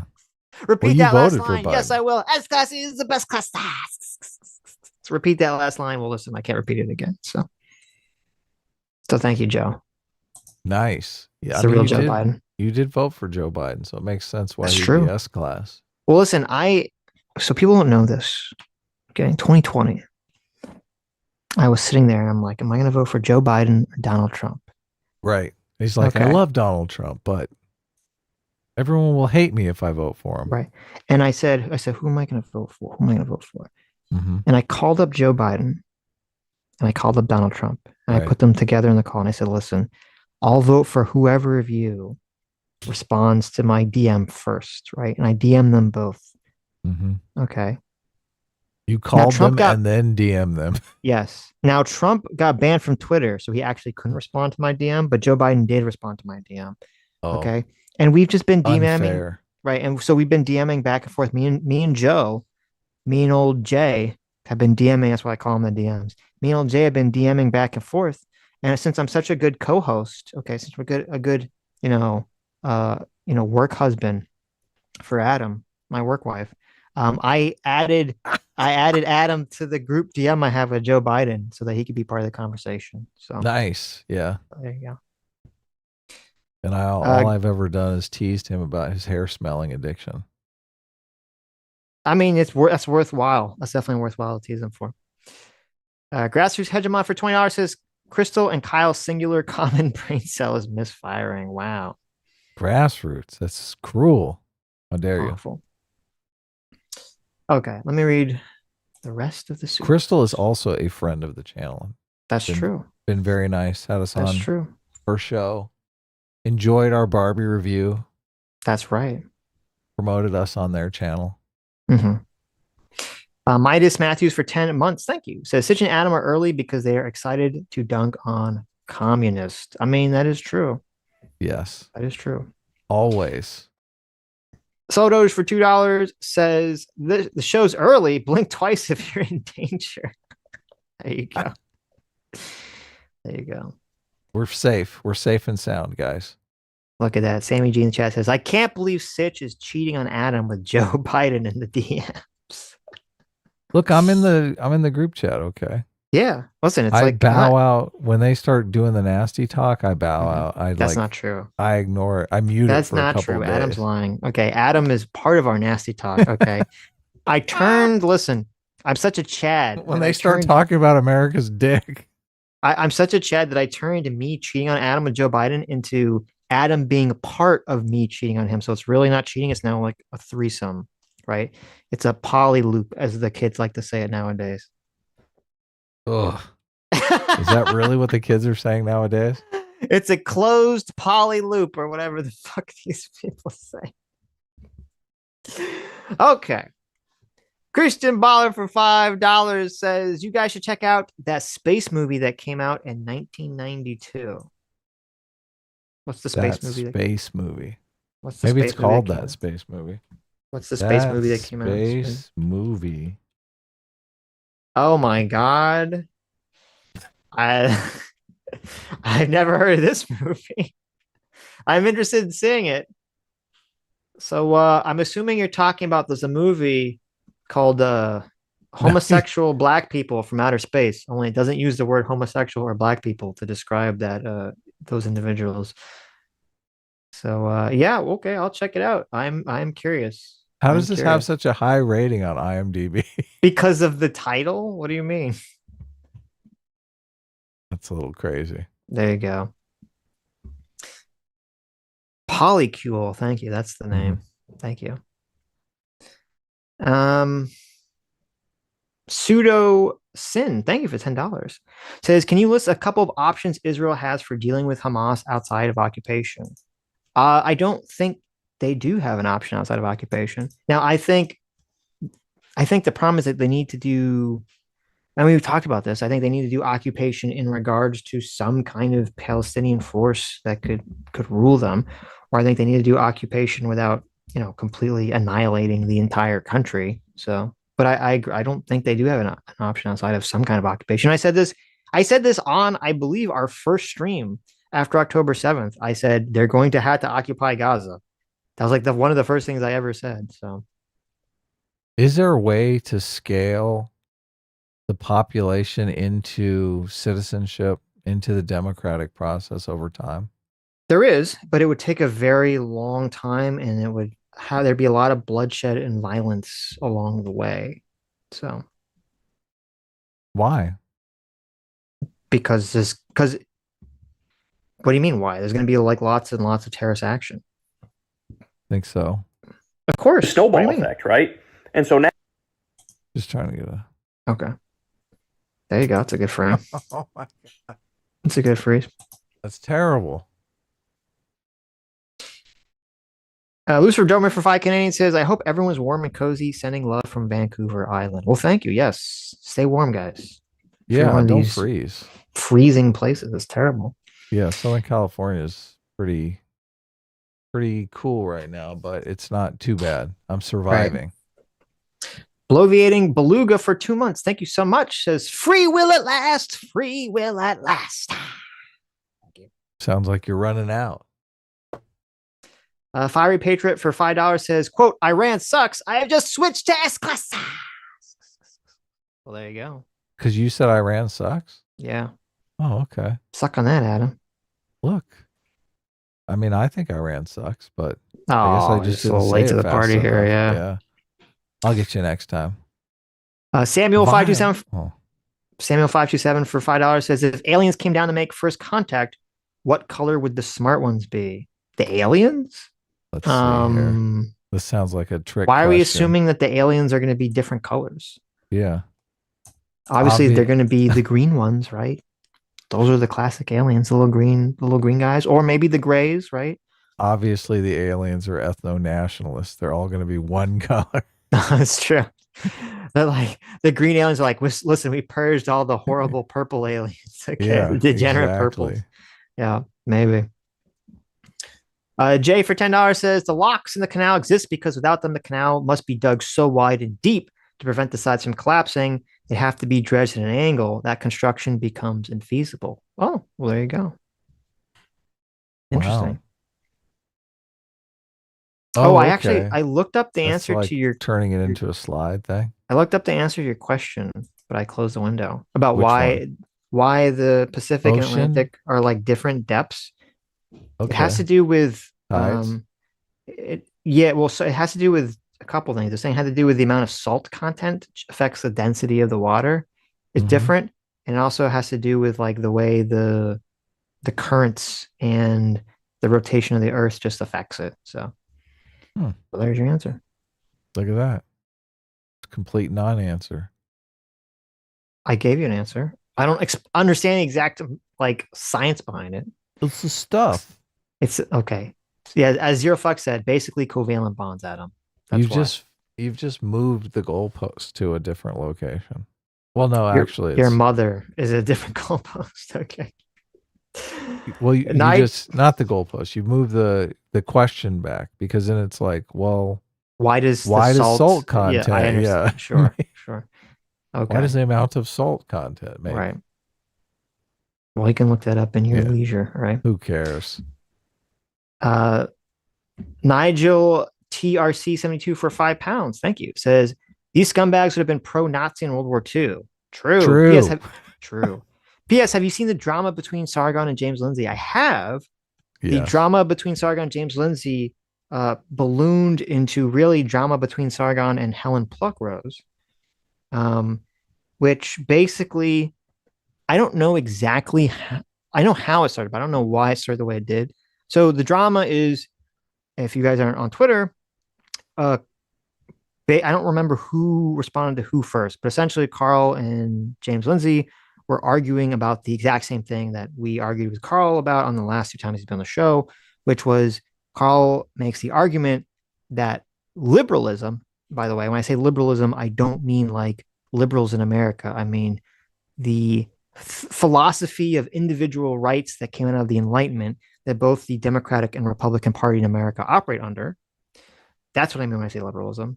And Carl's position is that liberalism, the political philosophy of liberalism that America exists under, that all Western countries exist under, inevitably leads to communism. And if you want to know why, you can check out our debates that we've had with him because we've kind of gone over it, back and forth pretty extensively. Obviously, me and Adam disagree with this. And James Lindsay also disagrees with this pretty strongly. And James Lindsay and Carl had a conversation about this topic on Benjamin Boyce's channel, which, I mean, the conversation was very civil. There didn't seem like there was any hostility. So I don't know, something must have happened after that conversation. But since James and Carl kind of had some like brief interaction about this topic again, James got kind of very upset and he blocked him very quickly. I don't know why. I don't know. It seemed like there's something we're not aware of? I imagine. No, going on what are you behind the talking scenes? about? It's pretty obvious from the tweets. Like, Oh, you think? yeah, Carl basically said that James Lindsay was emotionally attached to his position of liberalism, Mm-hmm.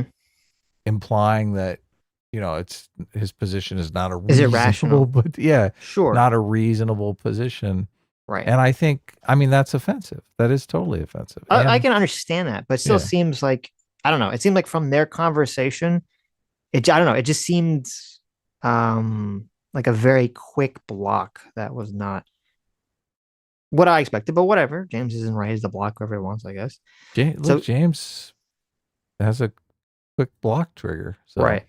So James blocked Carl, and then Helen Pluckrose kind of got sucked into it somehow through that, and then she and Carl went back and forth. There was a lot of insulting being thrown back and forth between the two of them. And then Helen's been basically responding to a lot of the I don't know who they are, a lot of the reactionary, a lot of the anti-liberal right, that is anti-liberalism right, that seems to be growing, and she's been kind of going back and forth with them. So, which is unfortunate because I would like to see a civil conversation between James, Helen, and Carl on this topic. Well, they had one. I mean, James. I know, but I'd like to see another one, or at least because I think Carl's completely wrong. I think his argument is completely wrong. I don't buy any of it whatsoever. So, it'd be interesting to just see those conversations play out with people like James and Helen that are very knowledgeable about these subjects. Yeah, it's interesting. So I tweeted out, we debated this over a year ago. Mm-hmm. So I tweeted out my notes from that debate, the 8 different things. I won't read you the tweet, but it's just funny because Carl responded and he ratioed me. Of course, he's a massive audience. Sure. Pretty hilarious. Yeah. Right. So he says the instrumental view of liberalism cannot address the idealistic view of liberalism, which is what drives wokeism. Put simply, to them, it seems that you made a promise you have no intention of keeping. Did you get all that? Yeah, but see, it's like this weird thing. So he's like this argument, and a lot of people that share his opinion have an argument that I don't. To me, is like a total straw man. They act like liberalism is rooted in this idea of like ultimate equality for everyone, which right, it when never it's just equal protection under the law is not equity. Yeah. Yeah, it was never. This is why the communists hate the liberals, because they want equity. Yeah, so like it doesn't make the argument just makes absolutely no sense to me. So I don't get it. Like it seems like a total straw man, a total like, switching of balls here. So, that was the argument he made in the conversation we had. He has the blank slate argument, the state of nature argument, which to me is a complete waste of time because no one talks about the state of nature at all. So it's not affecting the philosophical belief systems that people are operating under. So I responded, modern liberalism promises equal protection under the law, not the elimination of all hierarchy. This is why the communists hate liberalism. Liberalism doesn't promise what the communists want, equity. And he responds, that's only half the bargain. And what's the other half? I don't know. Yeah. So I think there is, and I listened back to that debate that we had, not in this recent exchange, but not too long ago. I mean, Sitch and I were on fire in that debate. I feel like we did a really good job. So yeah, I mean, it was a while ago that we had the conversation. Yeah, yeah. I mean, it's an interesting talk, but basically he's making an argument that because the origin story of liberalism is somehow corrupted, that makes a difference today, which I just fundamentally disagree with. Like nobody cares about the origin story of liberalism; they care about how it functions today.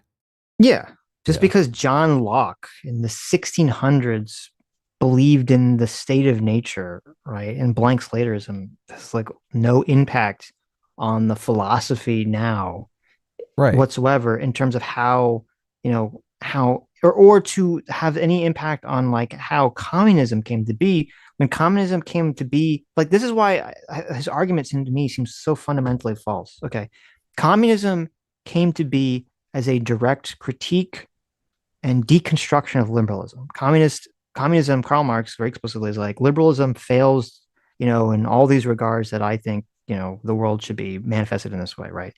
But communism throughout the years has done a very good job where they basically put on a mask, right? Where they pretend to be something else to slowly subvert whatever political philosophy is from the inside, right? They try to do a violent revolution, and if that doesn't work, then they do the subversion technique.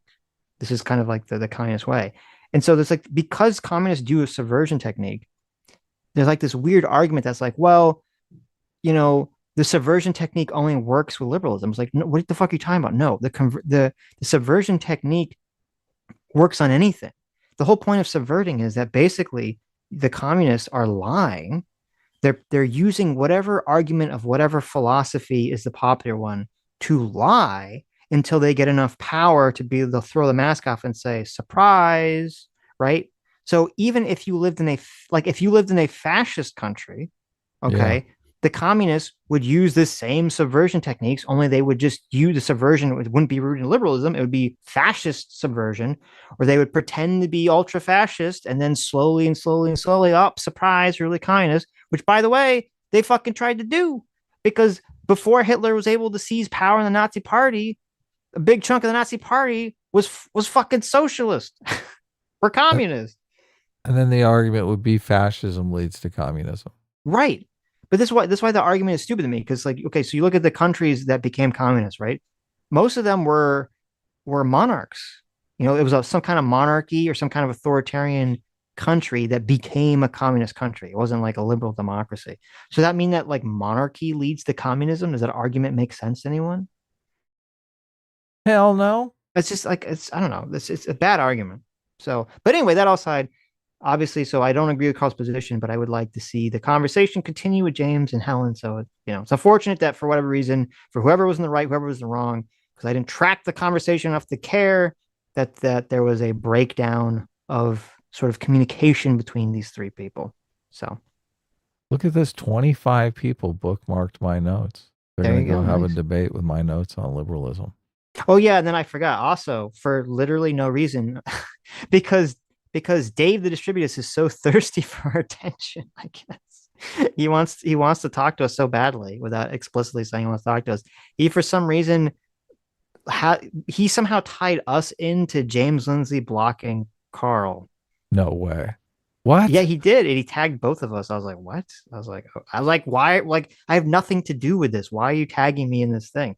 He's just so thirsty. I literally have him blocked because he wouldn't stop randomly tagging me. Right. That's the thing. I never, this is the first I'm hearing of this. Right. So no, but this is like the third time he's done this in like, I don't know, like a month. So like it's so annoying. There'll be some like random thing or something, and he just tags me. I'm like, why? Like, what? I have nothing to do with this. Why are you tagging me? He's just so thirsty. Like, listen, Dave, like, you can just DM me if you're so thirsty to talk. You don't have to do this like coy shit, right? Yeah. Like, just be a man about it. Well, he it's can't super DM weird me because he's blocked. He's blocked, right? It's just super weird. We also talked to Dave, who, by the way, if you listen in our conversations, totally dodges the question. He's like one of the most like not upfront, dishonest, slippery people in a conversation. All he'll do, he just uses nothing but commie techniques and tries to reframe everything you ask him. It's so dishonest. So yeah. Maybe he's still butthurt because I yelled at him in our last conversation. Yeah. And so I don't know, maybe he didn't get over it. I think maybe he's angry. Right. Maybe. I don't know. So, and it's funny because he does the exact same technique as the communists do, where he tries to like subvert liberalism, only instead of for communism, it's for theocracy. And he's trying to do this with, in our conversations, he's trying to do this with basically the politics that he pushes on his channel, where he tries to make it out like, oh, listen, I'm just doing things to protect, free speech and liberalism and blah, blah, blah, when that's all a lie. He doesn't believe in any of that stuff whatsoever. He explicitly doesn't believe in any of that stuff. But you have to like chip away at his beliefs to get to like, oh no, it's because he just wants like a theocracy.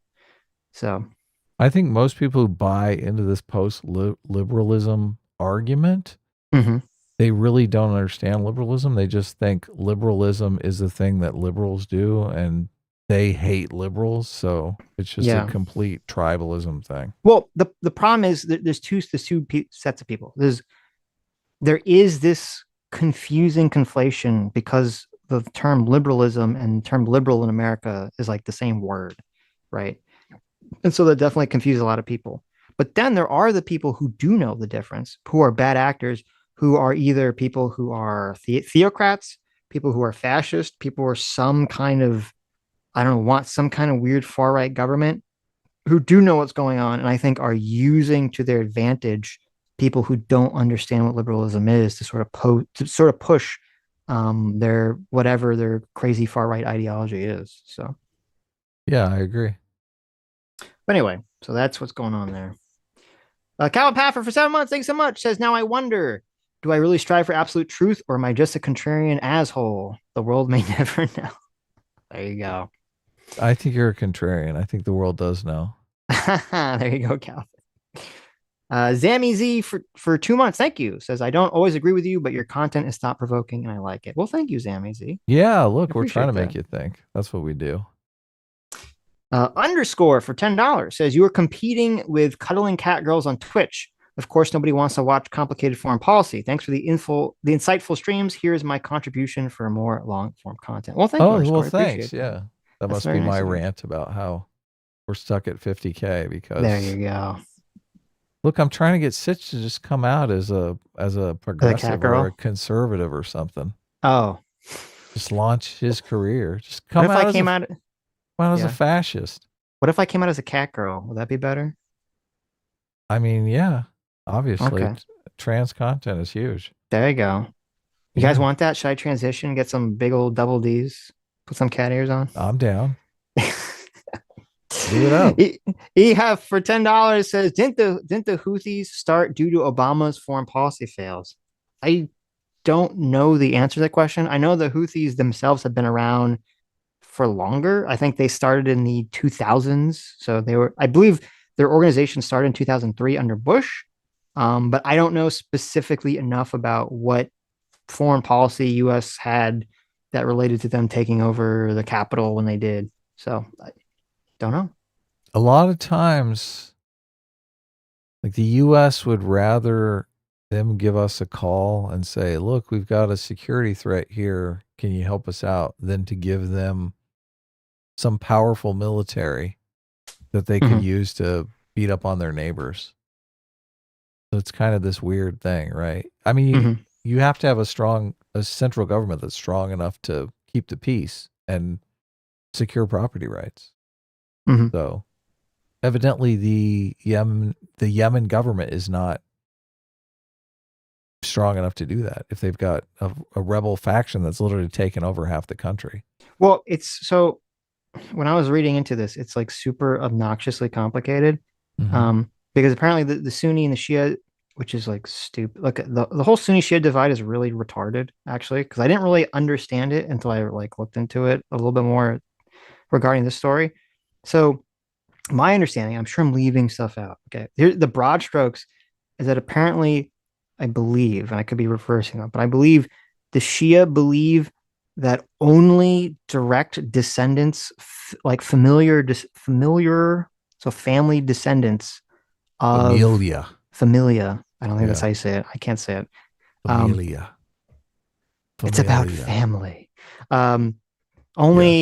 Only people that are direct descendants or people that are part of your drag racing crew, that are part of Allah's drag racing crew, can actually be like rulers of Islamic countries. Right. And the Sunnis, so all the rulers are direct descendants of Muhammad. Of Muhammad, theoretically. Yeah. I'm sorry, I said Allah. Yeah, Muhammad. Yes, they have to be cousins or some kind of relation to Muhammad. Right. So they can trace their lineage all the way back to the man that started Islam. Right. And the Sunnis don't believe that. Because one of Muhammad's friends, who was like a super competent leader but wasn't related, became a ruler. Yeah, he wanted to take over. Exactly. So basically the fact that after Muhammad died, two factions grew, and Right. they exist to this day. Right. And it's kind of retarded that people are killing themselves over this retarded idea like 1,000 years later, but that's just me. I don't know. So, Well, in but politics, you have to have an enemy, right? I guess. So that's basically that Sunni Shia fight has been going on in Yemen for like ever. And believe, I believe that regarding the Yemenis government leadership, that even when there was, I think it was in like the 90s when they became a joint country, that even when they became a joint country, whoever was like the president or ruler of the Yemenis government was essentially still Shia for a long time. And then I think when they got their first Sunni president is when like everything fell apart with like the Houthis kind of getting all triggered and forming the Houthi, whatever, and and rebelling and all that stuff. This is just like the Republicans, man. They love America as long as there's a Republican president. As soon as there's a Democratic president, it's like, well, look, at least I think that's kind of like everyone. I don't think it's fair to just say that's just the Republicans. Not true. Well, actually, I guess that's not true. The left hates everyone. Yeah. I was going to say the Democrats don't like America regardless. Yeah, look, at least the lefties are consistent, right? They hate every hate every president. Fair enough. That's true. Yeah, that's true. They don't care if their guy's in charge or your guy's in charge. We hate America. Okay, fair enough. Anyway, Christian Baller, thank you for $2. Says, "Quote: They're nihilists, Donnie. Nothing to be afraid of." True. I just saw that movie recently. Yeah, that's what movie is that? The Big Lebowski. That's what. Oh yeah. What's his name? What's the actor's name? John Goodman. They're nihilists. Yeah, when the Germans are trying to demand the money from Lebowski, from the dude, and they're like, what's that guy's name? The little squirrely guy who says all the dumb shit. Is it the German guy? No. There's the three main characters. There's John Goodman, the dude, and then there's the actor, the little squirrely Hispanic guy. His name escapes me. Buscemi. Yeah, Buscemi. Yeah, he's like, are they Nazis? He's like, no, they're nihilists. You have nothing to be afraid of. That movie is very silly. So it's a great movie. Doesn't Buscemi dies? I think Buscemi. Yeah, he does die. Steve Buscemi. He does die. Steve Buscemi does die. They throw you for a loop. You're like, what? Well, they do a nice little like spoiler. They do a nice little like fake out at the end of the movie when he died. Well, first of all, he's like a nothing character, so him dying has like no emotional impact on you whatsoever, which is the point. But then he dies, and then you see them in the next scene in like a legal office, and you kind of have this like, oh my God, was he actually really rich? Is he gonna like give them a bunch of money? But then it's like, no, they're asking them to pay for him to be cremated. It was like a nice little like double reverse out. So yeah. Anyway, great movie. Through the wormhole for $5 says, you guys should see Vosh's rare base takes reacting to Hasan. He basically says, yeah, liberals are right about horseshoe theory. So I actually watched I didn't get to that part. I actually did watch some of Vosh reacting to this clip of Hasan, and I was shocked to see Vosh was on the complete right side of this issue. I got to give him props. He was correctly calling out Hasan for basically supporting, piracy, and what the fuck is he talking about? So, a rare W from Vosh. Vosh is going to be pro-American soon, right? We'll see. Maybe he'll get his MSNBC job after all. Ooh, scary. Gene C. Alicia for $2 says, why did Israel attack the U.S. liberty? So I first of all, I have no clue what that has to do with anything that we were talking about. And I can only assume it's really annoying. So to answer your question, I believe it was a mistake. This was during the 6-Day War. Israel accidentally, they claim that they accidentally blew up an American ship called the USS Liberty. So there's like a subset of people who hate Jewish people with every ounce of their being. And whenever you talk about anything that has any tangential relationship to Israel, they have to go, what about the USS Liberty in 1960, whatever?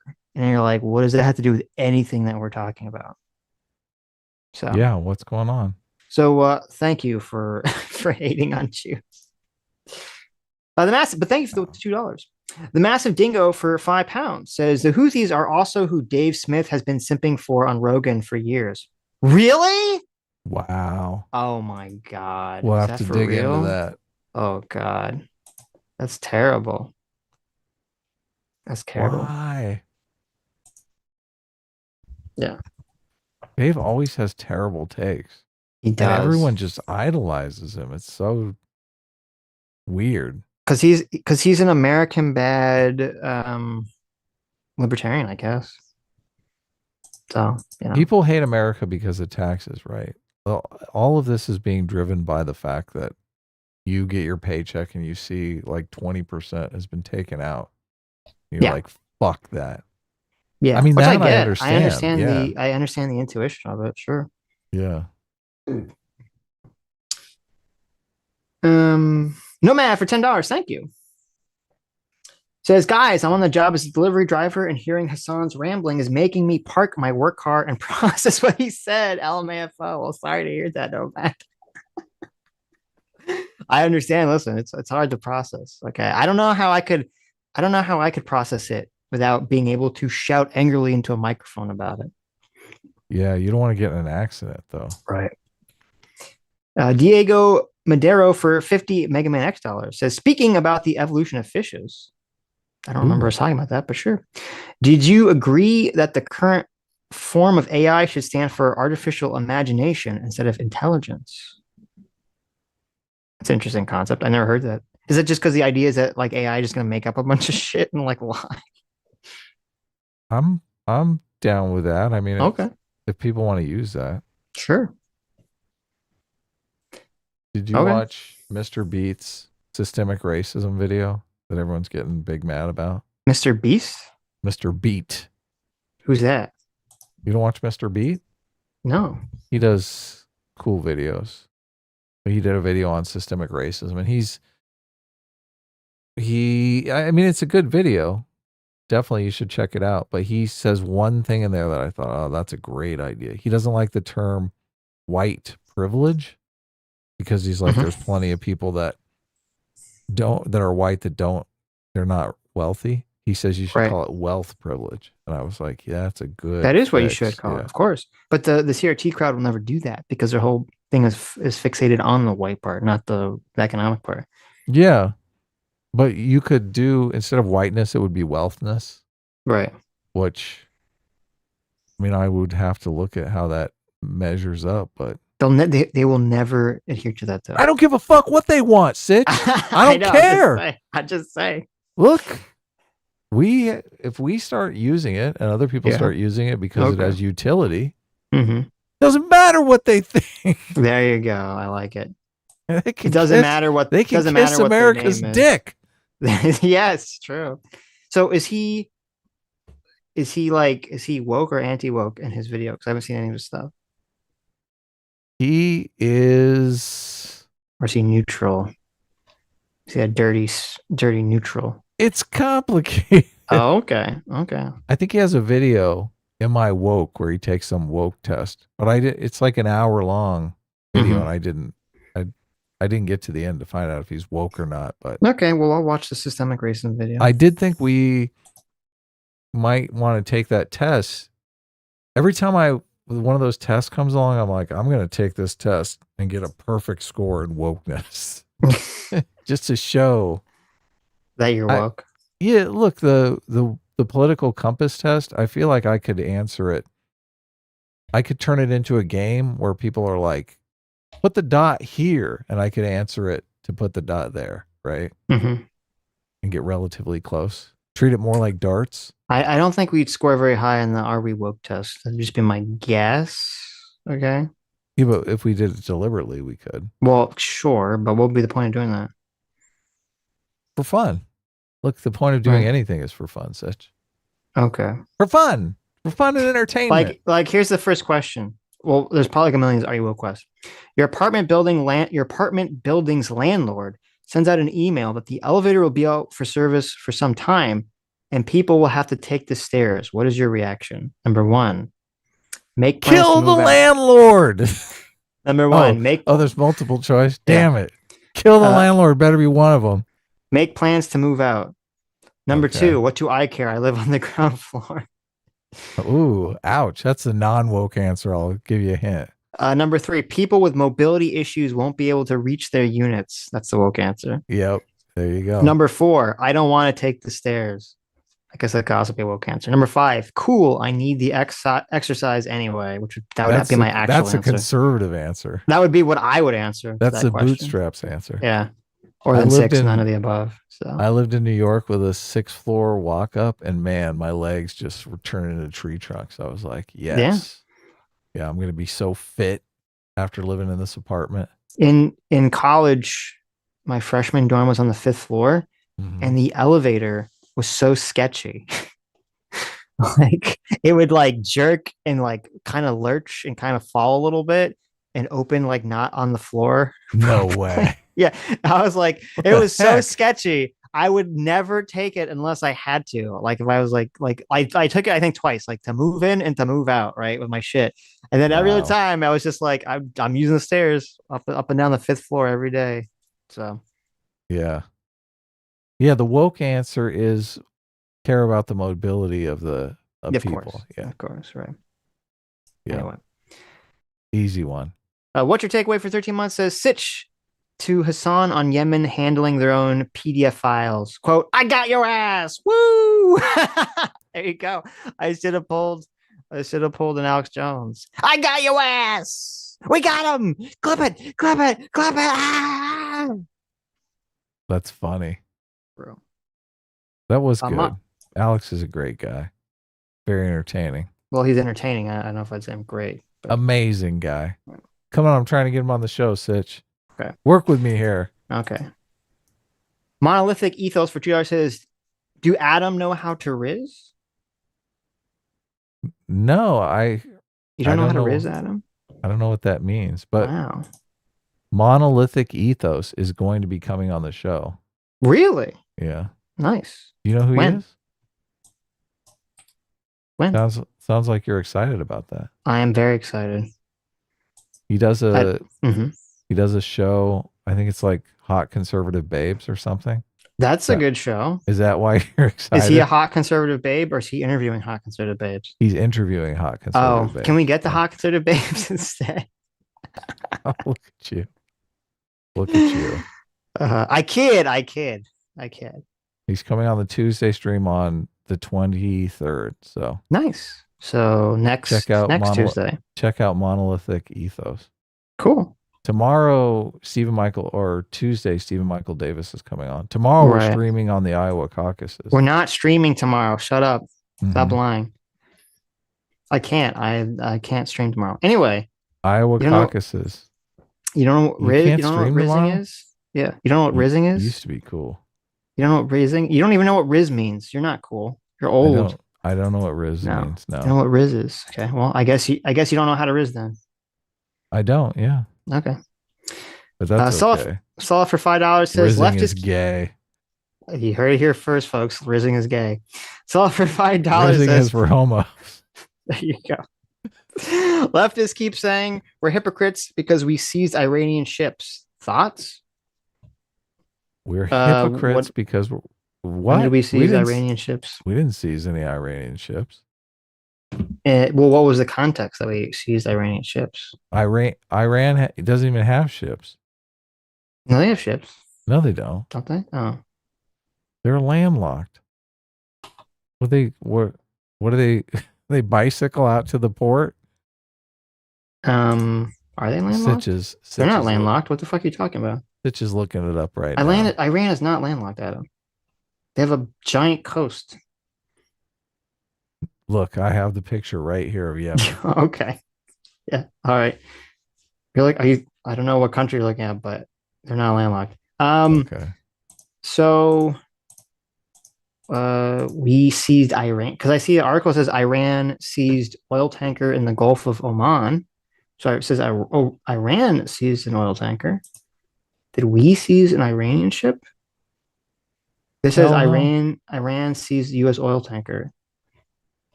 I don't know what you're talking about. You have to give us a little more to go on there. Let's see. History Enthusiast for $10 says, I love listening to you guys, but please don't frame this as a W for President Roomba.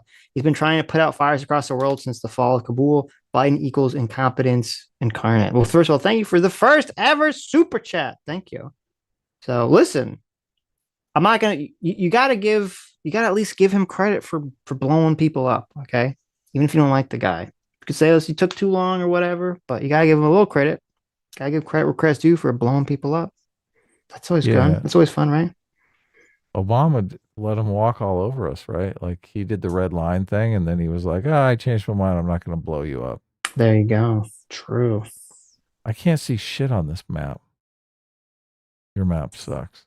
Doesn't even have Iran labeled. What a disgrace. So, okay, you see where the words canal are on the map? Yeah. That's Iran. Suez Canal. With the canal, that's where Iran is. So it has that giant coastline in the south and a little bit of coastline on the north. Yeah, it's like a lake up there. Yeah. That's the Lake of Fire, by the way. That's the Caspian Sea. Oh. And below is the Arabian Sea. So mine was more interesting. There you go. Okay. WTF 1A1A for $2 says, Adam, what are your thoughts on Bridge DI shared by Kirsch? What the heck? What was that? Are you drunk? Sounds like That's you're what it slurring says. now. Adam, thoughts on Bridge DEI shared by Kirsch? Bridge DEI shared by, I don't know what that is. Do you know this? Is this a story that I missed? Well, I'm assuming Kirsch is an account that shared a story about DI or something. I don't know what the fuck they're talking about. I don't know. I don't know. Stigma of the Rose for 10 months. Thank you. Rex Vectum, thank you for 5 months. Thank you. Says Hasan is actually losing his mind. He's like reverse Nick Fuentes now. There you go. WTF1A says, Adam, I tagged you on Twitter. I guess check your notifications. I've been tagged by no one. Tag him again. And tag me. Is this about the Kirsch thing? Yes. I looked up Kirsch and the avatar is familiar, but I don't know. Radically Milk Toast for 2 months says, congrats for reviving Sitch Undaily. All you needed was a full-time producer and editor to help the shadow blob out of bed. 18 reigns supreme. True. Look, Sitch does a lot of work on his end because he does the research on the videos and stuff. Right. Like that. Thank so, you. look, but that what you said is not untrue, though. So I try not to take advantage of people. Thank you.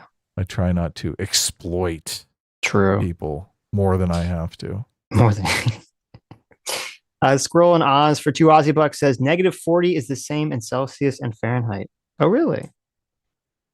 I didn't know that. Well, there you go. Oh, it is? Wow. Shocking. What? They intersect at -40. That's the 1 point on the scale where they intersect. Really? Yeah. Fascinating. Fascinating. That's my word. Jinx. 1, 2, 3. Yo, your word is voluminous. Lives in Dev's Wall specifically for $2 says USA has a dick tattoo that says Lockheed Martin. There you go. There what? You go. Look, if you're gonna get a dick tattoo, don't get Lockheed Martin. That's true. You should get. It should say Weapon of Mass Destruction or WMD on it. That's hilarious. That'd be good, right? Naxless for 21 months. Thank you, Nax. Says, do you know who's on our side? Vosh. He spent a stream ranting against Hasan and Kulinski for being pro-Houthi and repeating Nazi takes. I know. Shocking. Shocking. Yeah. Kotro for $2 says, nickname for bread boy. Suck my dictator taught Hasan. That's good. Pretty good. I like that. That's good. Daily Dose for 13 months says it's MLK Eve. I'm surprised we're not covering some dummy trying to rewrite his history. Also, what happened to the debate coverage? S class is the best class. Yeah, what happened to debate coverage? No one cares about that debate. That's what happened to it. Obviously, someone does. Well, no one but Daily Dose cared about it. Sorry, Daily. So we were going to actually do a video that was going to be about racism, but then this happened and I saw these videos and we had to do this. We'll do that one later. Well, yeah, we have a bunch of videos that we like have saved if there's nothing topical. So We do, yeah. Nico in the chat says Bridge is a new DEI, do you mean DEI? DEI initiative seeking to implement DEI practice in companies, which was covered by Kirsch, I guess it's a YouTuber or something, a few days ago, and the guy just had a stroke while typing. Wow. Oh, that sucks. Okay. Oh, you mean the guy who sent the super chat? I'm not familiar with this Bridge DEI initiative thing. I'll check it out. I'll look into it after the stream. Where were we? WM for $5 or 1W for $5 says Hitler has a deep wish Germany was Islam, then Christian for conquest and hate of. What? Hitler has a deep wish Germany was Islam, then Christian for conquest and hate of. I'm sorry, W. 1W. Right. I think there was a sentence there. I'm not sure what it meant. Tommy Simonson for 100 DK says Google Maersk Line Limited, a Danish shipping company that was attacked. They just happened to exclusively move U.S. Army equipment around the world. War was declared. Okay. You know how many like shipping companies are moving shit all across the world at all times? So, right. A lot of them. Yeah, but there you go. Listen, they attack a Danish shipping company that's moving U.S. Army equipment. You better believe we should blow those Houthis away. Right. Believe it. Sitch is just in favor of blowing stuff up regardless. I am. Just for well, no, not entertainment regardless. value. They got to be deserving, okay? Oh, okay. Really? Yes. House Sparks for $10 says, oh my God. KKK Kulinski live from a pottery barn. White privilege applies to dye jobs now. Laughing emoji. P.S. Feel free to forward that Nazi Houthi video to him. There you go. Yeah, it doesn't look good to support the people doing Nazi salutes. I didn't get to see that video. There you go. Sounds horrifying. Theoden King of Brohan for $5 says the blockade isn't working? ? Oh wait, sometimes it moves. Okay, there we are. The blockade isn't working? ? Have they tried working class people? Have they tried making working class? Yes. Have they tried making working class people late to work? How about throwing soup on artworks? There you go. True. That's different true. kind of strategy there. Right. That hasn't really worked for climate change either. Mm-hmm. Lewis for £2 says, do you guys have any opinions? I assume you mean opinions on options. Opinions on Boris Johnson. I have absolutely no opinion on Boris Johnson whatsoever. Look, except that he has crazy hair. So damn it. You beat me to it. I was like, let me see. I'll give you an opinion on Boris Johnson right here. He's a towhead. Yeah, he's got crazy hair. I have no opinion on otherwise. I don't really follow British politics because America. But thank you, Lois. But yeah, how do you feel about all these fucking retards that go out there and are like, listen, I'm going to block access to for cars to drive to the airport because, that's how I'm going to support, ending the genocide in Gaza, right? I don't like it at all. Yeah, nobody likes it. Yeah. It makes everyone hate you and your movement. It's like the most bafflingly retarded protest of all time. For my protest, I want everyone to hate me and my movement's goals because I'm an idiot. Makes people pro-genocide.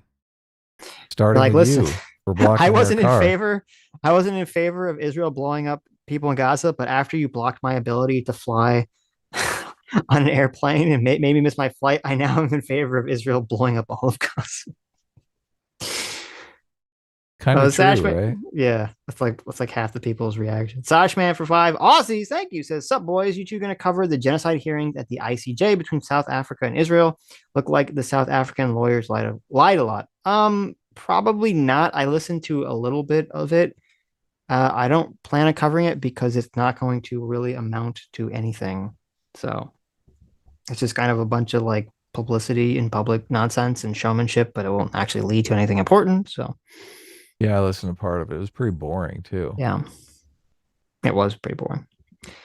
Dan Richards for 7 Canadian. And also, it is kind of rich for South Africa to be complaining about someone else doing a genocide when, like, literally they're kind of, either in favor of or allowing white people to basically just get murked all over the place. So, Dan Richards, thank you for the 7 Canadian, says, Jesus fucking Christ, Sitch. Kyle said that what is happening in Gaza is the worst thing since the Holocaust. Kyle is not a serious person. Really?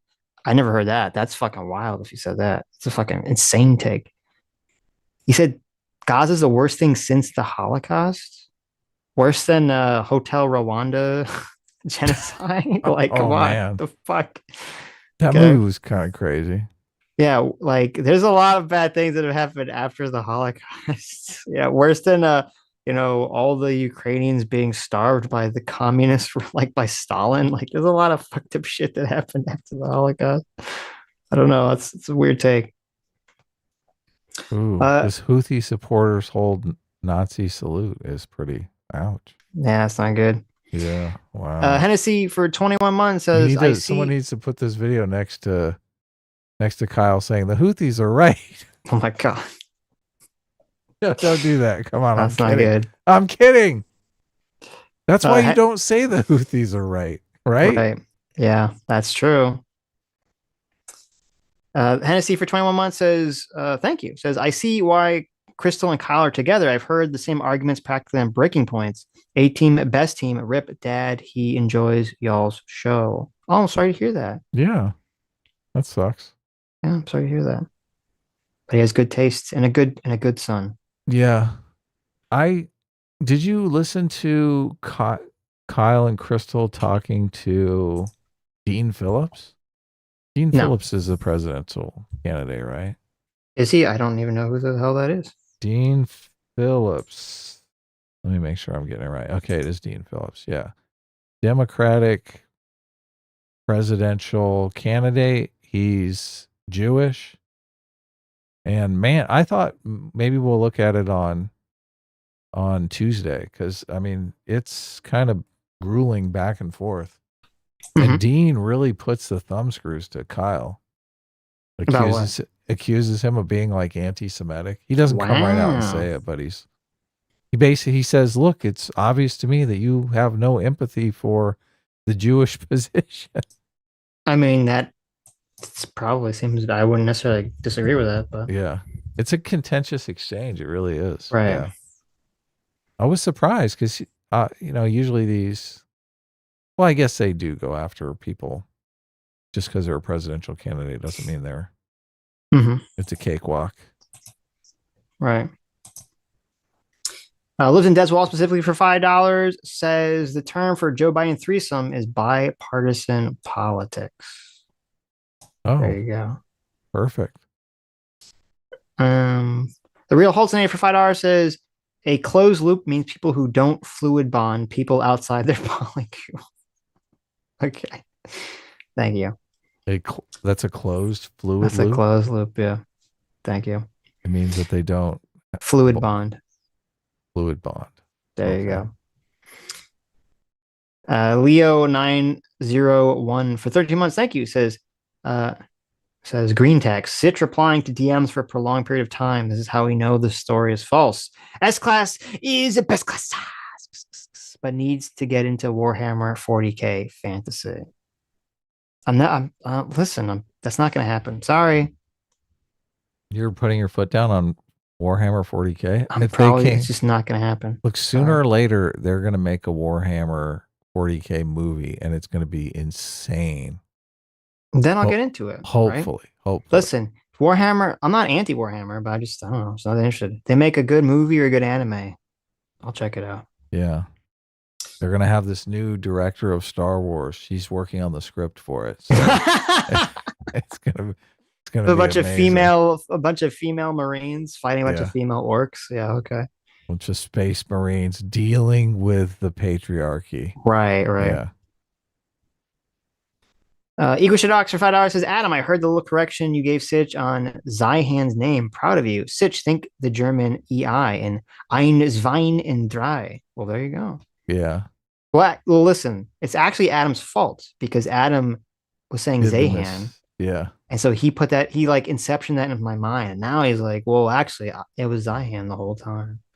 Yeah. So there you go. We'll get it right sooner or later. That's true. People correct in the comments, so I'm just trying to make those comments go away. The real Haltonator for $5 says, given how salty Hasan is, he must be the densest person ever. True.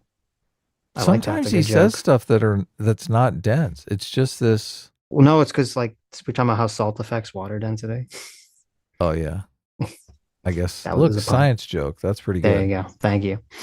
Iwishadox for $5 says, I'm conservative at heart, but I want to uphold liberalism as you guys defined, since it's been the foundation of America since its founding. True and based. Thank you, Iwishadox. Individual freedom. How do you get people to do anything if you don't give them individual rights? Yeah, sure. A lot of people will loaf and just waste time, but look, 20% of them are going to make the world a better place. Right. Ostracy for $10 says, I don't fully agree with Carl, but I think you guys have a really heavy, almost blinding bias to anything critical of liberalism. Well, I think the reason it comes across that way is because I don't feel that 99% of the people who are making all these critiques of liberalism are doing so in any good faith way or are advocating for anything that's not fucking horrible, right? A lot of times they're completely hiding the ball. Like you can't even really get them to advocate for anything. Right. Either it's like pulling teeth on what the fuck they're advocating for. The critiques are horrible straw man, or they're advocating for communism or some kind of like weird theocratic fascism or something. It seems like it's always something fucking horrible. So, I feel like if there was someone who was actually advocating for something not horrible, and we could have a conversation about like, oh yeah, here are some shortcomings of like liberalism as a philosophy. I'm like, because obviously there is, because I don't believe in utopianism and no system is perfect. It's kind of like, democracy. It's like, it's not perfect, but it's the best thing we have right now, right? And if I'm talking to someone else who that's what their agreement, if that's the starting point, I say, yeah, I agree, democracy is not perfect, but it's the best thing we have right now. We can kind of talk about like shortcomings and like what to do about it going forward. But if I'm talking to a communist or a fascist, like I'm not going to be like, oh yeah, democracy, I'm like, no, fuck you, your system is dog shit. So, Not Gay Ben, thank you so much, Not Gay Ben. Our favorite account for 21 months says, I am not gay. There you go. I was just in perpetual suspense. Hell yeah. Spencer Harmon for $20. Thank you. Says, have you all seen about the corruption of Fannie Pack Willis? No. Fannie Pack Willis. Wow. No. Nothing in his fanny pack? His fanny pack was stuffed with stolen goods? You don't mean fanny pack. Oh, what's the person's name? That's a nickname you gave them. That's a nickname you gave them. I do know what you're talking about. Fanny Pack Willis was the nickname I gave them? No, that was a nickname the Superchat gave. Oh. I kind of heard someone talking about it. I didn't look into it. So I don't have a strong opinion on it one way or the other as of yet. So it was Fannie Willis. There was something about Fannie Willis. That was like, wasn't she giving, she was being like highly nepotistic or something? I'm not sure. What was Fannie doing? New Willis allegations energized critics of Fulton Trump. Oh God! Can you please get rid of your ad blocker? Shut up. Who says that? The website I'm on. Well, I'll be right back. This week's bombshell allegations against Fulton County District Attorney Fannie Willis has emboldened her Republican critics, particularly members of the State House, who have sought to use a new law for sanctioning rogue prosecutors. Let's see. The fallout began within hours of defendant Michael Roman filing a court motion seeking to dismiss election interference charges. The former Trump campaign operative alleged, without providing concrete evidence, that Willis hired her romantic partner as a special prosecutor for the Trump case and benefited financially from the relationship. That's right. Yeah, that's what I heard. Willis so far has declined to address the allegations publicly, saying through a spokeswoman that her office would respond through appropriate court filings. So there you go. Do we know? I haven't looked into this, so I don't know what the evidence or defense of these claims are. But I guess we'll find out going forward in the courts. Interesting. Fate of Morality for $10 says, have you heard of the concept of the panopticon? It was an idea for a prison where every prisoner could be watched by one security guard. There are many relations behind this, God and society today. Yeah, I do remember hearing about this. It was like this, if I recall correctly, it was this idea that you'd have like a kind of circular prison, and like in the middle or in some position was like a booth that could look at Panopticon? everybody. Yeah, the panopticon thing. Yeah. Yeah. Didn't David Hume invent that? I think so. Did he? Maybe he did. It sounds like some kind of philosopher thing. So, Panopticon. right. I could be wrong. Right. I was going to look. Well, at and so poll yeah, numbers. so the idea was like, even though there was only one guard, since the guard had the ability to look at everyone, you would never know if you were actually being observed at that moment. So you'd behave right on the off chance that they were observing you, right? Was that the idea? Yep. So, yeah. which I'm assuming you're saying it's kind of like the idea where, like, it's obviously the idea like some religion operates under with God watching. It's obviously the idea that China, operates under with like the government watching. So, which definitely will alter people's opinions and influence. And that's why America is so based, because we believe in freedom, bitch. Roko for $5 says it should be noted that the Houthis, while they are Shia, they are a separate type of Shia than the Iranians. The Iranians are 12ers, the Houthis are Zaydis. That is true. They are different. They're still being supported by the Iranians, but they are not the same sect of Shia. But I believe that the core belief about the rulers having to be related to Muhammad is still part of that sect. Stug for $10 says, behind, but do you have any idea what Sargon actually wants the philosophical underpinning of the West to be? Does he want to undo freedom of speech? Does he want rigid hierarchies? What is it? I don't know the answer to that question because I don't believe he's ever laid it out, at least in any video I've seen. So, yeah, I don't. He defaults back to just something. Liberalism isn't going to work. We got to do something different. Yeah, which is very frustrating. Mm-hmm.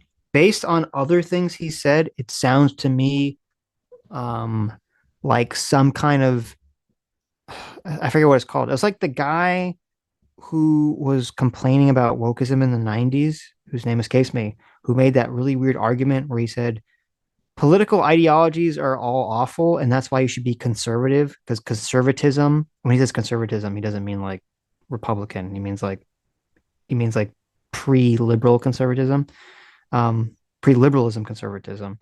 And he said you should conservative because conservatism isn't a political ideology. It's like based on the observed experience of tradition or some wacky argument.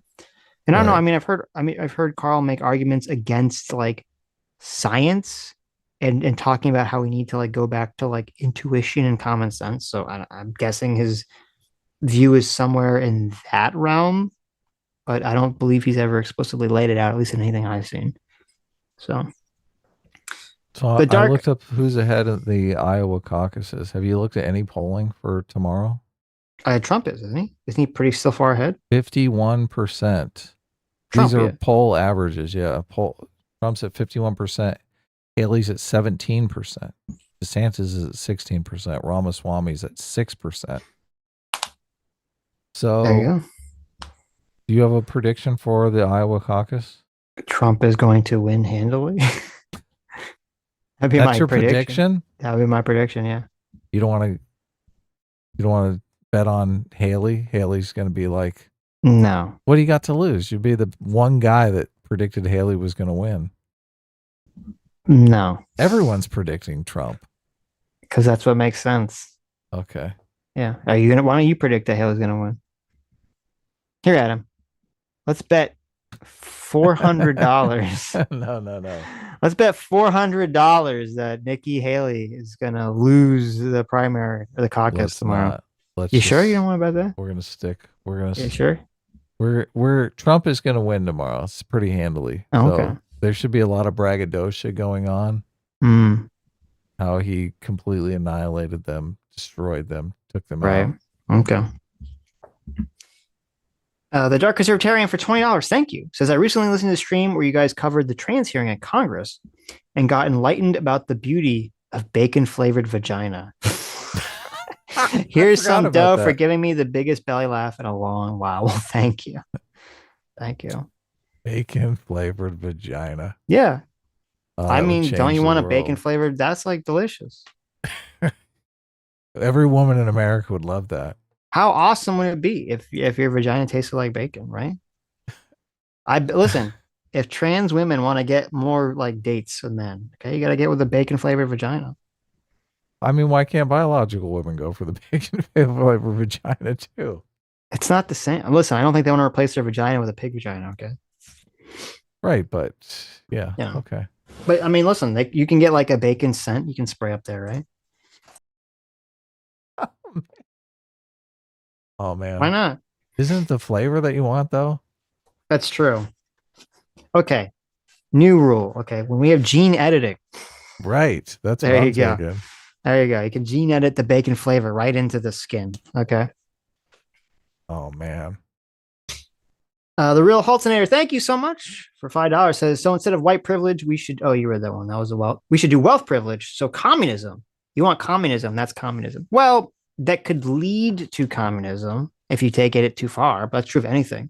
It is true that if you're rich, you have a certain level of privilege that people don't have. I would imagine everyone would agree with that. So I didn't read that one. Now, yeah, I know you didn't. I thought you did, but no. So I think you can acknowledge the fact that people have privilege based on their economic status without that leading to communism. Now, people will try to turn being wealthy is obviously a privilege. I mean, obviously, no one would deny that having wealth gives you privilege over people that don't have wealth. Yeah, you don't want people to be targets. I guess. Right. I guess it is true. The whole concept of white privilege is to turn white people into a target. Well, it's kind of more than that. It's kind of to say that white people are wrong. Like you're always wrong. Yeah. That's kind of why. So people in society do have a privilege, but I guess it's just, you don't want to point it out. You want to be like, look, you don't have any privilege. Right. I mean, you have a yacht and okay. And like 10 houses, but Fondue for $5 says every time you say the name, I can't help but sing in my head. I ran so far away. That's I ran so far away. That's the Lonely Island song, right? I haven't heard that song. So one of their songs I haven't heard. Oh, I've heard that song. Okay. I've definitely heard that song. WTF 1A1A for $5 says, Sitch, I already tagged you as well. Don't try and gaslight me. Just the names won't look the same for my YouTube name. She's the V YouTuber who found a hole. We'll just send it again. I probably didn't see it. Just resend it. Just send it again. Yeah. The tweet, or the DM or whatever it was. I get a lot of notifications and if I tweet something that gets a lot of like traffic, I don't even look at my notifications. Yeah, because they just get flooded with like garbage. So you pretty much can't. You got to just step away. You have to like basically mute something. But if you tweeted me something before I muted whatever was filling my notifications, I'm not going to see it. So just send it again. War for $5 says, as a U.S. service member, thank you to Hasan for paying my salary. Well, thank you for the $5 Ward in your first ever super chat. Thank you.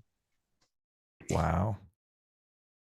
The real Holtner for $2 says, have you guys covered the DEI layoffs? No, we haven't covered it. There's been a bunch of DEI layoffs in some companies, which is that good? That's great, right? Yeah. It was Google. What were their companies? It was like Google. Let me see. Let them get out. It says Google, Meta, and other tech giants are cutting DEI programs. Good. Yeah.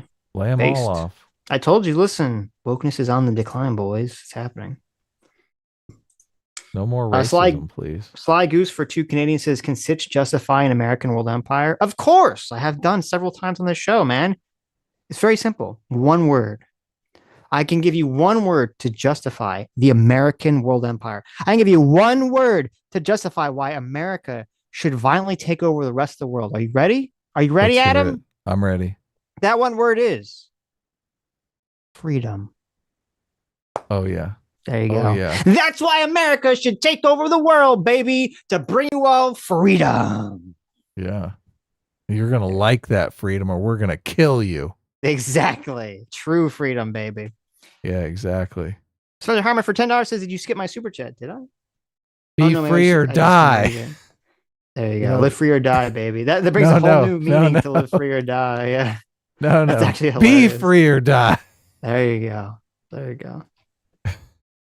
Oh, I guess you sent that before I read your sponsor. Sorry. I feel like kind of we do the super American stuff more than the conservatives do. Like all the conservatives now are kind of anti-American. Right. It's kind of weird. There's really no outlet for people who just want to be like, yeah, America, badass. Right? Right. Nobody's getting their fill. Wartooth 88 for $2 says, off topic, but do you have any thoughts on the Ethan Van Scriver Flash July drama? So I saw that they were all yelling at each other.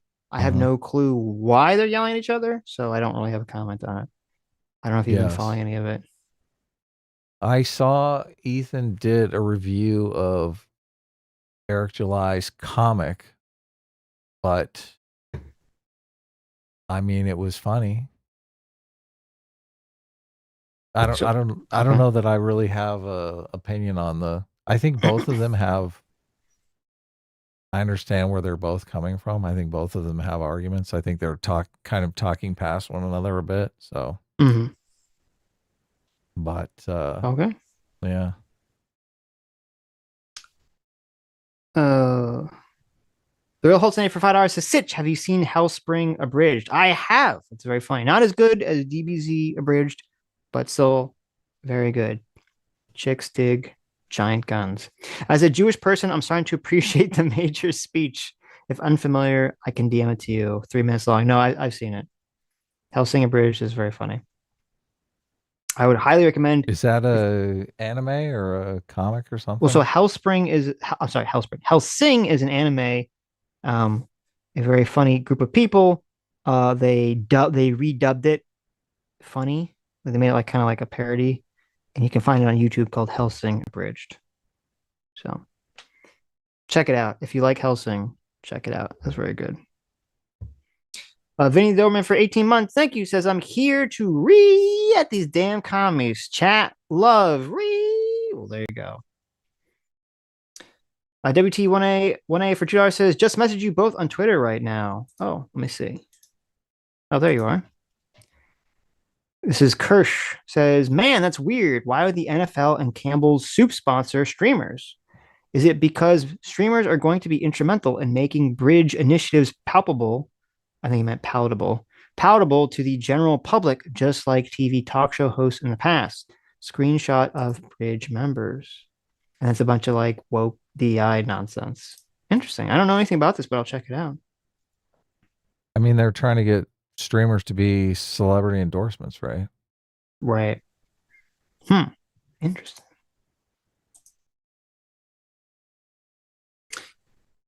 Okay.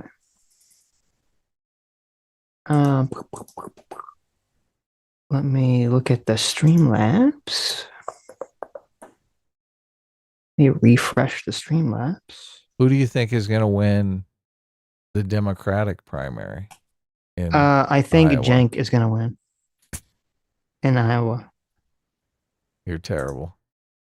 What? You don't agree? Do you really think so? Of course, man. Cenk's got this. Did he get on the ballot? It says he's going to win by write-in. Oh, okay. Dr. Diddler for $2. Thank you so much. Says, who are we to suggest that these brave Houthi rebels stop trying to attack armed warships they have a 0.0000000% chance of ever beating? They're just a few thousand deaths and 100 dinghies away next time for sure. It's so weird, but yeah, that's like literally their attitude. That just because they don't have a chance, like I guess you just gotta take it, you know. Dr. Lil for Yes. $2, thank you. Says Hasan's right about one thing. I do get quite the justice boner watching the video of us bombing the shit out of terrorists, like the hand of God coming down to smite the wicked. Maybe the defense budget should be bigger. True. What a base take. True. Dr. Lil for $2 says genocide is when you start shit and the other side is so much better than you at warfare. Now you can surrender any time the killing will stop, but they're evil for fighting back. Accurate. Very accurate. And Dr. Liller for $2, thank you, says you shouldn't be allowed to stage some kind of terrorist campaign when you have a name as stupid as Houthi. Sounds like a bootleg candy from Sweden. Workshop it and knock this shit off. There you go. True. Better name. That's what they need. They do, yeah. Yeah. That's true. Hmm. Sounds too close to Houthi. Right. How about the anti-Semites? That's a good name. Just says what it is, right? There you go. Right. Yeah. I like it. I like it. Yeah. What about the child briders? Right. Yes. They should call them they should call themselves the Young Guns. Right. Oh man. I like Isn't that taken? The Young Guns, probably.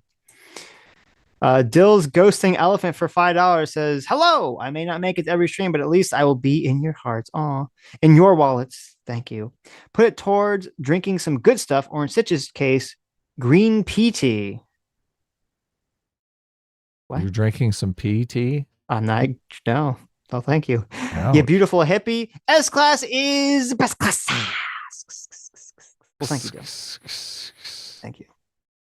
You know, green tea mixed with black tea is very tasty, though. Do a little half and half. Or we could do a little triple, mix green tea with black tea and lemonade, okay, for the ultimate drink. Or just drink coffee. Fondue for $5 says, what would you call America once? What would you call America once everywhere is America? I'm gravitating towards superior America, but could do greater America. Great America is actually an amusement park in California. I don't know if they have it elsewhere. Right. That's a good question. What would be the name once America takes over the world? What would be the name of our great country? What about Ultra America? The United States of Ultra America. That's pretty good, right? Yeah, it's got a nice ring to it. Ultra America. We're not just America, we're Ultra America. Forever America. Endless America. Yeah. Infinite America. Inevitable America. Oh, that's a good one. The United States of Inevitable America. There you go. The United I like it. States of Inevitable. We, America, we are inevitable. Beautiful. I like it. Freedom is non-negotiable. Exactly. Yes. Galactic America. Ooh, okay. I like it. Inevitable America. There it is. There it is. There it is. I like it. Okay. Anyway. Okay. That's it. Nice. That's it. Look at this. That's it. Look at that. Short stream today, everybody. It was only 5 hours. Look at that. That's short. That's like triple what most people do. That's true. That's true. It's short for us. Well, anyways. I'm putzing around with my... he's got to take off the sound blocking thing so he could, of course, play the things. Yep. Yep. Anyways, thank you all for coming. Thank you all for your incredibly generous donations. I just sees mad. Thank you all for incredibly generous donations. Thank you, Hasan, for your mind-numbing, brain-melting takes. And thank you, Kyle, please. We're not angry. We're just disappointed. Do better. I knew that was going to happen. Stug for $2 says short man. Says Look at that. Look at that. 5 hours is short enough. Anyway, We'll see you all on Tuesday. Definitely not Monday. We will not be streaming Monday. I'm not streaming Monday. We're not covering the caucus. We will talk about it on Tuesday before we talk to Stephen Michael Davis. And thank you all for coming. You who have made it to the end of the stream, you are the true free will seekers. You are the true anime protagonists. That's right. You are the true heroes who have been isekai'd to a new reality where you have some sort of incredibly OP power. You know what that incredibly OP power is? It's the power of free will, baby. It's the power to see beyond your biases, to see what is objectively true, and realize the truth is that America is inevitable. That's right. Starting right today, every person in the chat right now who's made the stream, you are all the first citizens of the inevitable American Empire. And we'll see you all on Tuesday. See you tomorrow. Bye-bye! No!